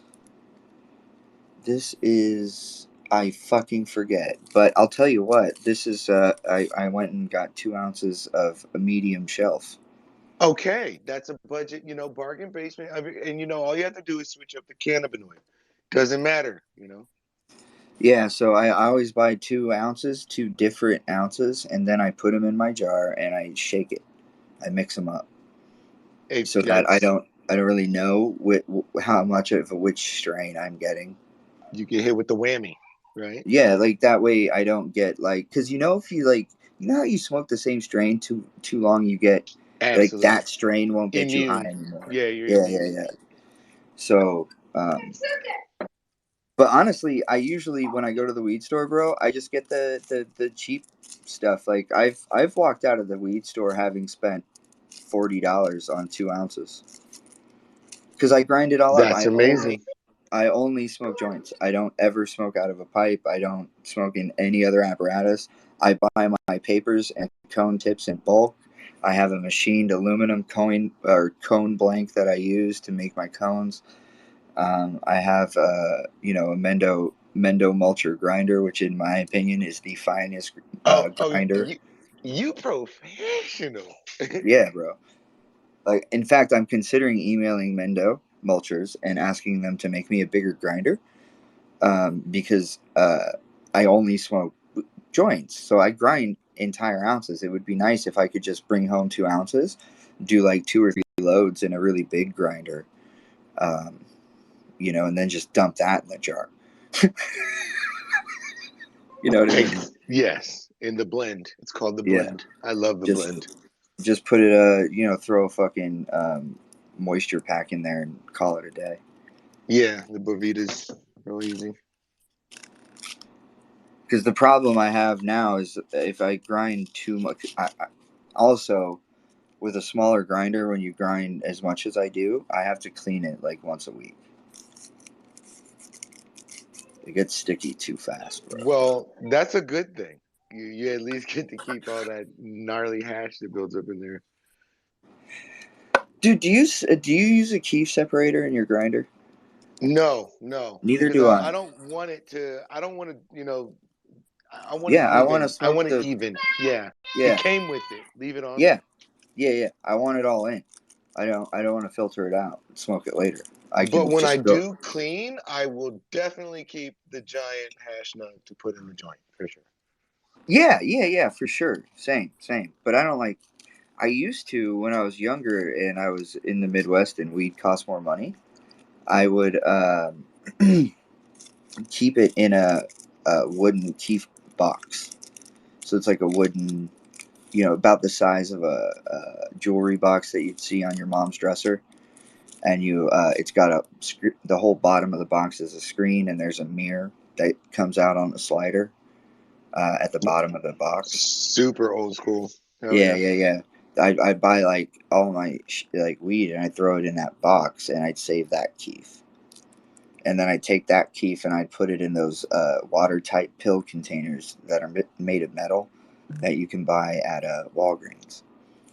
That's how I'd save it. I love how like every part of a cannabis plant is useful. Period. I just love how every piece of it can be used. I used to chew on the stems too when I was a kid. When I was a teenager. Oh man, almost love it. Yeah, they do. Give it to your cats, dude. They fucking go ham. He smokes with me. He's in straight blazes. Every time I spark, he comes running up, man. Dude, when you harvest, do you give your cat like big twigs off the plant? He's just rolling in it. The dog. Well, I had a Chihuahua that passed away. A big dog got him, bit him. Oh, but he used to go out there and literally pull down branches and sit there and come in all fried. He just gnaw on them. But my shepherd here, he doesn't really care for it. But the cat is a owner. Yeah, he's all in the plants. He loves it. But yeah, I know. Dude, it's pretty. I love growing weed, but I'm bad at it. What? Like I'm super good at growing weed compared to a normal person. Okay. I'll point that out. Like I'm A- tier, right? Well, because you, right? Right. But like I also owned a fucking extraction lab back, a while ago. So like I would compare like the way I grew weed to the way like I had friends, we're not gonna name names, but like we have friends who can do boutique weed in absolutely 100-gallon pots. Yeah. With 500 plants. Absolutely. Yeah. And it's like, oh, I don't know what the fuck I'm doing. I'm gonna shut the fuck up.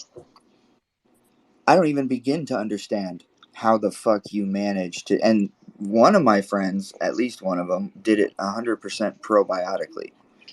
Nice. In 100-gallon pots, dude. With no newts, just all. No newts. That's awesome. Are you sometimes fucking crazy? They suffer a little bit depending on it. I mean, if you built your soil up like that to where it just feeds itself continuously with all the the mycorrhizas and the proper amendments to make it a living soil, then you deserve to win because you actually, you know what I'm saying? That is absolutely that's the top of the mountain. Probiotically grown weed that's like grown by somebody passionate about it is the best weed you could possibly smoke. Yeah. It's hard to find. Yeah. Because it's been taken over by cartels and mass production. Who's the homie in fucking Eugene? The guy that did Charlotte's Web. Oh shit. Jacques. I don't know. He's friends with a buddy of mine out here, Big Dog Farms. Right here on Illinois Valley. I don't fucking. I don't remember, man. But he does it. He sells probiotic shit. They're the number one. Well, there's 2 more strains out now that are prominent because of their CBD output and their concentration of their plant. It was like the highest producer. I think he was a part of creating the White, which is a CBG strain. I don't know if anybody's ever heard of CBG. Yeah. I fuck with CBG. Yeah, it's the most sought after fucking pharmaceutical product, period. It's like fucking $40,000 a kilo. It's insane. It's like the same price as fucking heroin, but it's, it's insane. The way that they Bro, we could get those genetics and then we could make our own we can make our own extraction lab. And then we could just sell CBG by the kilo. Dude, I don't know anything. I'm just such a mass, I'm just into I grow I'll send you some, when we swap, you'll get some pics. You'll see what I'm talking about. But man, the science of blowing it's right up your fucking alley. You just explained to me that reality was, yeah, we're gonna do that. Yeah, man, running a closed loop extractor is running a closed loop extractor. It's fine. Right. Yes. That is what, and then it goes into, when the biggest thing that took over the market right now is the D9. You know what I'm saying? How they just started Yeah. processing everything, and you really don't necessarily need quality product, period. You can just transfer D9 into THC by introducing, new levels of concentrate. But the fact that, there are people that are going to do the boutique things that you and I like, you know what I mean? And that you want to do something like that makes me fall in love again with it. Because to me, I've been doing it my whole life, pretty much. You know what I'm saying? I've been in it since my buddy was I one of the started first selling people. drugs when I was 13, man. Dude, he was one of the first people to get Jack Hurrah, like all the 215 disposition paperwork signed in LA. Like he's a part of that shit. So I've been That's rad. involved in this shit forever, dog. But one of my good friends did 20 fucking years, and he went to jail for, like, the week this shit went legal in California. And did his whole fucking 20, dude. And came That's home and sad. he came home and Poor did the guy. same fucking thing. Great guy. Great guy. I mean, amazing dude. Came home and has one of these sought after labs here in Southern Oregon, just did his bid and believed in what he believed in. But I've lost so much affinity, like just the go-to, because it's just been so long that finding people that are really, man, I mean, I don't got to explain to you. You know what I'm saying? Yeah, dude, People that are the going to weed run into business it. makes you want to hang yourself, is what you're trying to say. Yeah. Well, based on your markets and people not doing what they're supposed to do, it can be the most beautiful fucking thing in the world, bro. Yes, sir, Bubba. See, the kids agree. Absolutely. I think he was telling me He secretly. was, bro. He was like, listen here, Dad. Yeah. Dad, you need to pick another guys career. shady. They ain't about Right. nothing. Right. Daddy, why don't you pay attention to profit margins and how you could really lay back? What the fuck? But no, I'm Why really don't we live on a yacht, Father? already, right? Already. Like he's All like, right, I'm tired of so visiting them. here's how I'm going to buy my second yacht. You're going to buy your first one. We're going to Fuck get yeah. somebody to give us $1 million, and then Okay. you're going to grow probiotic CBG weed. Okay. By the hundreds of 100-gallon plants. We'll do it in, that fucking place around the casino where everybody grows. Okay. Yeah. We can Seven lease Coast, it. yeah. We can lease a thing from a guy I know, and then we will extract that CBG in our own lab. It'll be vertically integrated. We'll extract that CBG in our own lab, and we'll sell it pharmaceutically by the kilo, and that's going to buy a yacht at least. I'm down. Like, so down. Yeah, because I ran, like, dude, I won the dope cup. I won the fucking cannabis cup. I know how to make extracts, right?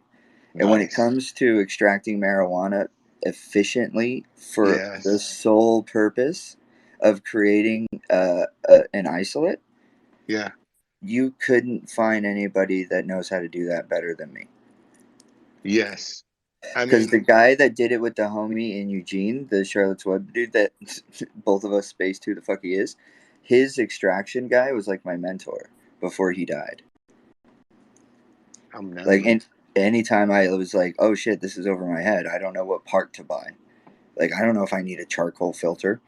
Do I need a charcoal filter? So I'd fucking text him on Facebook and I'd be like, bro, this costs this much money. Do I absolutely need to buy it to achieve this end result? And he would be like, yes or no. Or like, here's how you can do it without spending money. You know what I'm saying? It was really cool. Stanley Brothers. Boom. It was the Stanley Brothers. Mm. And they also, I think they own the patent on the white strain, who was a Charlotte's Web creator. Bro, we could get the fucking genetics for sure. Oh, no. Yeah. It's not like to plan for, if you want to dep it or, you know what I mean, go because right now, season's running out, or just plan for the next year and then do a good hard run Yeah. on a early depth season Yeah. coming out of December. Well, depending Yeah, on and how far the place up, I'm thinking of, by the way, is set up to do depth. They have a right? full structure. As long as it's they're winterized, because it's hard out. You know what it is out here, dude. It's crazy. I got this. What is it?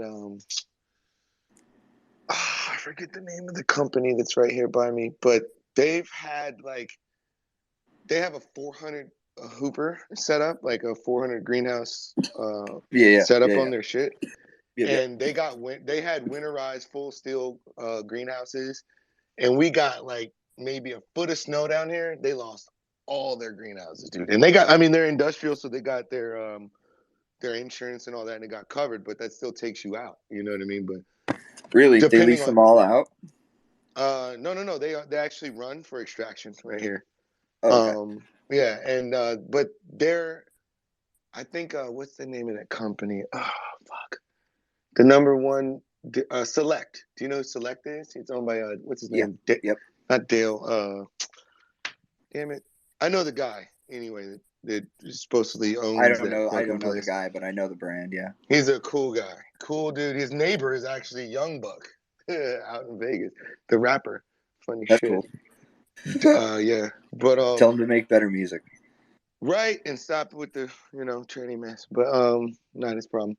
You should love those people. But fucking he does a winter run, and he has his greenhouses reinforced so that they can they're like all weather.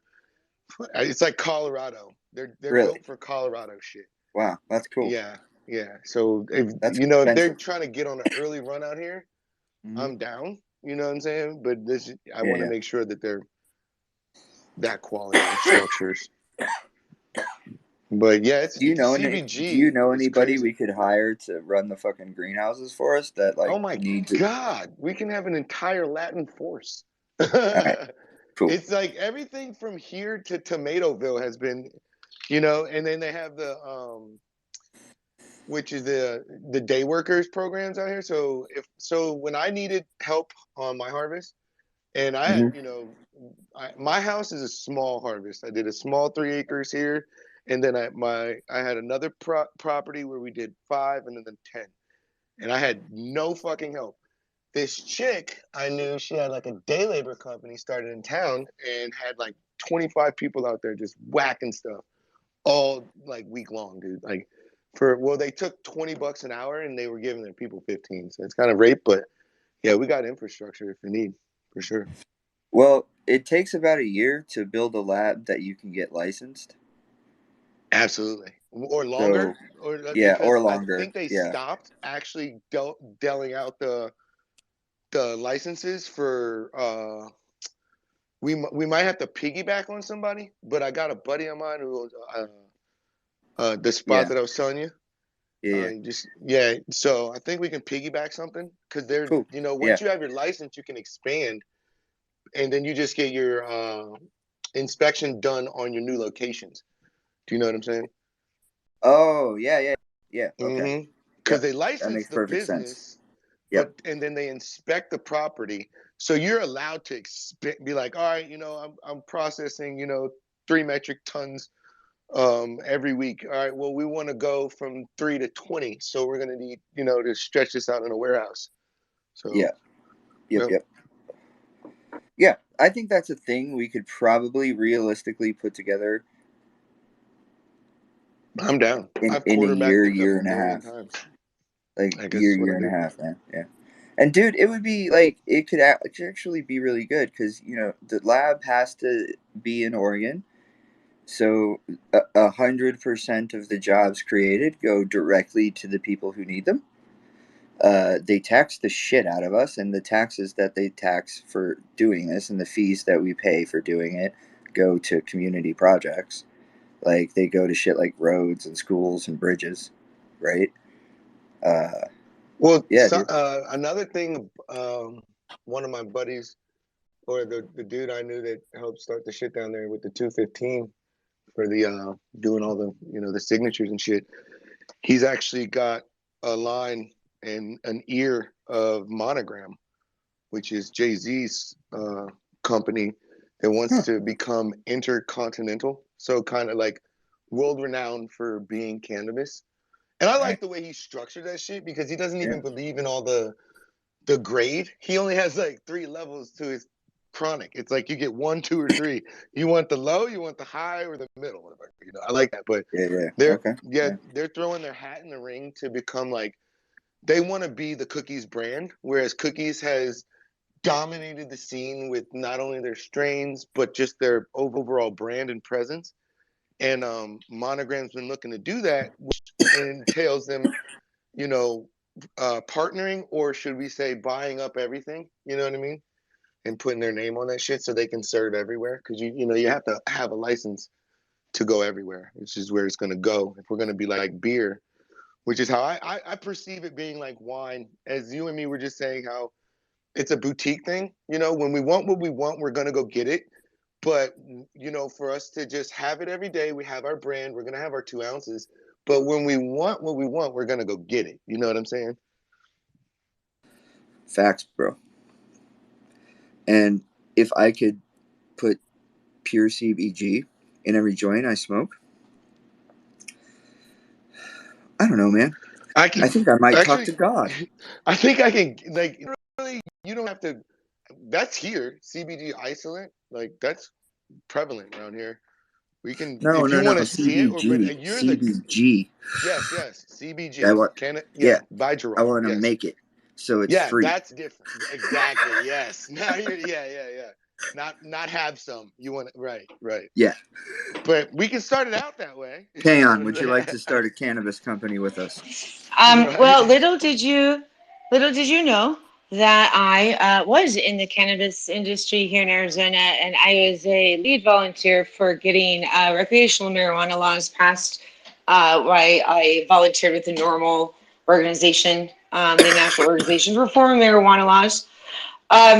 I actually, my job in what I did, I got actually, it's kind of an honor, I guess you could say. I got taken the fuck out by cannabis and higher because of what I was brokering and what I was involved in. And it's still so good. It's still fairly undeveloped, but it involves using a noble metal with cannabis, copper specifically. Talk about like the copper trichomes. So you are free to DM me if you would like to know more information about some of my super secret dealings in Arizona cannabis. Mm-hmm. You know that could be bad because cannabis is an accumulative plant and sucks up all the nasty metals and bad shit from the soil. Well, it could be, but I would never put it out there about Chernobyl to clean up all that that's up stuff. Correct. That's a old form of copper. I deal with a FDA 910 no objection approved form of copper that is 100% bioavailable. What else is bioavailable? The CBD molecule. When you combine the two, and one of them is a powerful donatable electron, wow, bang, with pop, no CBD then inherently can work or be stronger than when you have a donatable electron through a bioavailable noble metal propelling it. So if you want to talk about lots of theories and expressions. Girl, I'm trying to try. All right, I'm telling you. All right, so we can talk. I'm happy to listen. That knowledge that God gave me, it didn't serve or suit me well in the moment. I learned a lot through that experience, but I can't ever give up talking about that copper and what cannabis is doing with it and what they do together, because I've seen it, I lived it, I worked with a patent holder, I was a broker of it, and it's good that the feds fucking shut me the fuck down. So happy to share. You can DM me, but I'm making dinner and I'm listening, so I'm like sitting here listening to you guys. I'm like, oh, I'd love to hear more about your distillates. I might have some cool extra components to add into them. So yeah, you can always DM me.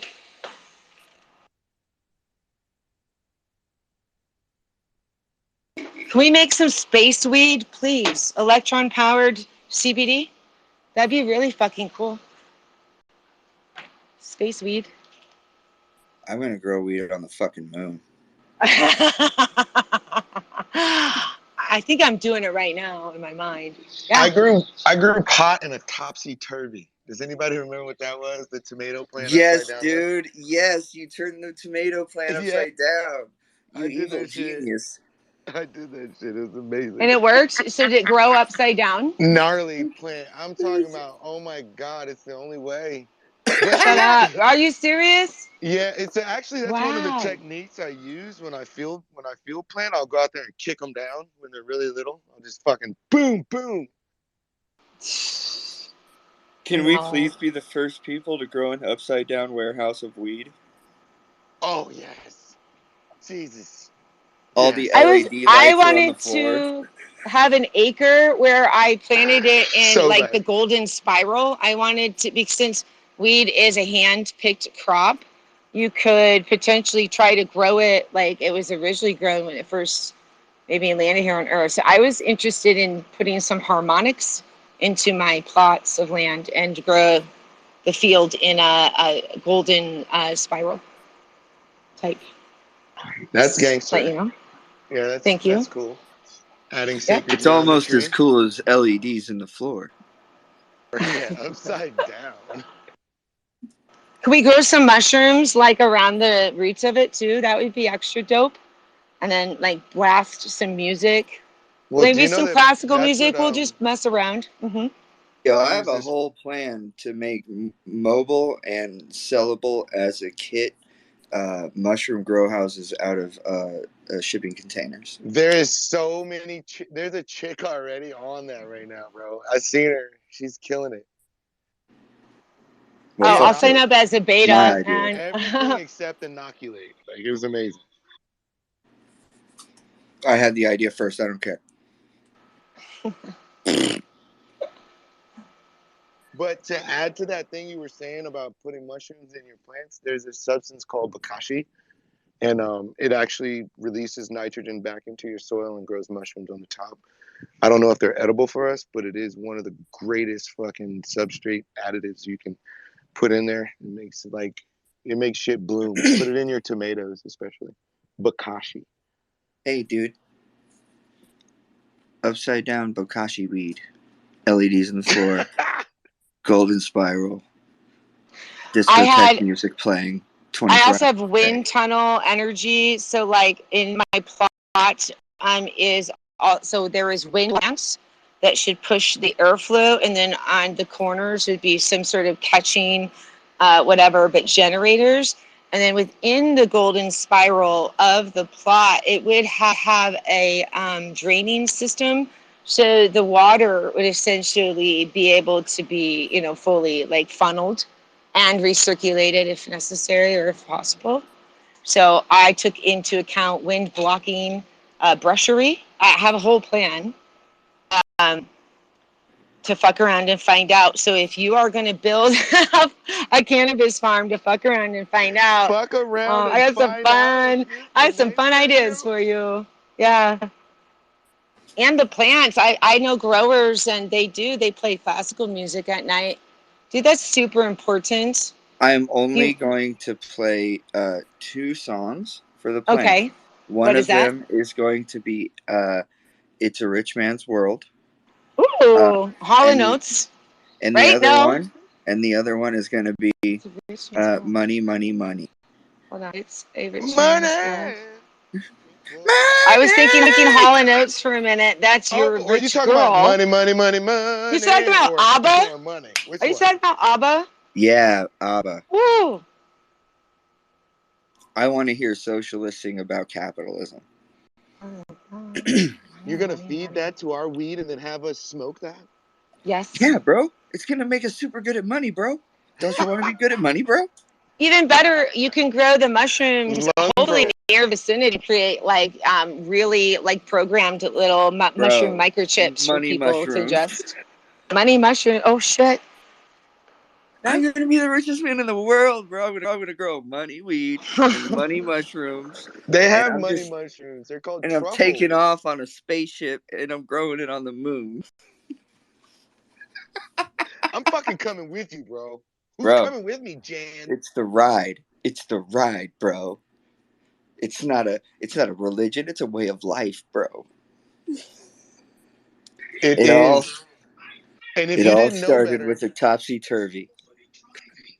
so is Transformers.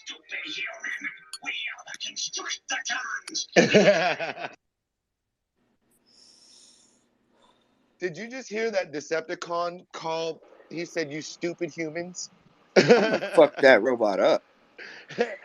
My son I'll is in fight a there robot. watching. He's watching Transformers, and the Decepticon goes, "You stupid humans." Did you know that cool. the Syndicate means the Transformers in gematria code? And Wait a that minute.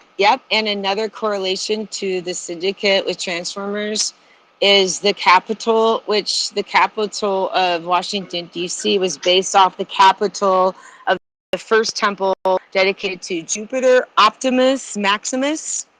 And Seriously? I swear to God, I have you can scroll down in my Twitter feed. We found this out the other day. But yes, Transformers and the Syndicate are equal in alphanumeric code gematria. I am so satisfied right now. You have eased all the pain, babe. The logos. Can you see that? Fully. What? Are you speaking Hebrew to me? Talk about some logos. It may be. Bro, I think I just coughed out my soul. It is fire upon us. No, I found that really cool. Fire. It's the Jupiter, Optimus, Maximus, and then I look at the Transformers movie. And you're like Optimus Prime, and you're thinking about all the names of the Transformers. You're like, why? But it just proves everything on kind of like that whole EA theory. Simulator. Even Hollywood still always knew and embedded like the I'm gonna ask you code a question, in Kaon, their design. Yes, sir. which is really important. Have you Yes. ever smoked a fuck ton of DMT? Yes. Not a fuck ton. I have smoked DMT effectively 2 times. Third time not effective, and I choose to not do it anymore. I already broke through all 5 dimensional walls. Man, I love DMT, but nothing has ever made me cough harder. Like Really? that shit has got to be Was the it a most. distillate you were smoking through a vape, or were you smoking Right a putter? now, bitches. It was the crystal. It was the Okay. crystal. Was it Yeah. on weed? Yeah. Are Okay. you back right now? You're back? Tell me what you saw, Daddy. Bro, dude, it's wild, man. Did you get to the walls, and did you know how to break through them in your journey? Well, I don't know. I talked to things that in there, Yes. and they were pretty chill. If you hit it hard enough, it will make you release sounds like a shaman or like a Buddhist, like one of those crazy deep monks. If All you I hit it hard know enough. is it burned, man. It burned. Nothing has ever burned my lungs as hard as that did. Well, you But got the like, wrong shit. That's the wrong shit. It I might don't be made like. because you got to be careful with that. They use a lye in order to LYE It's in called order naphtha. to It's not lye. It's called naphtha. in order to produce that in the crystallized form. My other roommate actually makes his own batches, but I refuse to use his DMT. I don't need to because I already again broke through all the walls. I don't need to unless it's for a reason. But I have tried his weed DMT spread, and it just really even wasn't the same. Now, the best form I've ever experienced was more in a distillate. I think it just matters on where you got your bark from. Period. I mean, That's the only there's thing that, that. but in That's the chemistry, only it thing it's says made from, right. right? Is that bark? No, Yeah, well, that's it. no, they it's like a clay. It's like a lye or a clay base. No, I know, but I mean the mhm. DMT is extracted from that. The only like viable source is that one kind of bark. Yes. There's other You stuff don't to process, say obviously. hypothetically. Well, then we need to add that to the farm. Hello, how to grow I think it like only grows in ayahuasca South genus America, right? plants. It can only grow in South America. The Yeah, tree only grows in South America. Did you know that the plant? So, like every pharmaceutical basically has like a plant root, base. And for example, when you look up Viagra and you read the patent, do you want to know the number one potent supplement that they use, which is a plant extract that's horny goatweed? And in fact, I'm Pfizer pretty tried to sure sue it's for the their ground rights to. up bones of children. Well, I mean, no, horny goatweed is the number one active ingredient in Viagra. You could just take that supplement and not deal with now the chemicals, right? And with the, and that's why, That's so funny. Adderall comes from a flower. The amphetamine aspect of it comes from a flower, and I don't remember the name of it right now. It's buried in my screenshots, and thank God I did them. I had to walk away from my son to say this, but Oh. my daddy used to say, there's something you can eat if you can't get it right. Well, yeah, exactly. It's called pussy. Oh. I mean, possibly. But no, in case you're wondering, there was a flower in which they extracted, whatever molecules that produced the amphetamine aspect of methamphetamine, crystal amphetamine, Adderall. And it's a flower that still grows native in like southern Arizona and New Mexico. So like there's still access to some of those wild roots plants that, I mean, you can't buy the seeds anywhere, but if you know where it grows wild still, you can probably still go and harvest it and, start growing it and figuring some shit out. Unpharmaceuticalized medicine. Just saying. That's an interest I have. Also, I'd like emus on my farm. Just saying. Emus. My neighbor had emus. They're so beautiful and intelligent. They smell just like a pig. They all fucking stink. Everything stinks. Oh, it's possible. I grew up. I don't have shoes on half the time. Remember? Right? Doesn't it Yeah. just becomes natural? Or a bra. Yeah. Yeah. I know. Anyways, I got to go back to. I'm gonna listen for a while. I've got stuff to do, but thanks for letting me chime in. It was really fun listening to your cannabis plans.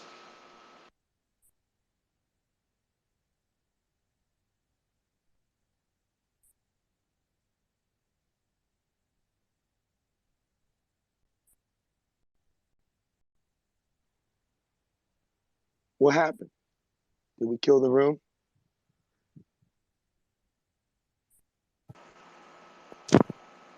I mean, I'm still here. I'm supposed to be We are doing here. stuff. Oh, Dave is here. Hi, Dave.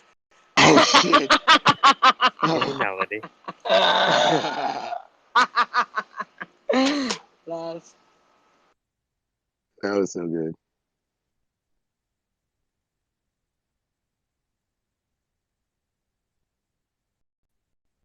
Hypothetically, ayahuasca is just made from a bark from a tree or a vine, South American derivative, and ground into a paste and suspended in a solution.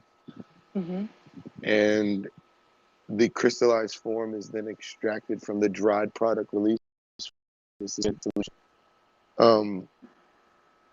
If you choose, that is one way to experience DMT, which is, they make it as the crystal. People would just prefer to have the tea and drink the tea as opposed to having the chemical processed form of what it is. But we were discussing this, I guess it was the throat chakra expression the other day, which led me down the rabbit hole of hollow breathing, which can also help you express DMT on a regular. It can be dangerous, is what I'm told. Yes. But it is one way to express within ourselves without having to have any contact with any additives or extra shit, so to speak. It's like You the know true that, one right. connection is with Well, breath, I think. I agree with you. And did you know that it's quite plausible that, like, when Moses was, like, whatever, staring at a burning bush, that the bush he was staring at was an acacia bush, which was very native in that time. And the acacia bush produces a leaf. When you steam them, it would then produce, like, the ayahuasca type DMT. Which is how Moses could connect with God through the Akashic record. And so, with that being said, also a lot of the dueling practices and breathing and stuff that I was doing, I understood that I was expressing natural DMT. And yes, it is kind of dangerous to unlock that naturally. But one thing I learned is that, when you maybe stand up a little bit too fast, and you get a blackout and everything goes black, and it's like this really weird cool feeling, but you're blacking out for a second. So something in me that kind of told me to register those or to pay attention to them, because and actually what it is well, you're blacking out because you have an influx of heartbeat pressure and blood flow, but those are still some of the same conditions required in order to suppress DMT from the pineal gland. And whenever I would black out, whether it was like while I'm working out or just like even getting up too fast one day, I learned to accept that blackout feeling and push it through my entire body and then out into the floor, and accept it as understanding that is similar and likely, an energetic experience versus just hold on, I'm blacking out for a second. So that has trained me very well when I started channeling those kind of blackout feelings, because I began to associate them again with my DMT work and yoga work, and it's always served me well. But yeah, we produce it in our brains, and you can do it naturally, and then you can get it synthetically or through the plant form, for sure. But it is kind of powerful, and you got to be careful because there's really no known area of expertise or education to guide somebody once their mind is opened to the DMT, and it can really mess some people up, and it has. But there's that experience with natural DMT production.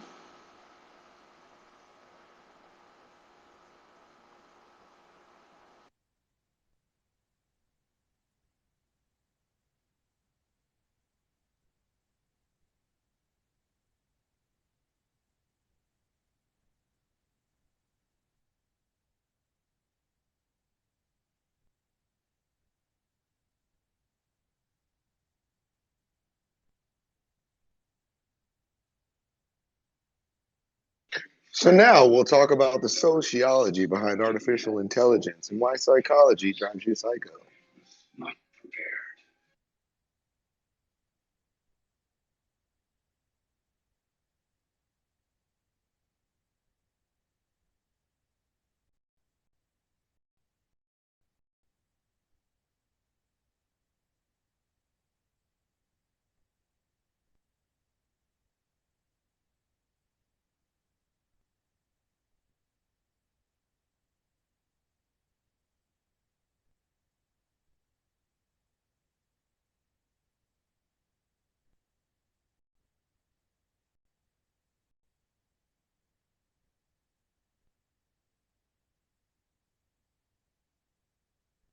Damn, I killed the room. Why do you guys let me talk? Jeez, I just ruined everything.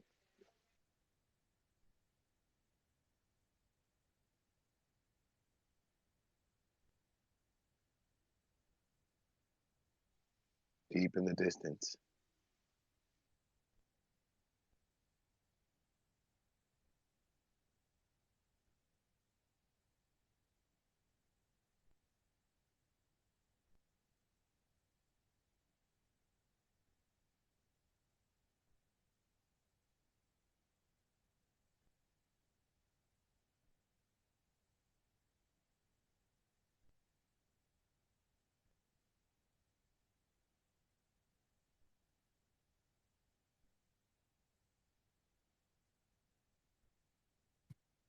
Yeah, man, I'm still with you.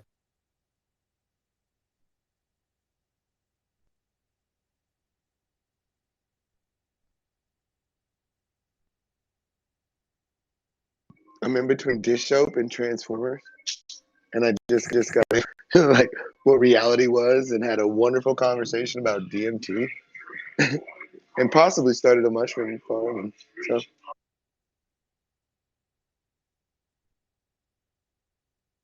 Talk about covering a lot of ground.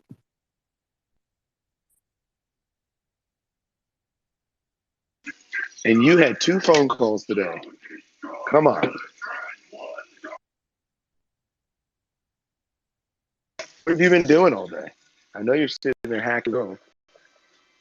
Oh man, videos. I gotta actually go back to creating some more. It's good. Good progress, you know? Are you doing the animated ones or the real content, like with you? No, these are tutorials for like a technology course. I'm just gonna share the wealth like that. So, well, I mean, I'm working with a Ghanaian, so when you work with these Africans, they look at business a bit differently than most people, you know? Yeah, they want you to go all the way hard. They have different values. They just, you know what I mean? They see when people grow up in Africa, they see different things. Yeah, yeah, They've seen different things. yeah. I think they have more of a grounded view, you know, more realistic and very pragmatic. Yeah, and they will expand on that ass.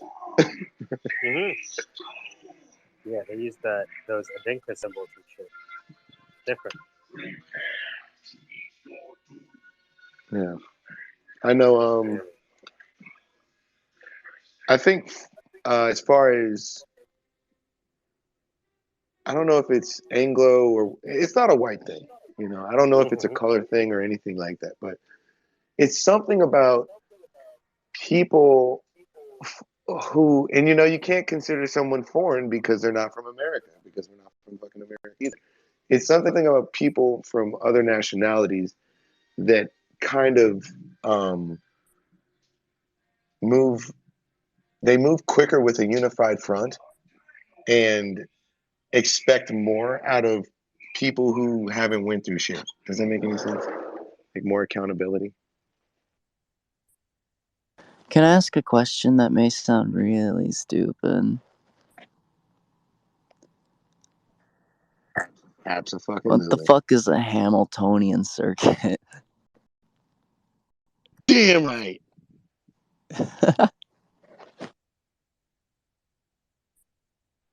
Like, I'm dead ass. That's like foreign to me. Allow me to let our fearless head honcho and leader explain what the fuck it is, because I don't know.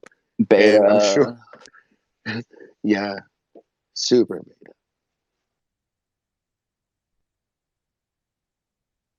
beta. Well, fearless leader. Hello. Jeez, Jasper.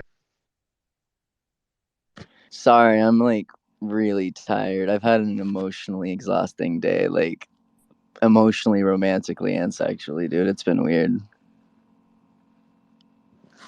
Did you even click in the basket? Did you click in the nest and check it out? Or are you just looking for the inside? Say again? Did you even click on it, or are you looking for the cliff notes? Oh, I mean, I clicked on it, but Cliff Notes would be nice. That was from a discussion, what, 2 years ago? Yeah, Actually, it was but on what? 420. Actually, Why you had to beta me? Because I called my homie fearless leader, though, dog. Well, I mean, like if you don't consider yourself the fearless leader, obviously you're like beta or lower. Well, I wouldn't consider myself anything, but I would give the respect to the people who could explain it to you. But I don't know if that's beta or alpha. But I think do that's know. omega. I think you're like disregarding the sociosexual hierarchy, and that's like beta. That's right, which is what I just put in there. Something I think I snapped my buddy something about he's being, dissipated. Like we don't really. Well, So if you succumb to what social hierarchy is, yeah, betas, that's good enough for your vocabulary. I'll take it. Yeah, I mean, fucking, it's all stupid. It's just astrology for like straight men usually, but like, no worries, kid. My son's pissing off my back porch. I don't know how it's relevant, but fuck, okay. Yeah, like it's like what you said didn't matter, kind of. And when I kind of said fearless leader, kind of threw me off. But I'm not going to be baited here, Jasper. Hey, this is going to be good. I'm Omega as fuck, alright, but at least I accept it. Hold on, what does Omega mean?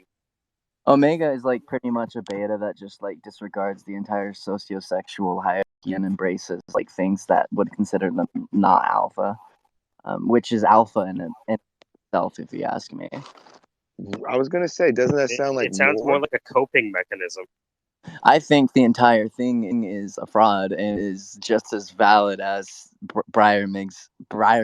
Jesus.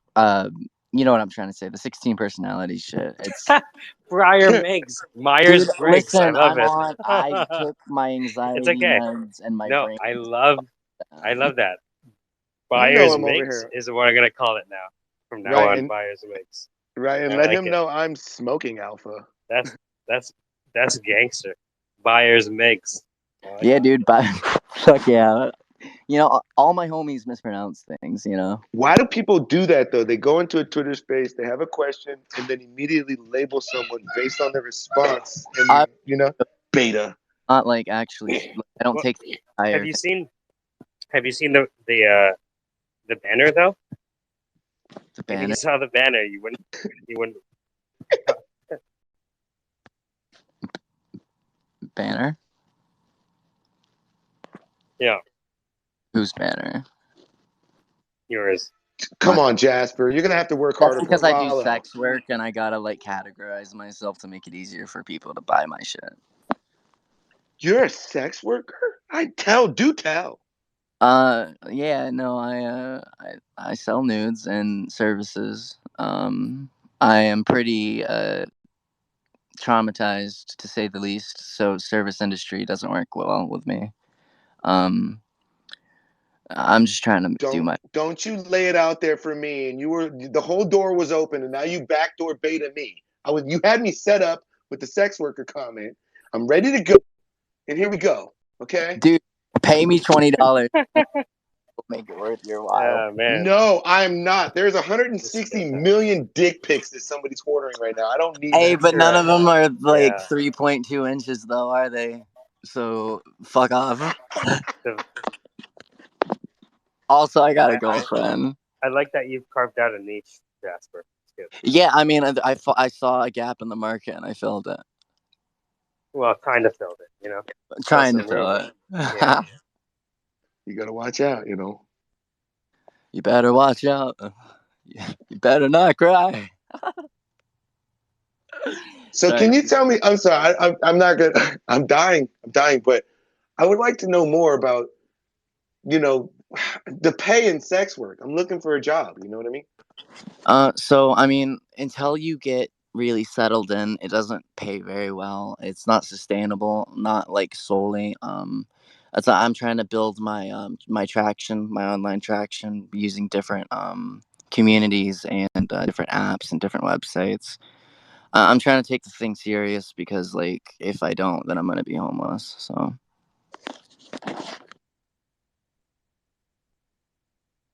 Also, it's fun. So, fuck it.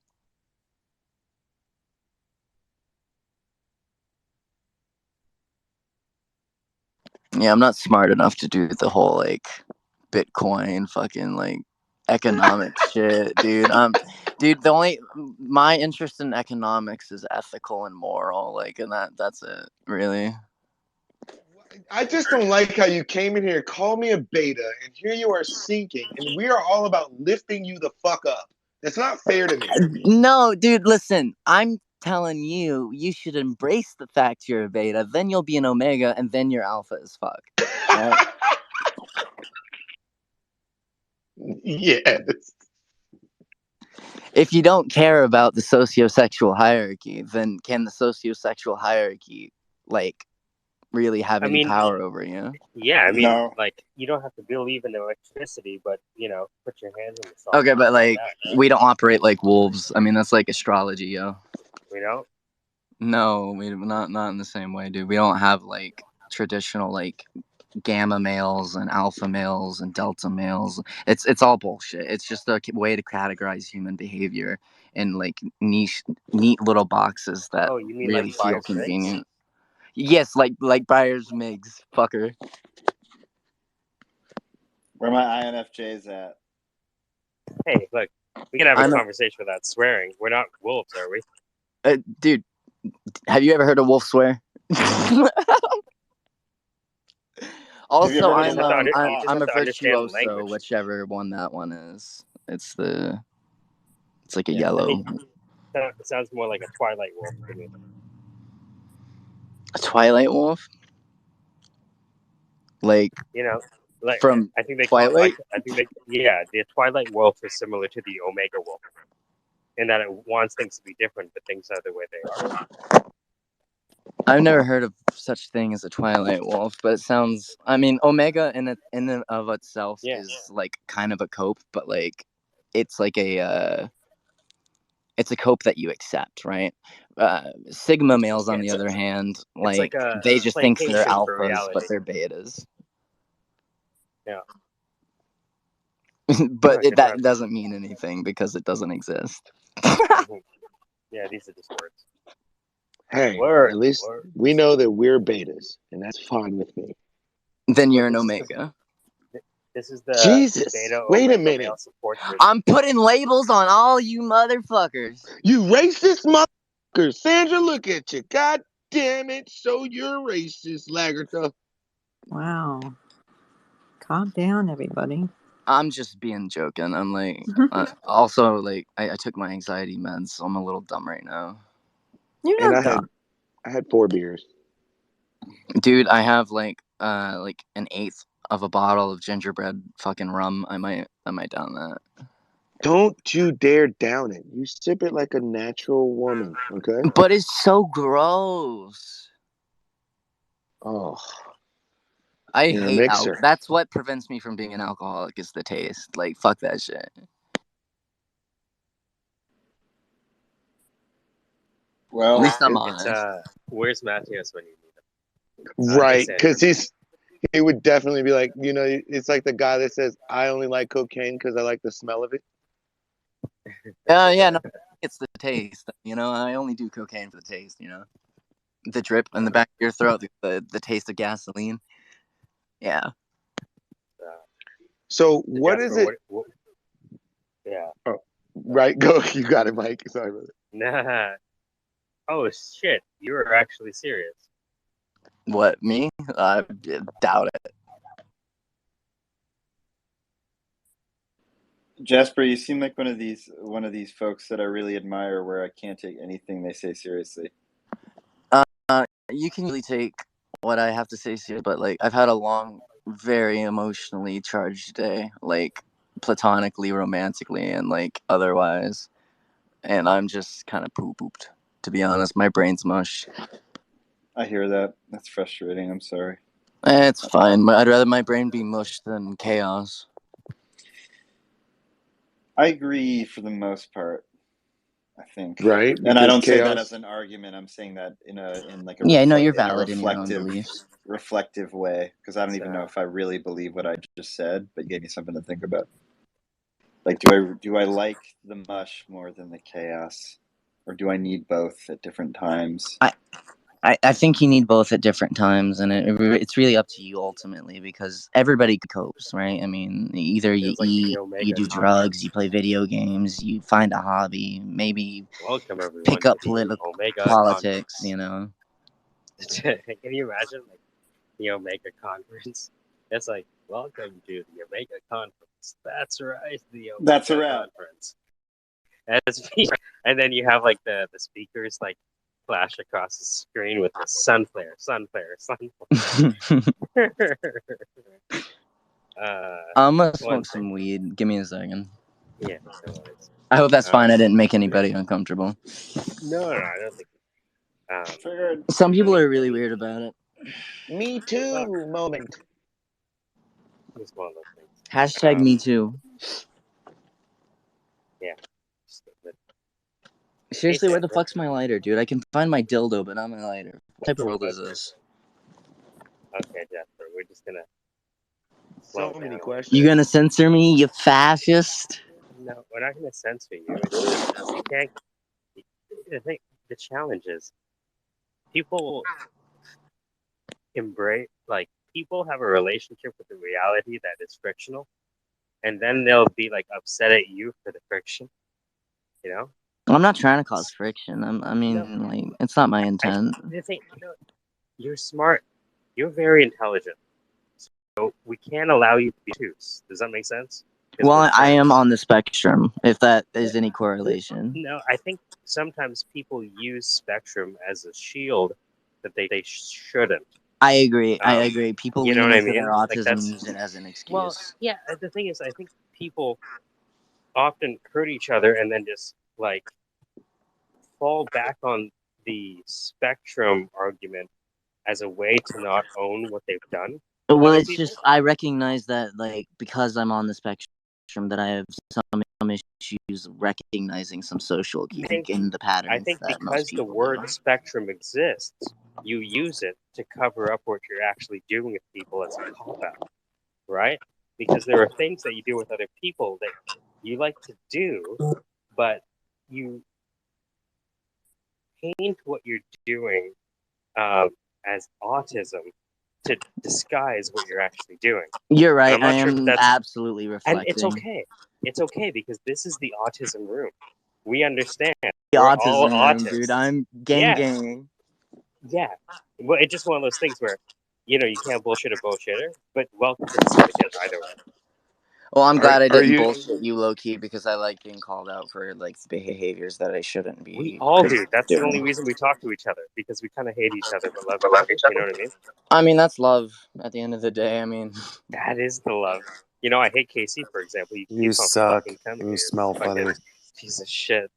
Casey, your dick's small. Dude, your fucking mom is dead. Dude, I wish my mom was dead. This is bad. Just going straight off the cliff with that one. I'm like, do I go all the way full send? Oh, fuck it. It's been a long day. Let's do it. I would do full send. Gentlemen, I need silence in 5, silence in 4. Thank you, Michael, for your silence. Andrea, silence in 3, in 2, in 1. Eyes on me. Thank you. I don't have anything to say, but this guy's so been you're like a teaching for a politician. week and knows how to manage the class. Emmy just full sent it. He did the whole thing. I like that shit. It's like he started, like, he knew where he was going, but then he forgot. Dude, hey, Assigned, you're into racing, aren't you? I'm not a racist, but I do like NASCAR. No, racer. Racing. Why nice, does your mind go there? Are you a latent racist? What? A bit at that point. You can't project nothing on this man. Am I a racist? Who isn't a racist? In traffic, you're all racist. Don't lie. You all like gagging. That's why that toothbrush stays back there. Wait. Actually, the toothbrush stays firmly up my ass. Do you do it every day? Do you brush those fucking teeth?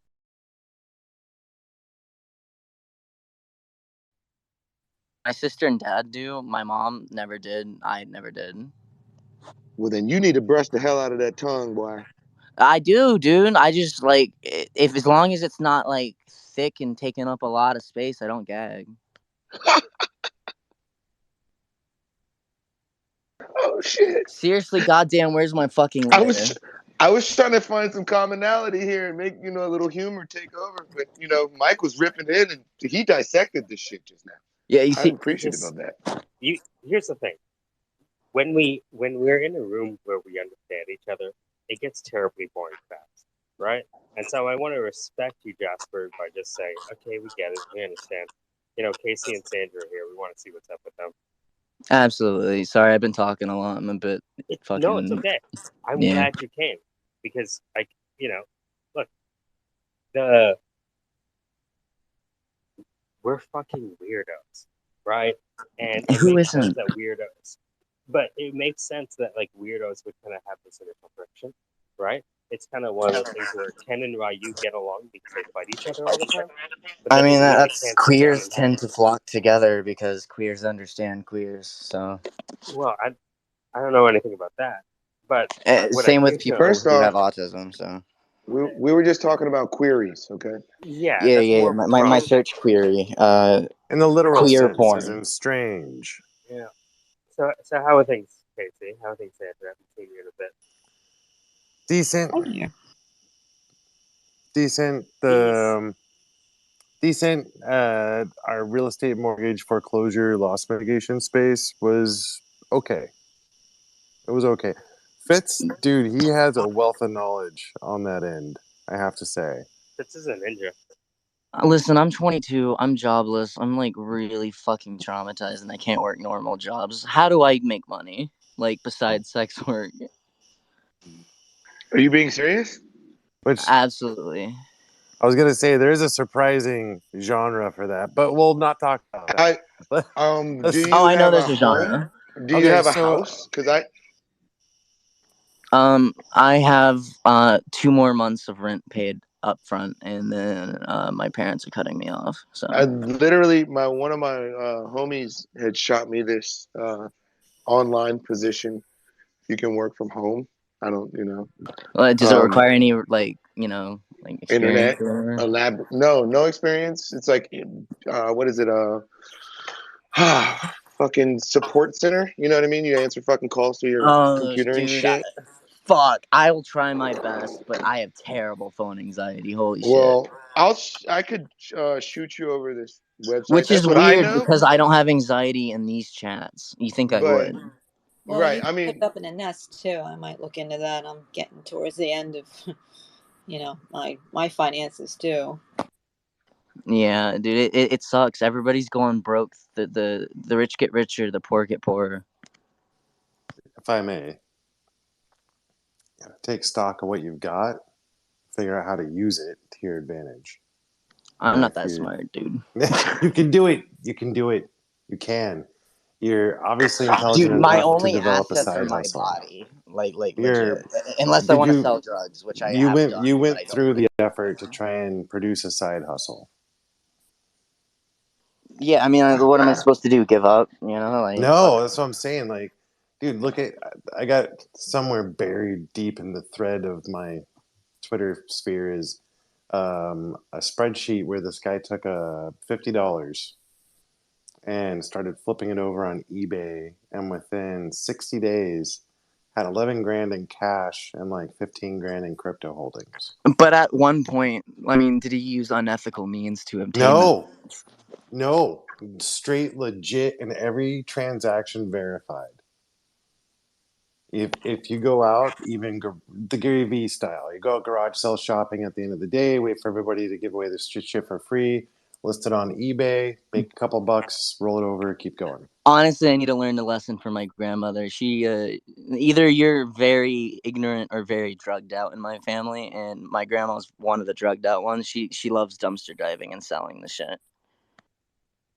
are you into farm work? Well, I'm built like a 14-year-old girl, so probably not, but I would do it like if I had to. There are a lot of 14-year-old girl farmers out there. Yeah, but okay, fair. Question.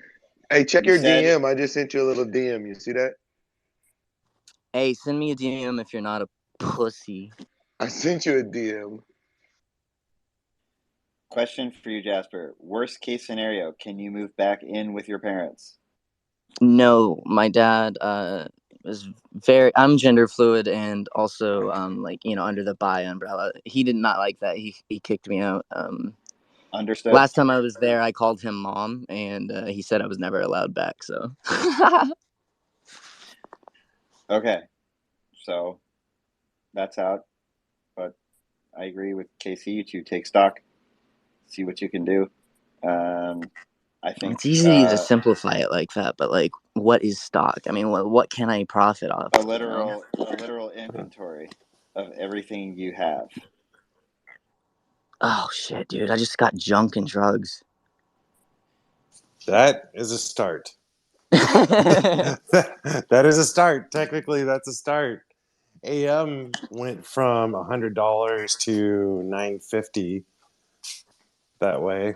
I low-key did tell like my weed dealer, I'm like, hey, I got Klonopin if anybody wants to buy that. I need money. So one thing I will say is this a the other thing I will say is I don't give a shit. I'm not connected in any way to my real identity. okay. But the other thing is like one thing, like I've heard you call yourself dumb a bunch of times. You're clearly not dumb. And one thing that'll help is I believe that one thing that might help is if you try to stop telling yourself that. Yeah, I was told earlier that I need to like, in order to find happiness and be content in life, I need to first love myself. And I am trying to change those thoughts, those patterns of behavior, you know? It's just hard. No, it's almost impossible. As someone who went through this myself, it is almost impossible, but it is not. And it starts with really silly things for me, saying I love you in the mirror. I did this, and it I felt cannot do ridiculous. that. I don't know.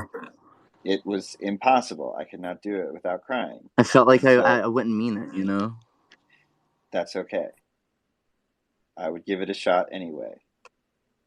Okay, you know what? I have a full body mirror and I'm laying in my bed. I can do that right now. Hey, yo, homie, I love you. You chill. That's a good start. Now, next time, try it when you're not on a Twitter space and you're by yourself. But that's a Yeah, great fair start. enough. If I can remember That's awesome doing that you did that, that. to be honest. Dude, I think my girlfriend stole my fucking vape, which is fair because I guess, but god damn it, I can't find this vape, dude. Or my lighter. Fucking both disappeared.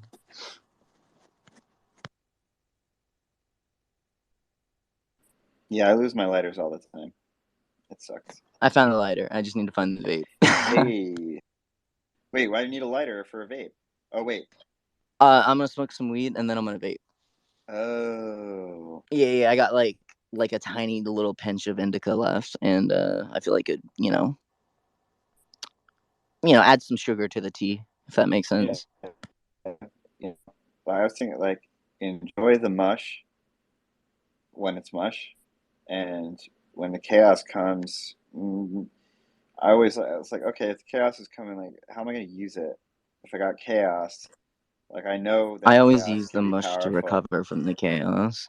Exactly. So, like, it's like, what does productive chaos look like for me?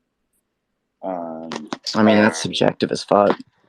Yeah, that's what I'm saying. It's subjective. It's individual. It's unique to the human being. So something I try to think about for myself. I'm lucky. I get to work with people, young folks all day as of last week, and it's already chaotic. Sorry, that was so mean. I don't mean that. I didn't hear what you said, and that's okay. Nothing. You didn't wanna. Okay, but I get to work with young folks, and it's already chaotic. So what I have to do is respond to the chaos in my own little chaotic way, and then when the mush comes, I gotta enjoy the mush. Like Imagine right now, being bipolar and then like you do it naturally, like switching between chaos and mush. I mean, that sounds kind of nice. I wish I felt as good as Kanye West did. well, it's the interesting thing, right? Because sometimes the chaos is way too chaotic to be functional, as the general population understands it, and the mush is so mushy that you sometimes are suicidal, which is no good. I've You're dealt absolutely correct. I I've tried to never kill dealt myself 4 days ago. I shouldn't have said that in a public space, but I don't give a fuck, dude. I am an open book. well, you got to tell somebody, right? You got to tell somebody, and I would be very, very mindful about what you're thinking about, because there's a difference between probably the difference between passive and active thoughts. Yeah. And I would say that the hotline saved my life a couple times. Don't sleep on the hotline. Dude, I tried, but it feels so cold and empty. It's like they don't care. Like, it's an inconvenience to them. I'm sorry that you had that experience, and I know where that's coming from. But you gotta like I found my vape. I know. Damn right, smoke that thing, Daddy. Smoke the vape. I'm smoking Nicotine, cigarettes. baby. I'm about to do it. Don't you do it. It's cotton candy, so it tastes like fucking rainbows. I tell you what, I'm very glad that you're here with us today, and I want to say that I appreciate you and you opening my eyes to what Beta Omega means. Yeah, dude, it doesn't mean anything. It's just what you assign it. Well, hey, did you read my name? The assign? And hey, I'm with it. Dude, that was completely coincidental. That's kind of funny. Within you, there are two wolves. One is a wolf, and the other is also a wolf. Two wolves. Actually, within me there are like 6 identities. Okay. Yeah, I'm crazy. Are they wolves? Well, I mean, they're furries. So one wants to be like a fox wolf. One's a bunny. So I mean, are you kidding? Or are you being real? I'm being dead ass. Is that like your connection to reality? Is the identification with these animals? Actually, no. We recently found out that like we're color coded. Like each one of us like have like a color we feel like represents us the most, and that's been really helpful in organizing our thoughts. You're part of a furry community? Absolutely, have been since I was like way too young. I got groomed. And how is that Are your showing up for you now? I just want to know, are your parents furries? You know. Yeah. Is the community good community, or not so good community? It just like every community. I mean, it has a lot of good and bad. There seems to be a little bit more mental illness in the furry community than your average community. Yeah. I've noticed. But like, I mean, creating your own character and representing it like as yourself is its own cope, I guess. Well, I would say if you found a way to express yourself that for some reason most people find abhorrent for some reason, that takes a toll, in my opinion. Absolutely. So People either don't take me serious or they're scared of me, and it's like never in between. But I know that it's in terms of you talk about the metaverse. I know that there are a lot of very forward thinkers in those communities. Is that like the Facebook VR shit? It's one element of it.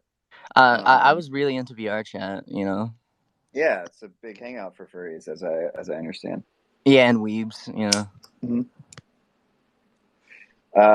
My question is, like, you got folks you could talk to about stuff?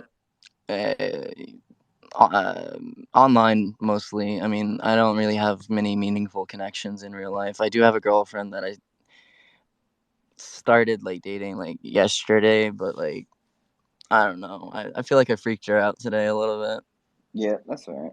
But can you have meaningful conversations with your friends online? I think those are real Absolutely. friends. I'm having a meaningful conversation with you, and you haven't done anything wrong to me, so I consider you a friend. That's good. Well, just keep talking, especially when stuff gets a little rough with the thoughts. I know what they're like, and they're no fun. Yeah, I mean, if you're talking, then you can't, do other things, I guess. Well, I was told that if you share a problem, you cut it in half. Well, the first step in solving any problem is acknowledging that there's a problem in the first place. I've heard that myself, and I tend to agree. It's like I'm not like Buddhist or anything. I consider myself agnostic, but like they have this belief that there is conflict in life, and to every conflict there is a solution, and there's like a 4-step thing that they believe. I looked into it recently. I try to be open-minded to alternate ways of thinking. Well, I think you might be talking about the Four Noble Truths. Maybe, I think. Is it like they're acknowledging that there's a problem and that there is a solution to the problem and that you can do something about the problem or some shit like that? Well, I think the first one is that, in so many words, to live is to suffer. Oh, absolutely. I mean, life is suffering, but life is also beautiful in that way. Like Slipping, suffering is more falling, than can't nothing. get up. Slipping, hit the side. You I know that got to DMX get up. thing? Facts. That's Yeah. 100. Yeah. 100. What's that? X? To have love. To have love. I was like, these kids. I was like, these kids need to know about DMX. Well, maybe they Yeah, don't. I don't know. Dude, I know about DXM. Does that count? Nope. Nope. Yeah, I know. I know DMX is, but like a little bit before my time. I'm 22. Yeah. I was born 2000. One kid knew DMX, and I was like, you guys all need to know about DMX. I was like, well, X gonna give it to you, dude. But what is it? what is it? That was the genius of it. That's why he sold so many records. It's like, yo, he says it in the next album. He's gonna say what it was. What is it? It's either drugs or sex. Is my theory. William Shatner and Christopher Walken. You know, what is it? What? Christopher What Walken's is, like Winnie the what Pooh is shit, yeah. it? Well, DMX, I think, would walk around and give kids a bunch of money. I think that's one thing he did. Dude, Tupac Shakur was a socialist. Like, he was also a pro women's rights advocate. Like, I mean, you'd be surprised about like some of these like icons, But do you know why Tupac was that way? Well, I mean, I understand a lot of the struggles that the Because if you were born in a prison cell, you might have been a fucking rose in the concrete too. Dude, 13th Amendment abolishes slavery except for punishment as a capital crime. I mean, No, that's why we that have man was drug literally offenders in born double in digits. jail. He was born in jail, fam. Dude, he was a badass motherfucker, and so was Biggie, and I think the feds killed them both. But that could be my paranoia. Well, could be. I mean, they killed Huey P. Newton, so.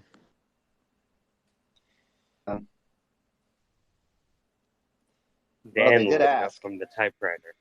Right. The essence of light spun from darkness. Tell us what you see, Dan. Tell us what you know.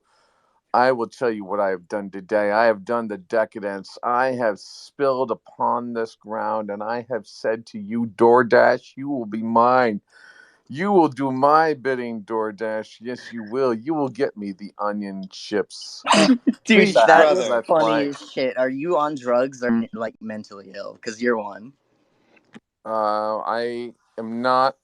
Well, first of all, we're all on drugs, so you can't say, "Are you on drugs?" Because I mean, I'm on drugs. technically- I'm on fucking THC, Klonopin, and I'm Yeah, coming well, down I'm off on like this whole Skydance. thing called dopamine and Well, yeah, that's what I relaxin, get dopamine, yo. and I'm on Fuck It All. I've been on Fuck It All for the last 4 weeks. I've been taking that pretty heavily. I've been taking a lot of Damn lately. I've been on Damn for like a year now. Damn. In the last like the last 6 weeks or so, I've been I've been I don't know. I've been taking a lot of hits of Hey You Wanna, which is Dude, I'll tell you what you should take a hit of, and it honestly has been the most like impactful, like meaningful experience in my life. DMT.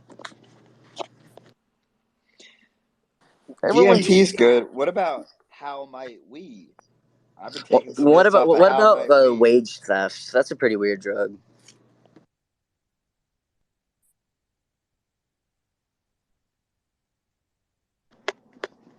Wage garnishing. Some wage salad dressing. going chicken wings, and I'm going to go with the 20-piece, just because. Look, if they're going to say they can do 20 pieces, let's just see if they can do it right. Dude, anytime I go to I'm a sellout. I'm a queer, and I can still go to Chick-fil-A. But like, I get the 30 count like nuggets and shit because like it's good, you know. Like, But I always get sauced. Like you go through the drive-through, you ask for the sauce. You get on the other side of the drive-through, like you're pulling out, right, and you didn't get the sauce, or worse, you get home and you didn't get the sauce. And my brother actually, see, that's your fault for not checking if there was sauce there, though. I mean, you could say there's a lot of things were my fault. I mean, I don't think we should go there so early Yeah, in the nothing is week. I nobody's mean, fault it's objectively. Let's be honest. Tuesday. Let's Reality wait is till Thursday subjective. before Yeah, we it's only start throwing Tuesday. faults.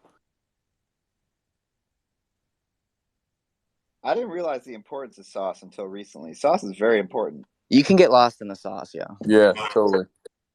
You can get found in sauce too. Oh, absolutely. Anything you can get lost in, you can be found in. I once was sauce. But Emmy, now what's going on with the neuroscience? What's the neuroscience update? Your land, what are you doing? You're teaching, right? I'm teaching, and the neuroscience update is that people really be out here. That is the update. People really be out here. What does that mean? It means that there are some bad actors because their neuroscience is jacked up. Am I a bad actor? Am I a No, crisis Jasper, actor at Sandy Hook? No, this is not.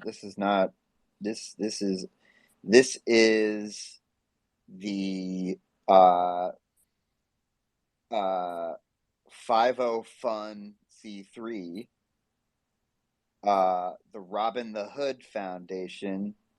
This is I support food nut bombs. This is free food, but brainwashing. Honestly, I mean, that's a good trade. As long as the brainwashing feels nice.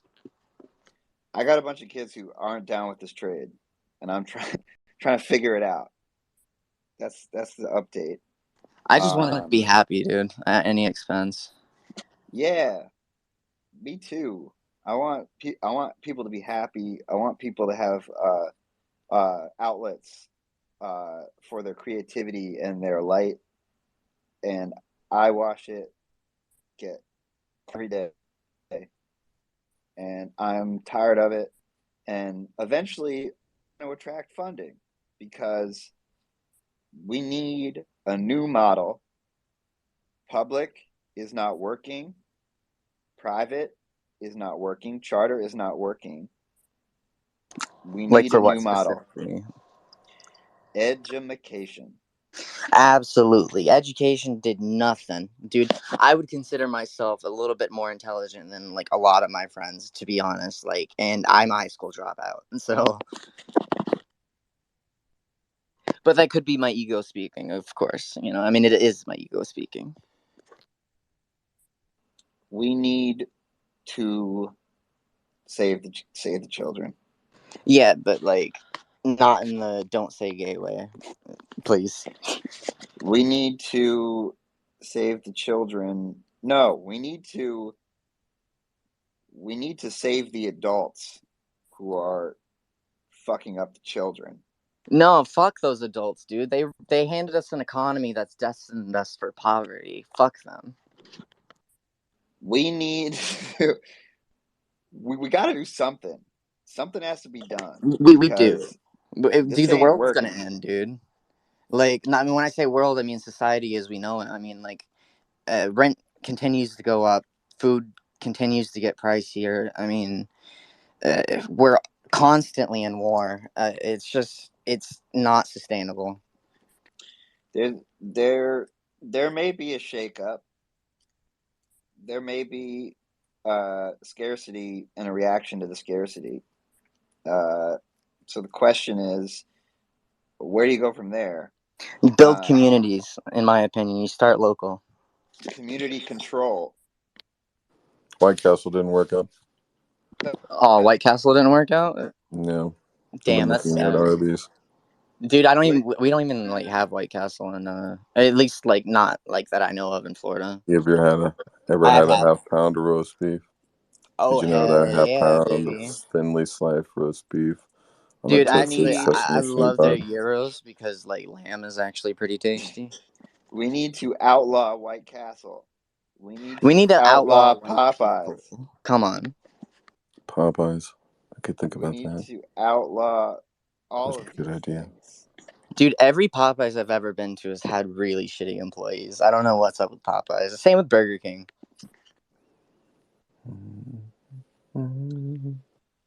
Well, I don't care or anything, but they get my order wrong every fucking time, and like I just eat it.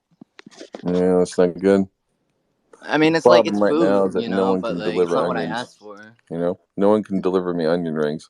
That's the realization I'm Dude, having. Sonic. No one? Oh, There's that's no what onion DoorDash rings. is saying. Oh, dude, What about fuck Uber DoorDash. Do you Eats? have a car? What? Sure, I have a car, but I That defeats can't the leave the purpose. house. What are you talking about? They come to me. I mean, that's fair, but like you pay so much more. Like they jack up the prices of like each individual item too. I know, but if you think about it, what they're doing is they're taking the ease from me too. Like Is they, it worth it? Cost versus reward. you I mean, know, I guess I'm broke, so it's not worth yeah. it for me. Yeah, I'm kind of on the other side of broke, which is not necessarily rich. It's just foolish. So Well, I yeah, mean, I'm listen, if in. you're ever trying to make a charitable donation to a very reputable cause, I know one called Jasper. The only place I make charitable donations is at the strip club. And trust me, I haven't been doing that in a while. Oh, honey, I'm a sex worker, so. All That's not right, there we stripping. go. That ain't stripping. Oh, it can be if you do it live. That ain't stripping. That might be what that A might lot of be. dancers don't want to do that though. That That's a is transfer of a data. part of a That is not product stripping. suite for some I am my strippers. own commodity, and I have seized my own means of production. Therefore, I am a one-man socialist army. I've been waiting for Emmy to get an OnlyFans page where it's basically just him berating people. So people basically step up, and Emmy kind of does his comedic. It's like I can go there and I can pay for an argument. He has it listed for like $5. Dude, you I'm can do like, that for free on Reddit and Twitter. Like, I mean, like easily. oh yeah, but I mean, but then you could finally answer like, "Well, I got an OnlyFans." You know what I mean? Like you could finally be proud about it. You know? Fucking I got an OnlyFans, like OnlyFans. only I can't. fucking fiends. Nah, I gotta be squeaky clean Be from proud here on out. about it. Fucking damn. Guys, I gotta jump to a Dude, you're call. still stuck on being proud Hey, of the being Syndicate a guy's got beta, to go to like. bed. Let's let the Yeah, I gotta captain, go my jump to captain, a go. call. Yeah. The Syndicate We'll talk to you must guys later. sleep. The Oh no, Syndicate the never syndicate must sleeps. jump. Exactly. I But can yeah, open. Going I can next. open another. Yeah. we're All right, going Sandra, I'll into join in. Sandyland from Yeah. between Yeah. 10 and 4 a.m.